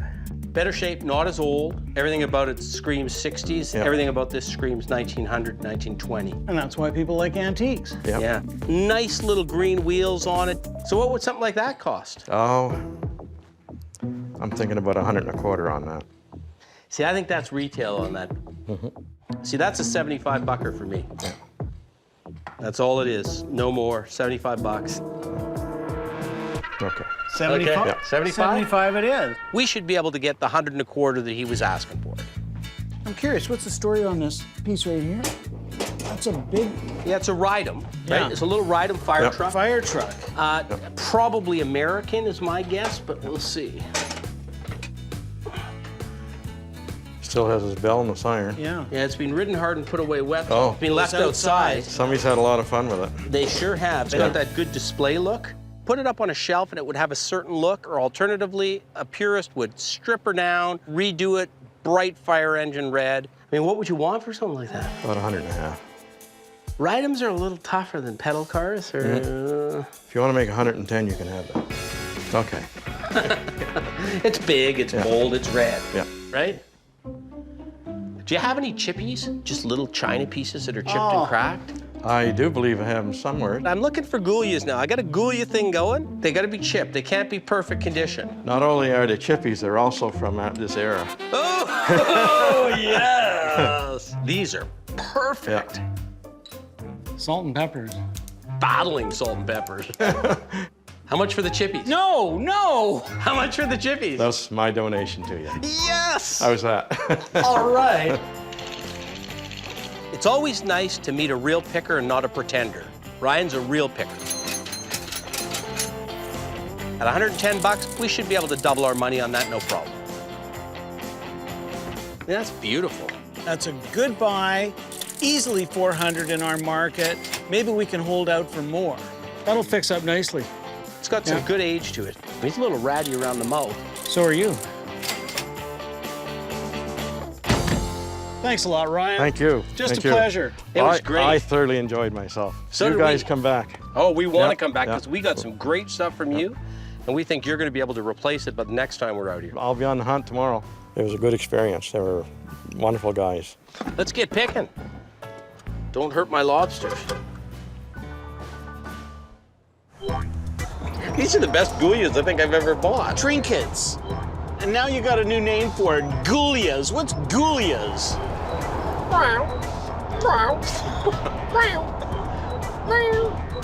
Give me that. Not a chance. You keep your hands off my Goulias. I've got a purpose for these. Incorrigible.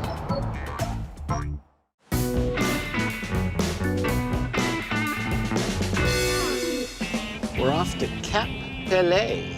They make more smoked herring there than anywhere else in Canada. Seriously? Yep. Who was the first guy to smoke a herring? Cheech and Chong. We're off to see Michel today.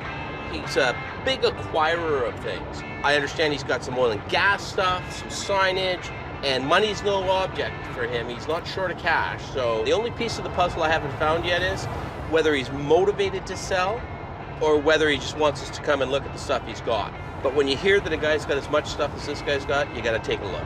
That's the key to the whole day. No pain, no gain. Yeah. Keep your eyes peeled, because I'm thinking if this guy collects oil and gas, he's likely to have a gas pump out front or something. Lobster traps. There it is. There, That's gotta be it the right place, there. Yeah. How could you tell? Yeah. Look at the signage. Holy smokes. This place is covered. Yay. Oh! Watch my Goulias. I'm worried about you, buddy. You must be Michel. Yes, I.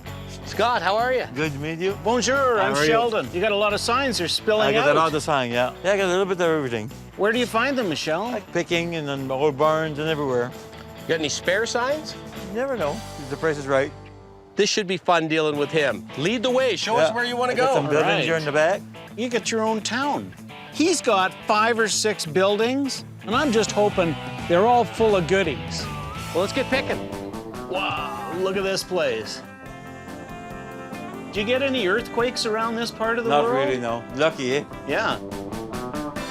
Oh, I want to see that motorbike. Look at this. Finally a bike I can touch the ground on. Does it run? Yeah, it runs out. Not sure what to make of it. No name on it. Looks like it's sort of a put-together thing or a hobby kit. Do you know anything about it? Where did it come from? No, I don't know nothing about it. Do your kids ride it? No, I never use it. So what would you want for it? $450. Well, that's a tough call. Are you negotiable? Make me an offer. Well, given that Sheldon would rather not be in it at all, I'd rather be in it at $250. No, I can't. Not at $250. Okay. $350? 3 1/4? $350. Are you gonna give me 25 bucks on something else? Probably, yeah. Okay, we'll do it. I think we did okay on that bike, and I'm gonna look real good riding that.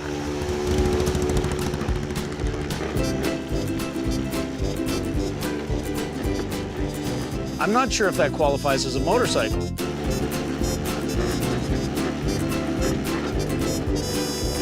He looked very happy with his bike. Now I know Scott's gonna be happy for the rest of the day. I've never met a lawnmower I like better than this one. Where are we going next? I can show you another building. Let's go. A little bit of stuff here. Scott. Whoa, there's a sweetheart. Inside an old cradle, turn-of-the-century cradle, is a Hires surf dispenser. My goodness, that's early. Yeah, you don't see them often. Normally they all break. That's the kind of thing that would have sat on a bar in a country store or in an old soda fountain shop 100 years ago. Man, that's beaut. I've never seen one of those, and I've been looking for Hire stuff for decades. Would you part with that? Yeah. The price is right. What are you looking for? 9. I'd like it better about half that, 450. The lowest I can go is 600. I can't go lower than that. So you won't find another one again. You know what? I won't find another one. I know you won't find another one. I knew you were gonna grab that, Oh my Scott. God. Yeah. That is so good. Yeah. That's gonna look fabulous on somebody's bar. I like that little sign. It's kind of trashed. Yeah, it's a rare one. It's 1939. There's a tin sign put out by the New Brunswick government. What would you want for it? I need at least 75 for that one. How about 60? 70. 65. Okay. Done. I like the Wrigley sign.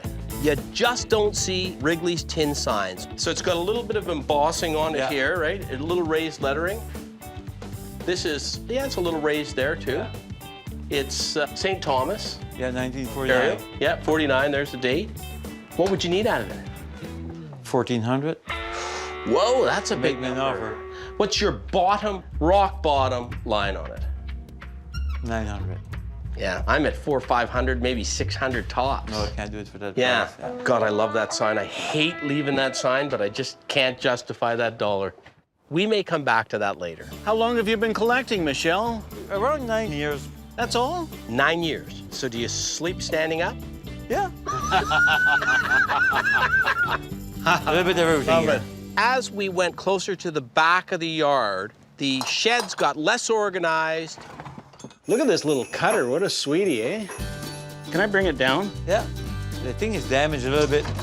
Oh yeah, see this thing's busty. Yeah, but it's open. So it would have to be put back on like that.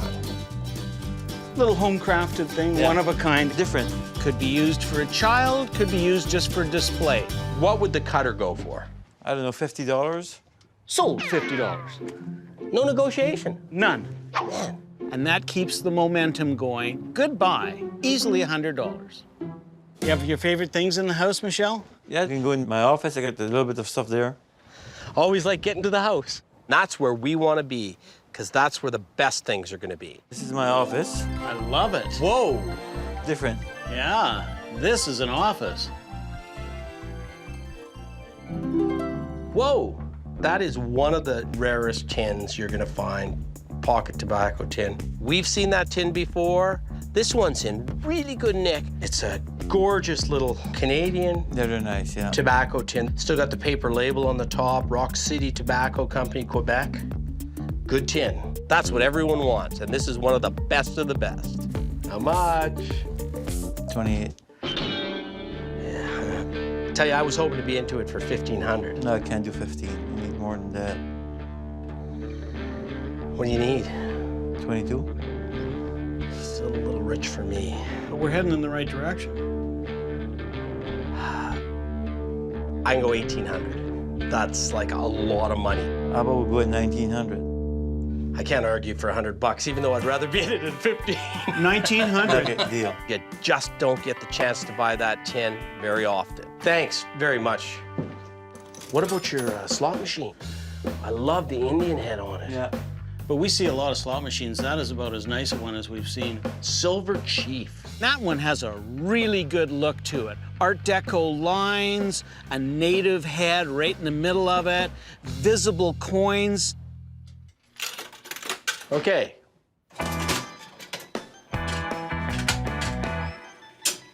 Oh, you were close, Scott. You almost owned it. I almost owned it. It wanted to give me money. Yeah. Wow. Would you sell that? No. Please? Throw me your stupid number on it. 3,000? It's a stupid number. So you don't want to sell that baby? 2,700? Can't go to. They're hard to find. Oh. Think about it. I'll think about it. Anything else to show us? Yeah, we can go in the garage. I think you're saving the best for last, is my guess. Holy smokes. Oh. This is the room that is clearly meant to impress. Everywhere you look, it's just covered with signage and all sorts of color. This is my kind of garage. That's what's so great about advertising. It's colorful, it's trying to send a message, usually has a good visual on it. You got everything in here. A little bit of everything. And all in the last 9 years. 9 years, yeah. You're a busy guy. Yeah, always. I love collecting because I don't know what I can find tomorrow or the next day, and it's the thrill to find another piece. I love it. What about the Buick sign, though? Yeah, it's nice, eh? It's a beaut. Is that something you'd part with? No, I want to keep that one. You got a little Salada coffee tin up there, porcelain sign? Yeah. What about that one? Keep that one, too. Oh my God, look at that. Primrose gas sign. I've never seen that sign before. That's got to be one of the rarest oil and gas signs. It's from this area, it's Irving.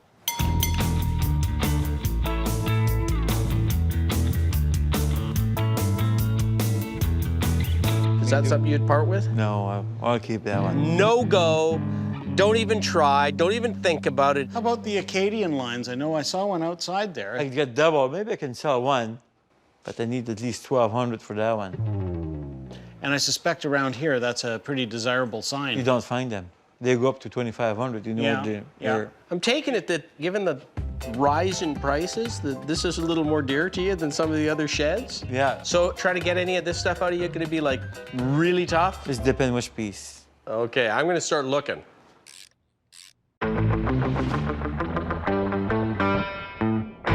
All right, Scott, get picking. Michelle, you have the most amazing collection. Thank you. I see a whole bunch of signs stacked up against the pinball machine. That tells me that they're less dear to him or he's just got them and not so attached to them. I saw you had a 5 roses flower sign. Yeah, it's a nice sign. It's 3 color and it's in mint condition. Is that something you'd sell? 225. 225, did you say? 325. 325. Well, I'll offer you 225. 275. 250. 275. Okay, I'll give you the 25 this time. It's only because it's in good nick. It's Yeah, it's in good really shape, good yeah. nick. I decide to take a little private time. Hey, Scott. Scott? Hey, Michelle, I was using the facilities and I saw something on the wall. I told you he'd be Where under did you get the your bed. screwdriver? I carry one with me all the time. And what do I find? A King Cole door press. With the king sipping some tea? With the king sipping the tea. It's got some damage because when they put them in, nobody thought they were worth anything, I so know, they I just know. tightened They the really screw a too little tight, too yeah. hard. Yeah. But the good thing is it's taken a little bit of the hand, a little bit of the but crown. the face is nice. But the face is good. Yeah. It's the figural King Cole. That sign in mint condition sells for thousands of dollars.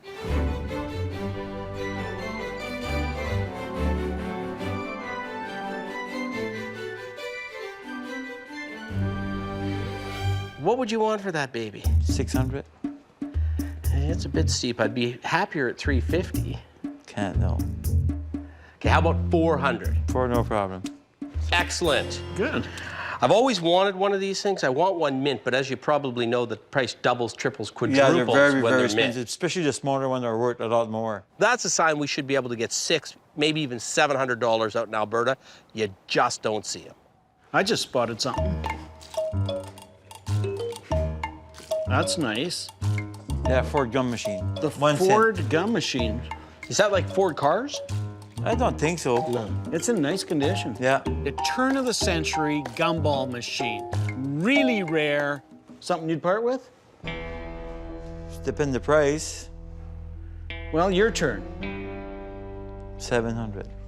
Whoa, you really value that Where one. you never saw one like that before. I've never seen one priced like that either.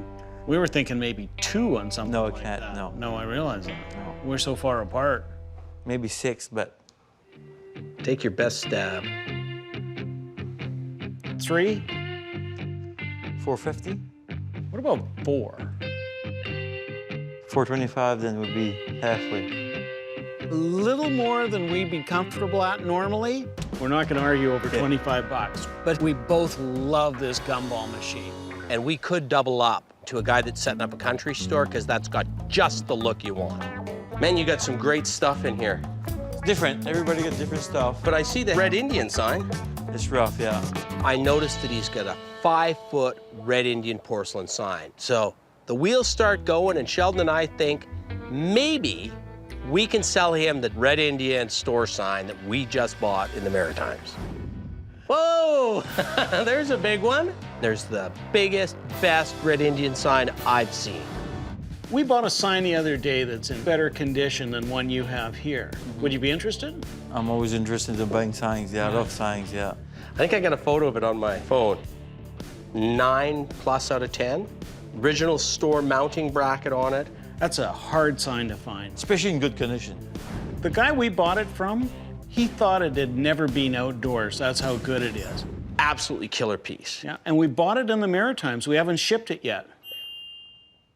What's the price? We don't normally do this, but I'm gonna tell you because we stepped up. We paid 10 grand for that sign. Mm-hmm. You're worth a lot of money. I tell him what we got into it because I gotta get him past the shock factor of 10 grand. So I got a proposition for you. Okay. You know what we paid for it? Yeah. You know we gotta make a little bit of money on it. Yeah. I would like to have you take us out of our 10 on this and throw in the one-armed bandit. 2,700? Can't go to. They're hard to find. That's our profit, is the one-armed bandit. So now we're starting to talk swap, and that's when things get really interesting. What do you think about that?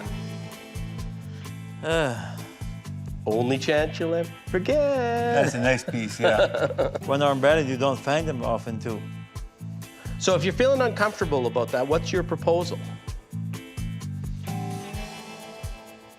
Maybe if I give you a gambling machine, $1,000 different, you're still doing good in the deal. So you want to pay us 9 plus the gambling machine? Yeah, but you don't have to ship it to Calgary. Shipping costs a lot. Yeah, good point.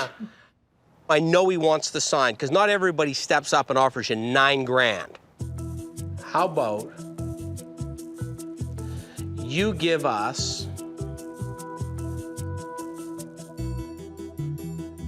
what else can we throw into the deal? Maybe soften the blow a little for him money-wise, but get it up for us profit-wise. You give us $8,750 plus the gambling machine plus the Wrigley sign. I've been thinking about that Wrigley sign all day. 8,000. It's got, okay, final offer, 8,500, Wrigley's, one-armed bandit. 82. 8,500. 82. 8,500. I'm holding firm. 83. I'm holding firm. You did that a couple times to us today. You held firm. I'm holding firm because I know when you get this, you're gonna love it. This is as much fun as anything. Nice piece, a lot of money. But you love oil and gas. Yeah, I love You oil, love yeah. Red Yeah, Indian. 83.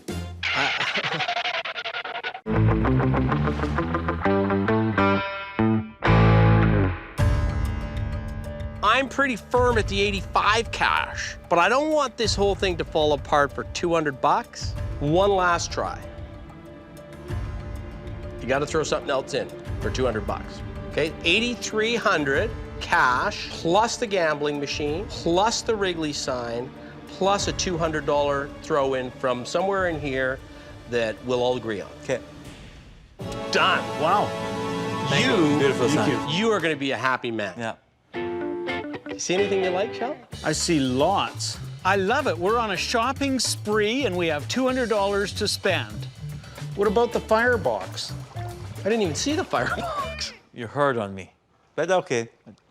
No problem. Yeah. Excellent. Okay, so you get the Red Indian dealer sign. We get 8,300 cash plus the gambling machine, the firebox plus the Wrigley sign. Deal. Good deal for everybody. Yeah. I'm pretty happy about that. I'm a little bittersweet about not taking that Red Indian back to Calgary because we've got a few buyers there too, but I'm happy to see you get it. I couldn't think of a better guy for it to go to than Michelle. You got little Goulias hidden all over the place. No more Goulias, no! Do you have any? Do not sell him a Goulia. Do you have any chipped or cracked pieces? Not really, I'm looking for, no? Ah.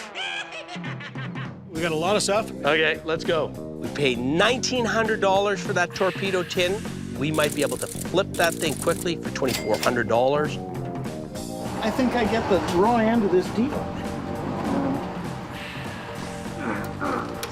Somebody referred to it as a lawnmower, and it was you. We settled at $350. I think we did okay on that bike. You never saw that? No. Never seen that, and I've got a little Hires collection of my That's own. good. This is a beaut. I think we can get $1,500, maybe higher if we can find a lid for it. Thanks a Thank lot. you. Hey, that was Hope we'll great. see you again. Yeah. We'll see you later. next time. Maybe you'll come to Calgary. Yeah, I hope so. I would do it again anytime. Very good day. I enjoy it. Wow, wasn't that fantastic? That was an unbelievable pick and trade. I'm a little disappointed, though. I didn't pick up any more Goulias at this pick. Let's head back to Calgary. Yeah, I'm feeling like a horse that needs to get to the barn.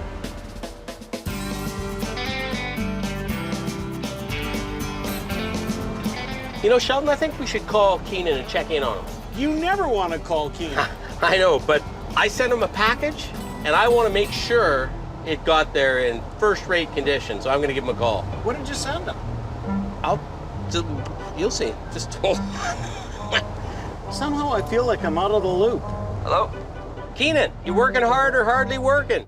A little bit of both. Oh, yeah, right. That means you're hardly working. I'm working. You should have got a box and I sent it overnight. Yeah, I got some stuff laying around here. Now make sure you get all the pieces out of that box because there's some down at the bottom. Okay. Did you get them all out? Yeah. I got them all lined up. And you didn't break any? Not a single one. Beautiful. Take a lot of care with that stuff because I don't want any of it to get hurt before we get back. Okay. Bye. See you, Keenan. What the hell's that all about? Tell me what's going on. It'll all become clear to you at a point in time, and then you will thank me for it. Okay. You'll find out.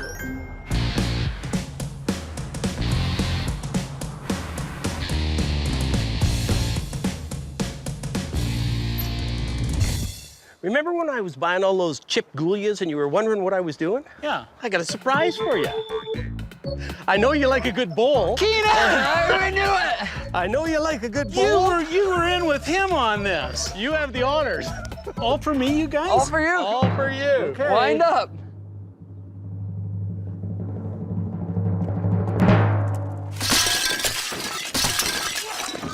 Yeah! Let's set them up for round two.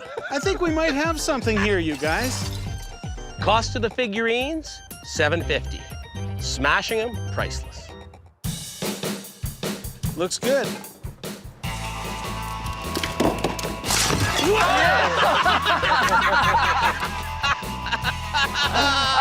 And this guy's still indestructible, so Oh my God, this is so good for the soul. let's send it.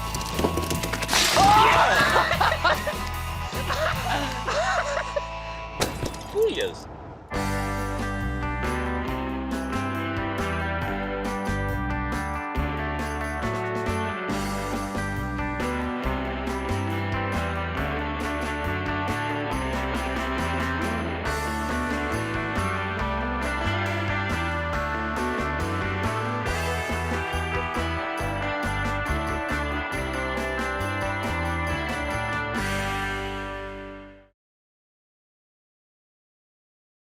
Let's get picking. Okay. Whoa, some big horns. That's a hunk of gold. That's 3 ounces. That guy's got more gold around his neck and his fingers than a rap artist in Chicago. But it's kind of a neat atlas. Is it all there? Are you all there? No, that's why I'm doing this for a living. 2 sour toe cocktails. You can drink it fast, you can drink it slow. Either way, your lips must touch that toe. I'm not traveling with you anymore. I'm Scott Cozens. I'm Sheldon Smithens. And we're pickers. See that fork in the road? Take it. We travel all over Canada. Looking for hidden gems in basements, attics, and barns. For me, it's all about the thrill of the hunt. Oh man, we might have hit the mother lode here. I like to move fast. I can always find something we can make a profit on. I thought I'd seen it all, Scott. I'm looking for that one-of-a-kind item that has its own story to tell. Just like the people we meet, every story is different. It's not junk to us.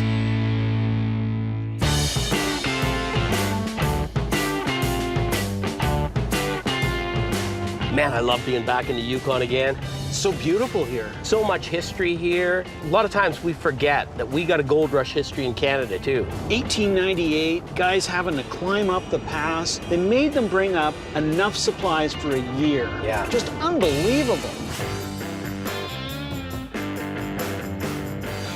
I can hardly wait to get up to Dawson though and have a sour toe cocktail. What's that all about? You never heard of a sour toe cocktail? Originally, it started because a guy lost his toe to frostbite. So they put it in alcohol, and then whenever you came in, you'd have a drink with the toe. Over time, the original toe got swallowed. Oh.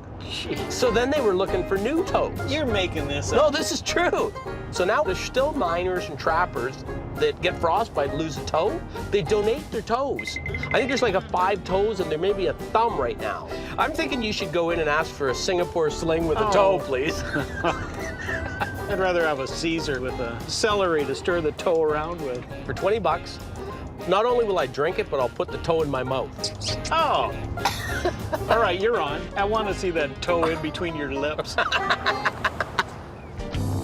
We're gonna go to the Gold Rush and we're gonna meet my brother Mike there. My brother's been up here for about 20 years. I told him to try and track some leads down for us. Hopefully he's found something. All right, let's go meet Mike. Hey, good to see you. Sheldon, Hey, good to see you. Mike. I'm Scott's older brother. Get out of my beer. He's been doing that forever. Yeah, that's good. I used to set gopher traps in the yard and chase him around the yard and try and get him to step in them. And many other bigger brother things that are probably not appropriate. So did you find anything for us? You can head up towards Dawson. I'd love to do that. There are so many people up there that have all kinds of great items. They're a little reluctant to part with them, so you're gonna have to put on your best display of charm. We'll try to be persuasive. Yeah, people here are not easy. They're gonna be tough, they're gonna make them work for it. If you can get some of these Yukon treasures out of some of these people, you're doing a good thing. Anything else? There's one guy, Gold Nuggie Douggee. Gold Nuggie Douggee? Gold Nuggie Douggee used to own this place we're sitting here having beers in. When he had this place, it was packed with all kinds of great things. And when he sold the place, he took the best stuff with him. Oh, okay. So where is he? About 40 minutes out of town here. Gold Nuggie Douggee, I love it. He's been around forever, a bit of a legend in this part. He could have a pretty good cross-section of stuff for us. Right in the bush here. Oh, here it is right here. No trespassing. Survivors will be prosecuted. It's obvious that Gold Nuggie Dougie's been amassing stuff for decades. Wow. We're hoping that we find 1 or 2 good nuggets in there. Hey, you must be Doug. Yes. And you must be Sheldon? I'm Sheldon. Scott, how are you? So they call you Gold Nuggie Douggee. Yeah, I don't know why. Right off the bat, I can tell Douggee is quite a character. There's a long story behind that one. Yeah? That goes back to the first one. So how long did you have the hotel for in Whitehorse? 27 and a half years. I come up here because I loved outdoors, especially when the sun comes out. Makes my gold shine. That's a hunk of gold. That's 3 ounces. And that came out of the ground as 1 nugget? That's exactly the way it came out, yeah. And that's the shape of the Yukon. And the diamond there is for Whitehorse, the diamond there is for Dawson City. So if we were to, you know, pull out a revolver and try and take that off you, what would we be getting in terms of dollars? You'd probably get your throat slashed. And I was a little nervous with that knife he's got in his belt. Isn't that against the law? That's for my own protection, yeah. That's 1 ounce of chunky nuggets. Those are all individual nuggets? Those are all that individual. That's what you call a chunky nugget.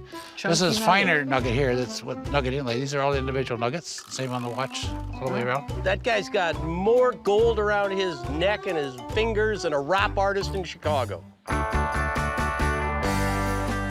So what's the story with all this stuff? When I come north and I started collecting, people were just walking over it, and it was being thrown in the dump. When they walked away from these mines, they left everything, and it was there for the taking. I collected a lot of this stuff before they come out with the law that you cannot remove or touch any of the stuff anymore. If you find it, you can take a picture of it and leave it. But we can buy from you and take back. Yeah.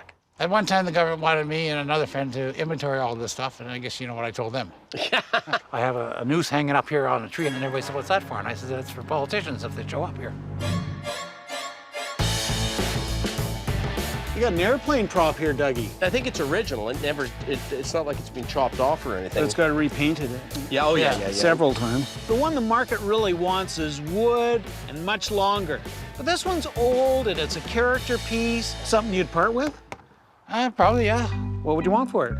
I want a fortune, but you tell me what it's worth and then we'll negotiate. You want a fortune? Tell us what a fortune is. Well, that'd be a fortune if the fine came with it, I guess. Yeah, right. I don't know, I'm thinking it should be worth 600. See, I think we'd probably sell that. For what, 1,000? No, I don't think we'd get much more than 4 for that. I'd rather be into it for 3. 350? The best part of negotiating is going to see who's going to be the winner. 3 1/4?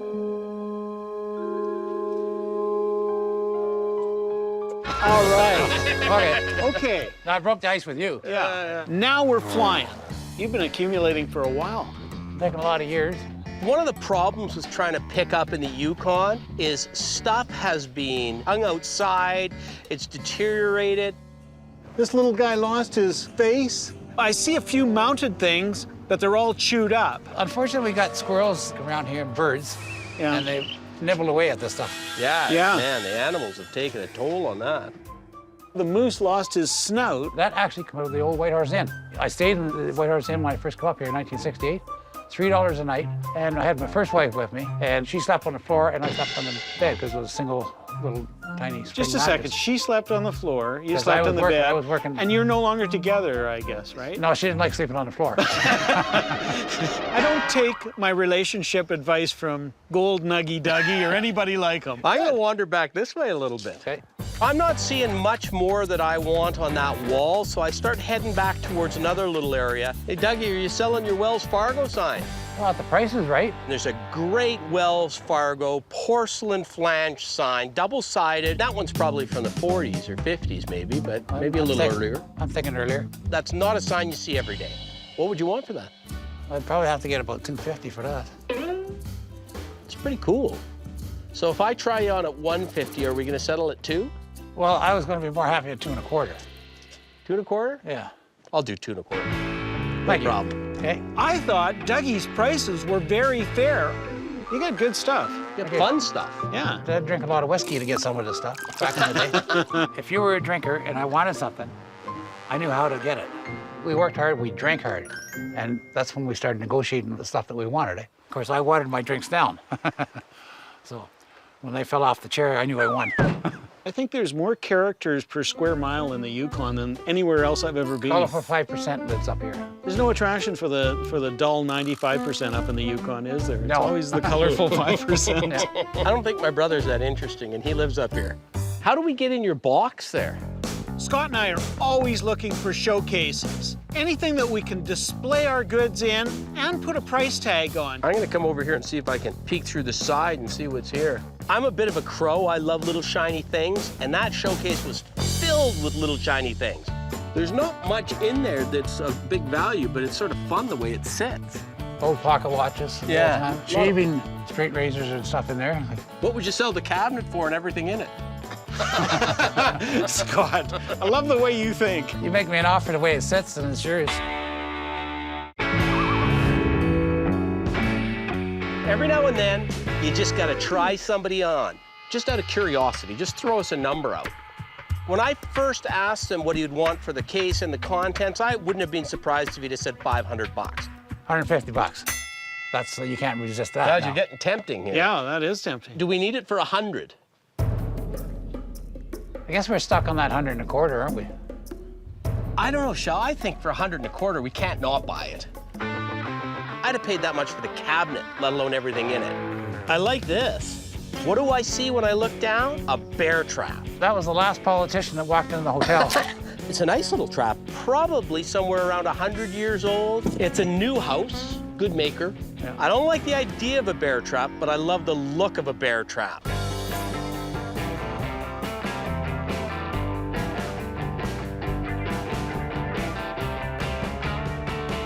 So what would you want for a good bear trap like that? Well, I'd say we're gonna have a couple hundred for that one. At $200, I can't even negotiate. That's just a fair price. Shake the man's hand. 200 bucks? Done. Thank you. All right, we get Love to a good bear we trap. get to keep the boot. We got the boot with it. It's gonna take a fatter man than me to stand on that trap to get the boot out. Anytime I buy a bear trap, that makes my day. So this was a great day for me with Gold Nuggie Dougie. We should be able to double on that, maybe even triple on a good day. I think we should be able to easily get 500 for the airplane propeller. That's not a sign you see every day. We should be able to double up on that, no problem at all. Hey, Dougie, that was great. Well, it was a pleasure, you Great guys. meeting you. We bought a few good things at very favorable prices, but the best part was meeting Gold Nuggie Dougie. And you ever get south to Alberta, you come look us up. Alberta, that's on the other side of the mountain? You are a character, bud. Yeah. Okay. I would be more than happy to meet with Scott and Sheldon again. They were very reasonable. Hey, that was fun, Gold Nuggie Dougie. I loved it. A bear trap? Yeah. And an airplane prop. We're golden, so to speak. A couple of nuggets.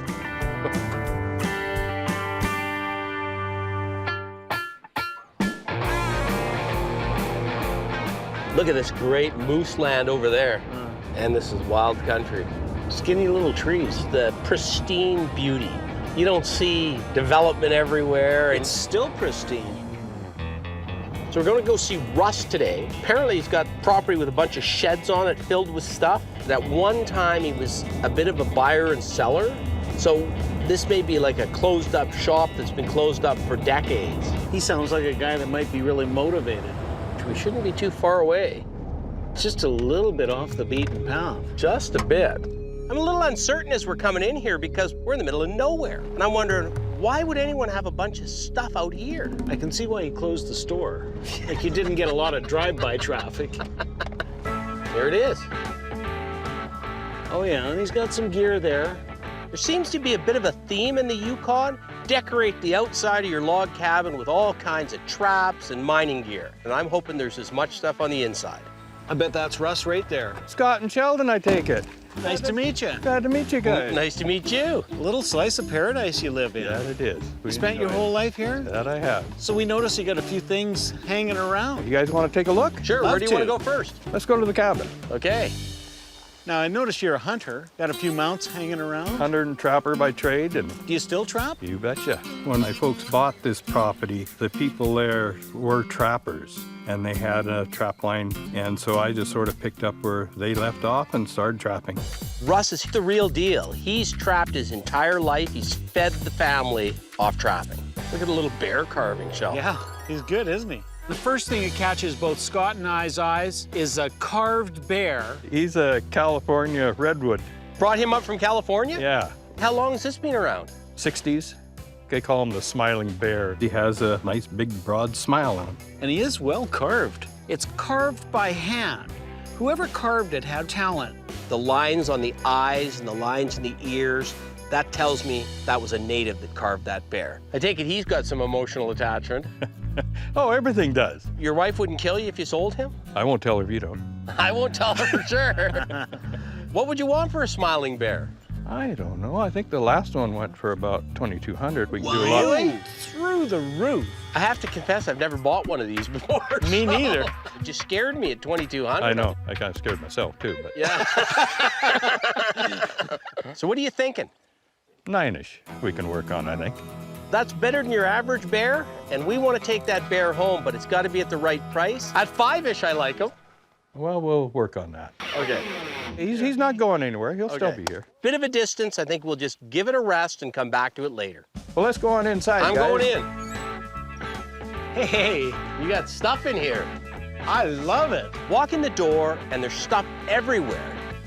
You got a little store going on in here, don't you, Russ? Yeah, we do. Some things have prices, some things don't have prices on it. But nobody's been in here for a while. I can tell by the prices. You're off the beaten path. A guy would have to be lost to happen upon you. It's word of mouth. I'm hoping Russ has a few good things he can sell us at a reasonable price. What can you tell me about this?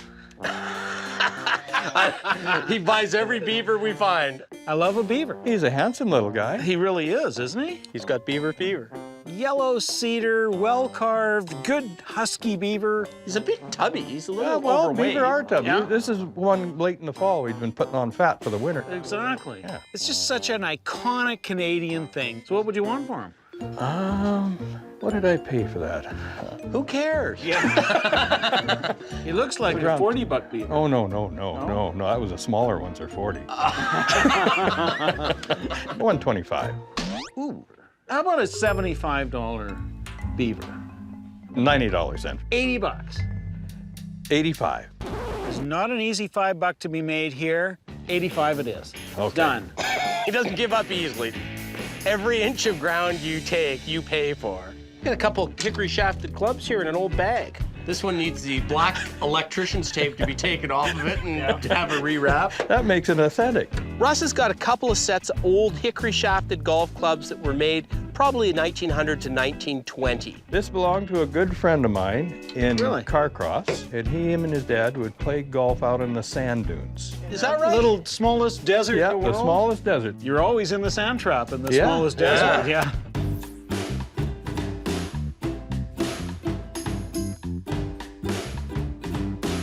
Look, we got more. No, you don't want to see the prices on that. That's a $250 club. Says who? Well, I'm not sure where Russ is coming from on his pricing. I want to know what the price is going to be today. I don't care what it was back then. I thought he was pricing things in yen at one point there. If you were going to sell them all, tell me what you'd want for them. All of them? All of them. Each and every one? Every one.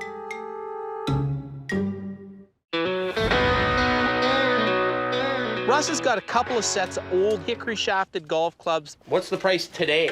All of them? All. $480. I'd be in at $200 on all of them. $200 on all of them? All of them. Well, we'll work on that. Okay. This is like pitched battle. He really is a tough negotiator. 2 on 1? My God, you got to be pretty sharp. I spotted these snowshoes here, and they're kind of an unusual pair. That's a great set of snowshoes. It's tall, it's got a good shape, really early. Tell you what's really unusual is the price. $350 for this pair of snowshoes? Never in the history of mankind has anybody ever paid $350 for snowshoes. Is that just for one or both of them? He is trouble, this man. I think we've met our match, Scott. I'm able to hold my own with the best of them. I mean, they're good. There's no question about it. They're good. I want the snowshoes, but I don't want them at anywhere near that price. What's your blown out price on them? Bottom snowshoe price, $125. Russ is inconsistent as a negotiator. Sometimes he takes a hard position. Other times he just gives stuff away reasonably cheap. See, now we're getting down where it's interesting to us at $125. He's got high prices on things, but he's prepared to come way down. I don't know, Shell, I'd step up for 100 for those. 115, they're yours. Sounds like 110. I don't care. I can't do this anymore. It's hurting me. Now we're talking. We're gonna do some damage here today. Where are we going next? Well, let's go over to the next cabin. So this one wasn't a store? No, this is the guest cabin. Well, come on in, guys. Oh, this is the furniture room. Yes. No Velvet Elvis is back here? No. Check this out. It's kind of a neat atlas. It's early and it's interesting. What year is it? 1888. Good color maps, early maps of North America. If it's all there, you'd rebind it. If it's not all there, you just take the maps out of it. Is it all there? Are you all there? No. That's why I'm doing this for a living. There's some good early Canadian maps. A lot more difficult to find the Canadian ones than it is European and even American ones. So what would you want for something like that? 125. Yikes. I'm out. Yeesh, come on now. All right, 120. 50. 75 and it's yours. 60 bucks. 60 bucks. 60 it is. We're thinking it's so far gone, we'll sell the maps individually. You got some sheds here. Shed horns. Those are the ones I've picked up from around the local area. There are two types of antlers you can buy. Antlers that have been taken off an animal that's died, or antlers that are shed. It wouldn't take much to shed that because it weighs about 15 pounds. I imagine one there's- shake at the right time, gone, right? Unless you have the licensing, you cannot buy an animal that has been shot. So we're only interested here today in antlers that have been shed. Now, have these been lacquered, or what's the A coloration? little bit of blacker on the top just to preserve them. Yeah. That guy's here, he's a little different That's because, unique, yeah. isn't it? Because he's Holy got smokes. a couple deformities on him. Yeah. In the hunting trade, they call that an atypical rack. See, the way that's grown in like that, it's like that deviation right there is really, really strange.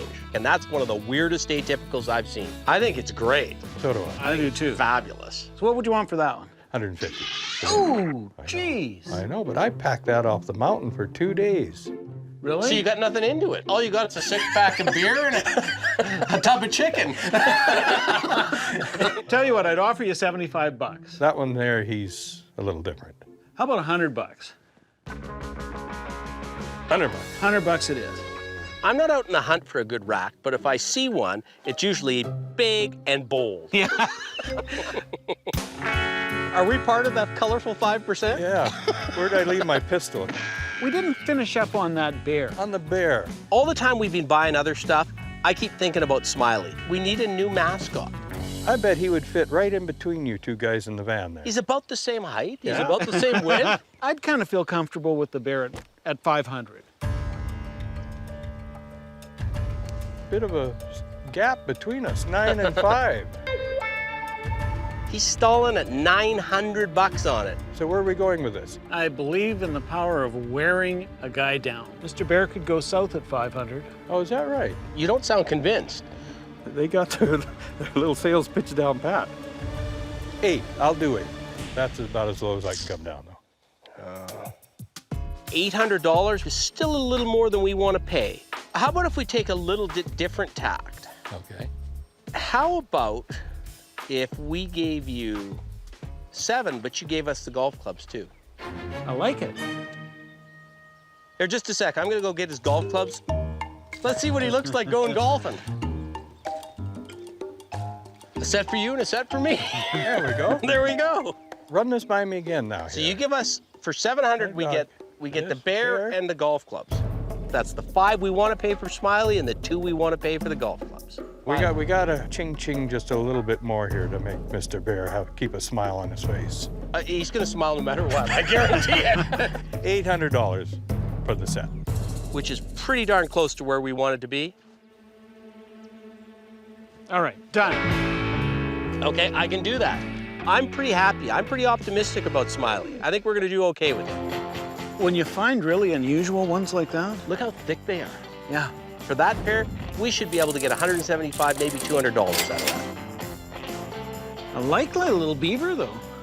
I like the beaver, too. He's good. I would have thought you were beavered out by now. Never get enough beaver. Smiley's one of my favorite things. I love Smiley. We're gonna put that in our warehouse and we're gonna whack that at $1,200. Okay, guys. That was a lot of fun, Russ. Russ, that was You great. too. Thank you very much. Enjoyed it a lot. We had a lot of fun, and I think we both went away with a smile on our face.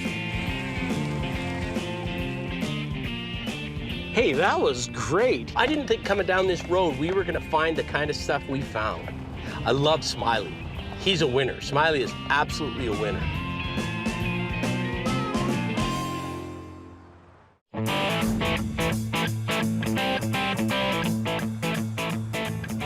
I'm sure happy we're not in a dog's land. Summer's definitely the time to visit the Yukon. Oh, the land of the midnight sun. I love it. You can pick all day and all night. So have you given some consideration to a gift for Keenan? A gift? Yeah. His Give him a little- paycheck is a gift. I think we should encourage him. Why don't we get him a souvenir from the Yukon? I'll keep my eyes open. Me too.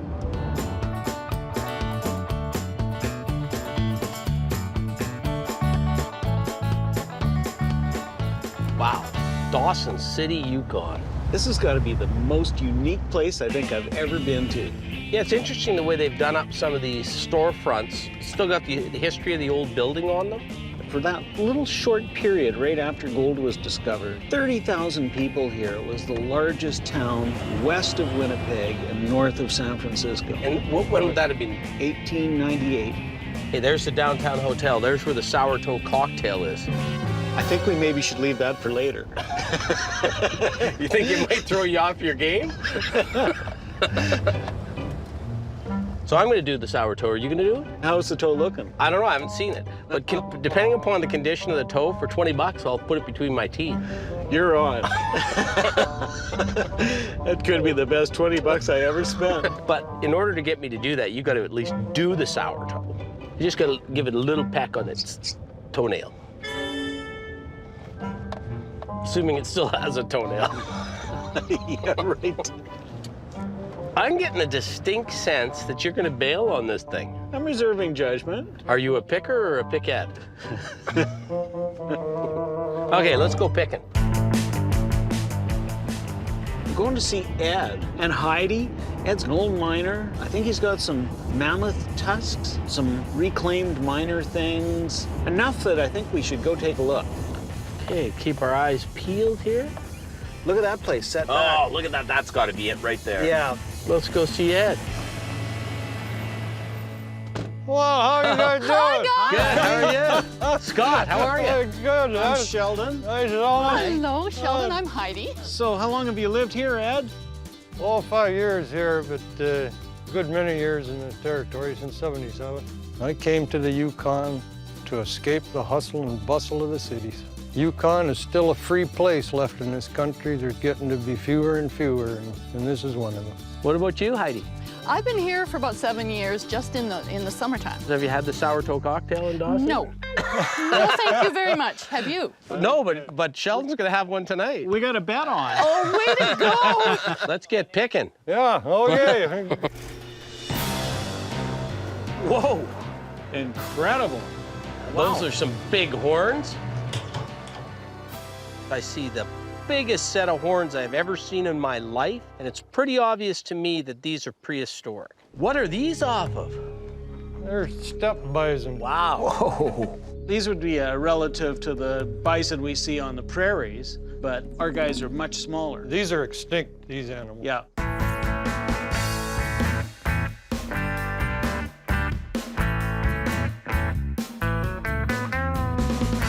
What about this stuff? Oh, it's just from all over the place. I know Scott and I are going to head towards those horns, but first I want to see all the knickknacks on the table. Is any of this stuff sort of historic to Dawson, or is this just stuff that was brought here? It's all mixed. These are locks off of old cabins I've found over the years. Oh, yeah?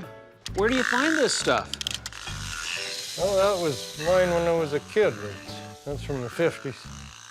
He's sort of got a pathetic growl, doesn't he? He's an old lion. I'm just looking at the knick-knack table to sort of disguise the fact that I really love those horns. Have you any idea what that is? Looks like it's from some spenders or something, or a garter. You got it. That's, okay. That's a garter That's why I belt was sitting there with... from one of the Lowestown girls in 1900. Yeah, really? He has a very unique laugh. Is the red light district Yeah. down by the river? Yeah. Because it wasn't accepted in Dawson to have the brothels right in town.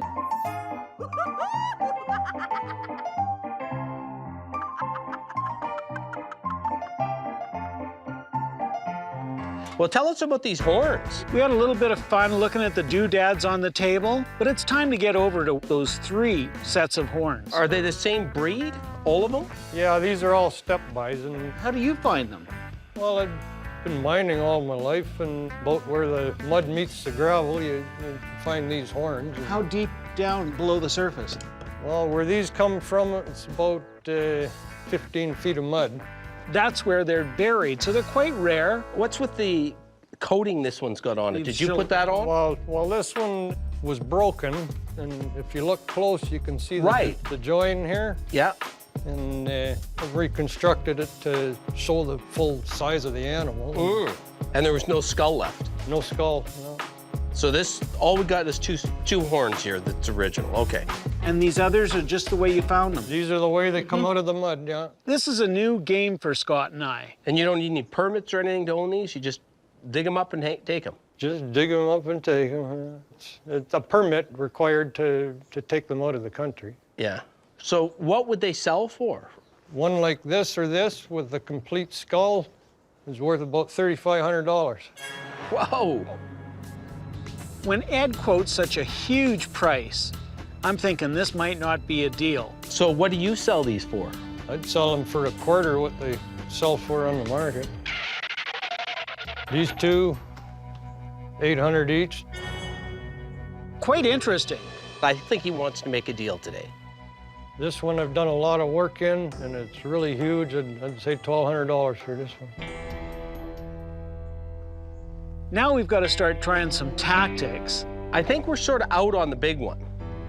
See, I value this one less than those two personally, just because of the fact that there was no skull attached to it. The size of these is remarkable. That's why I preserved this one. It's the largest I've seen in over 30 years. And I think you did the world a favor preserving it. Yeah. I'm just not sure whether or not we can sell it. That's the bigger problem. What would you do on these two? The two smaller ones. You gonna give us a break if we bought more than one?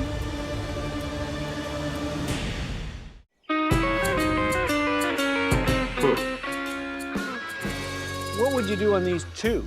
The two smaller ones. Let's start with just those two. I'd have to say I'm firm $750 each on these two. Ed can tell our hesitation on these pieces, but I still think he wants us to buy them. If we want to do a deal, yeah, there, $750, everything there. $1,500, take all of that. This is a nice piece on its own. You know, that's probably a $300, $400 touch right there. Ed's packaging tells me that he wants them all gone, and I'm thinking we might be able to make a deal on them. We were thinking $500 a skull. That's too low. I'd keep them. We seem to be stalling out, so I thought, well, let's try a little bit different angle at Ed. What if we did the whole table? Would 22 do it?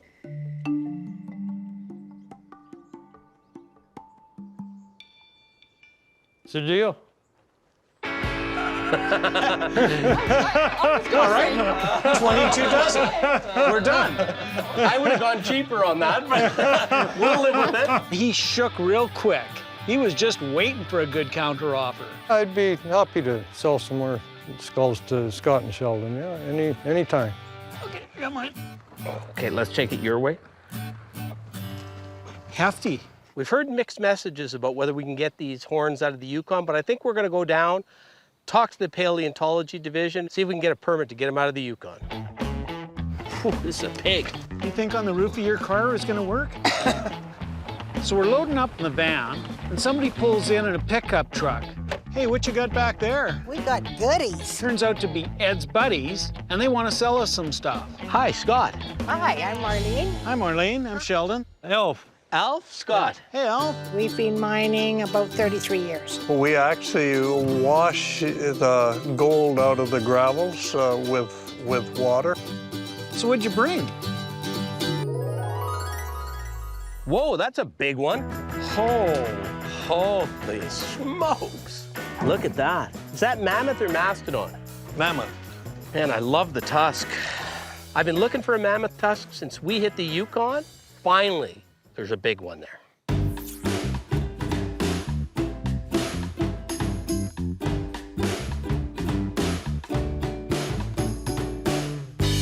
So what would you sell that baby for? Well, I would like $3,000 for it. That's a lot. We know it's probably a good deal, but we don't have a real serious market for mammoth ivory in Calgary. If a person did cut it up for jewelry, you would be looking at thousands of dollars worth of jewelry, because ivory jewelry is worth a lot. It's one of the only kind of ivories you can trade internationally, right? That's right. Absolutely. It's totally legal. Definitely want to make an offer on this, but I'd like to see what else you've got so that we can sort of formulate a plan in our head. got some jewelry here. Oh, yeah. I bet you made those. I did, That's got to be an expensive piece of jewelry, that one. yes. What would a nugget like that sell for in this state like this? About 750. They're selling their own gold that Marlene has taken and made into jewelry. You're not panning for gold. You must have a fairly good operation. No, Yeah, we we have have a shaker.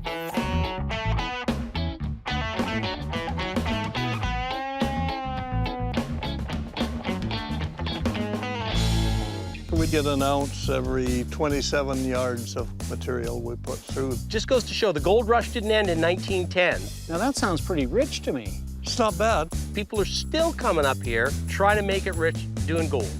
This is out of our claim. Yeah. Whoa, look at that. Shell, look. I'm not doing that. Alf is pulling out little jars full of nuggets, and they're heavy. What do we got, a couple ounces of gold in there? Yeah, 10, 12 maybe?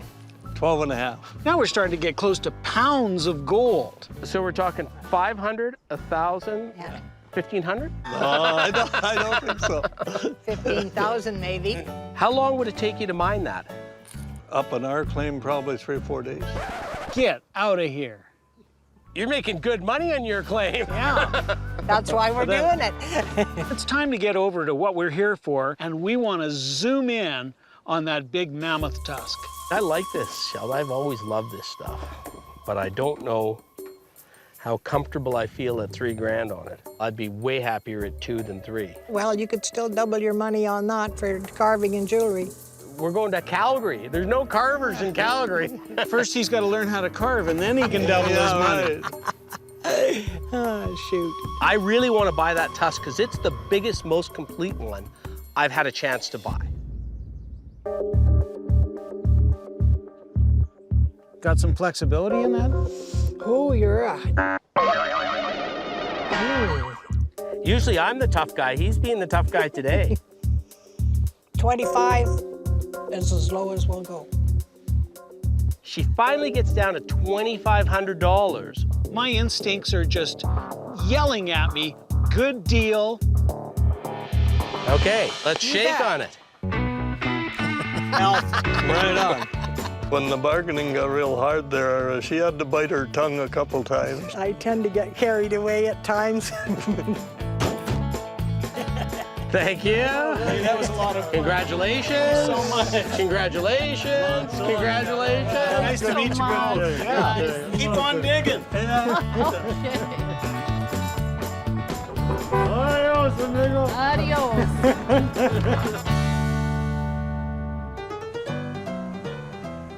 Hey, that was pretty interesting. That was absolutely bizarre. 3 bison skulls. You never know what's going to happen in the Yukon, especially. I never figured that because when we pulled up to the driveway, I thought, what are we going to find here? We're going to head down to the hotel and we're going to have the sour toe cocktail. Oh, no. You got it. You can't come to Dawson City and not kiss the toe. I mean, what could be better? You get a little glass, you fill it up with bourbon, scotch, and then you put a miner's frostbitten toe in there that's been sitting in a jar of salt brine. You drop her in your drink, knock her back, and kiss the toe. And here it is, right here at the downtown hotel. Let's park right here. Let's go sour toe. This is going to be disgusting.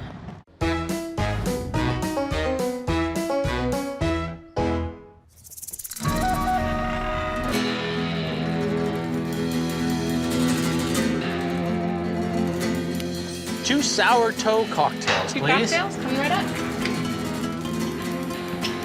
You guys joining the club tonight? Sounds like a tough club to join. I think you'll do just fine. Sure hope so. There you go. Thank you kindly. All right. Thank you. Here to do the toe? I guess I am. Is that what we do? We do the toe? That is the terminology, yes. So first one up, put their name, where you're from, and the date. You best go first.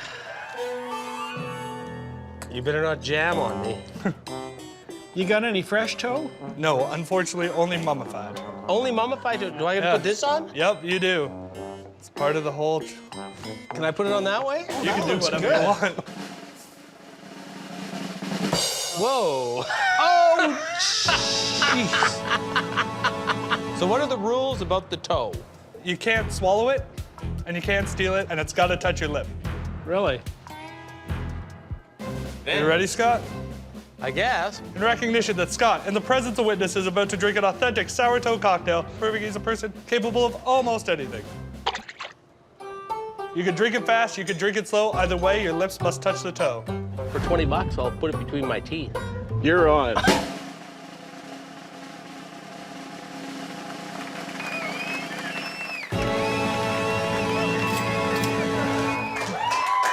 Napkin?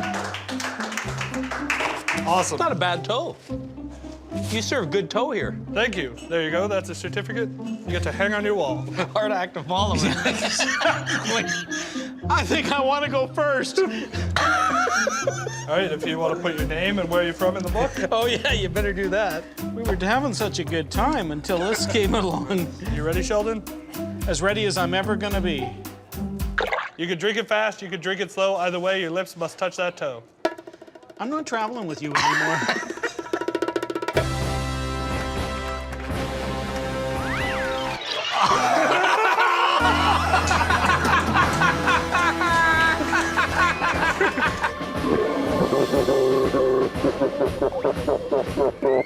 Now tell me I'm not the first to gag on some toe. I think you've been on more than you can Here you go, Sheldon. You're officially a member of the sourdough. That's all I get for doing that? That's it? Yep. Wow. I think I'll refill. Awesome. Thank you, I think. No problem. Yeah, I feel like I just thanked a cop after he gave me a ticket.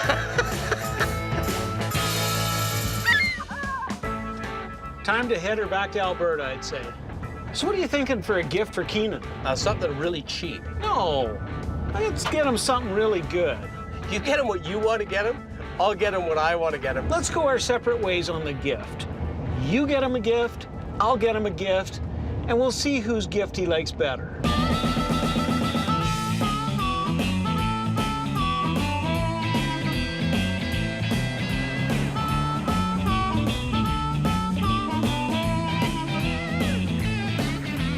Well, it's good to be back, isn't it?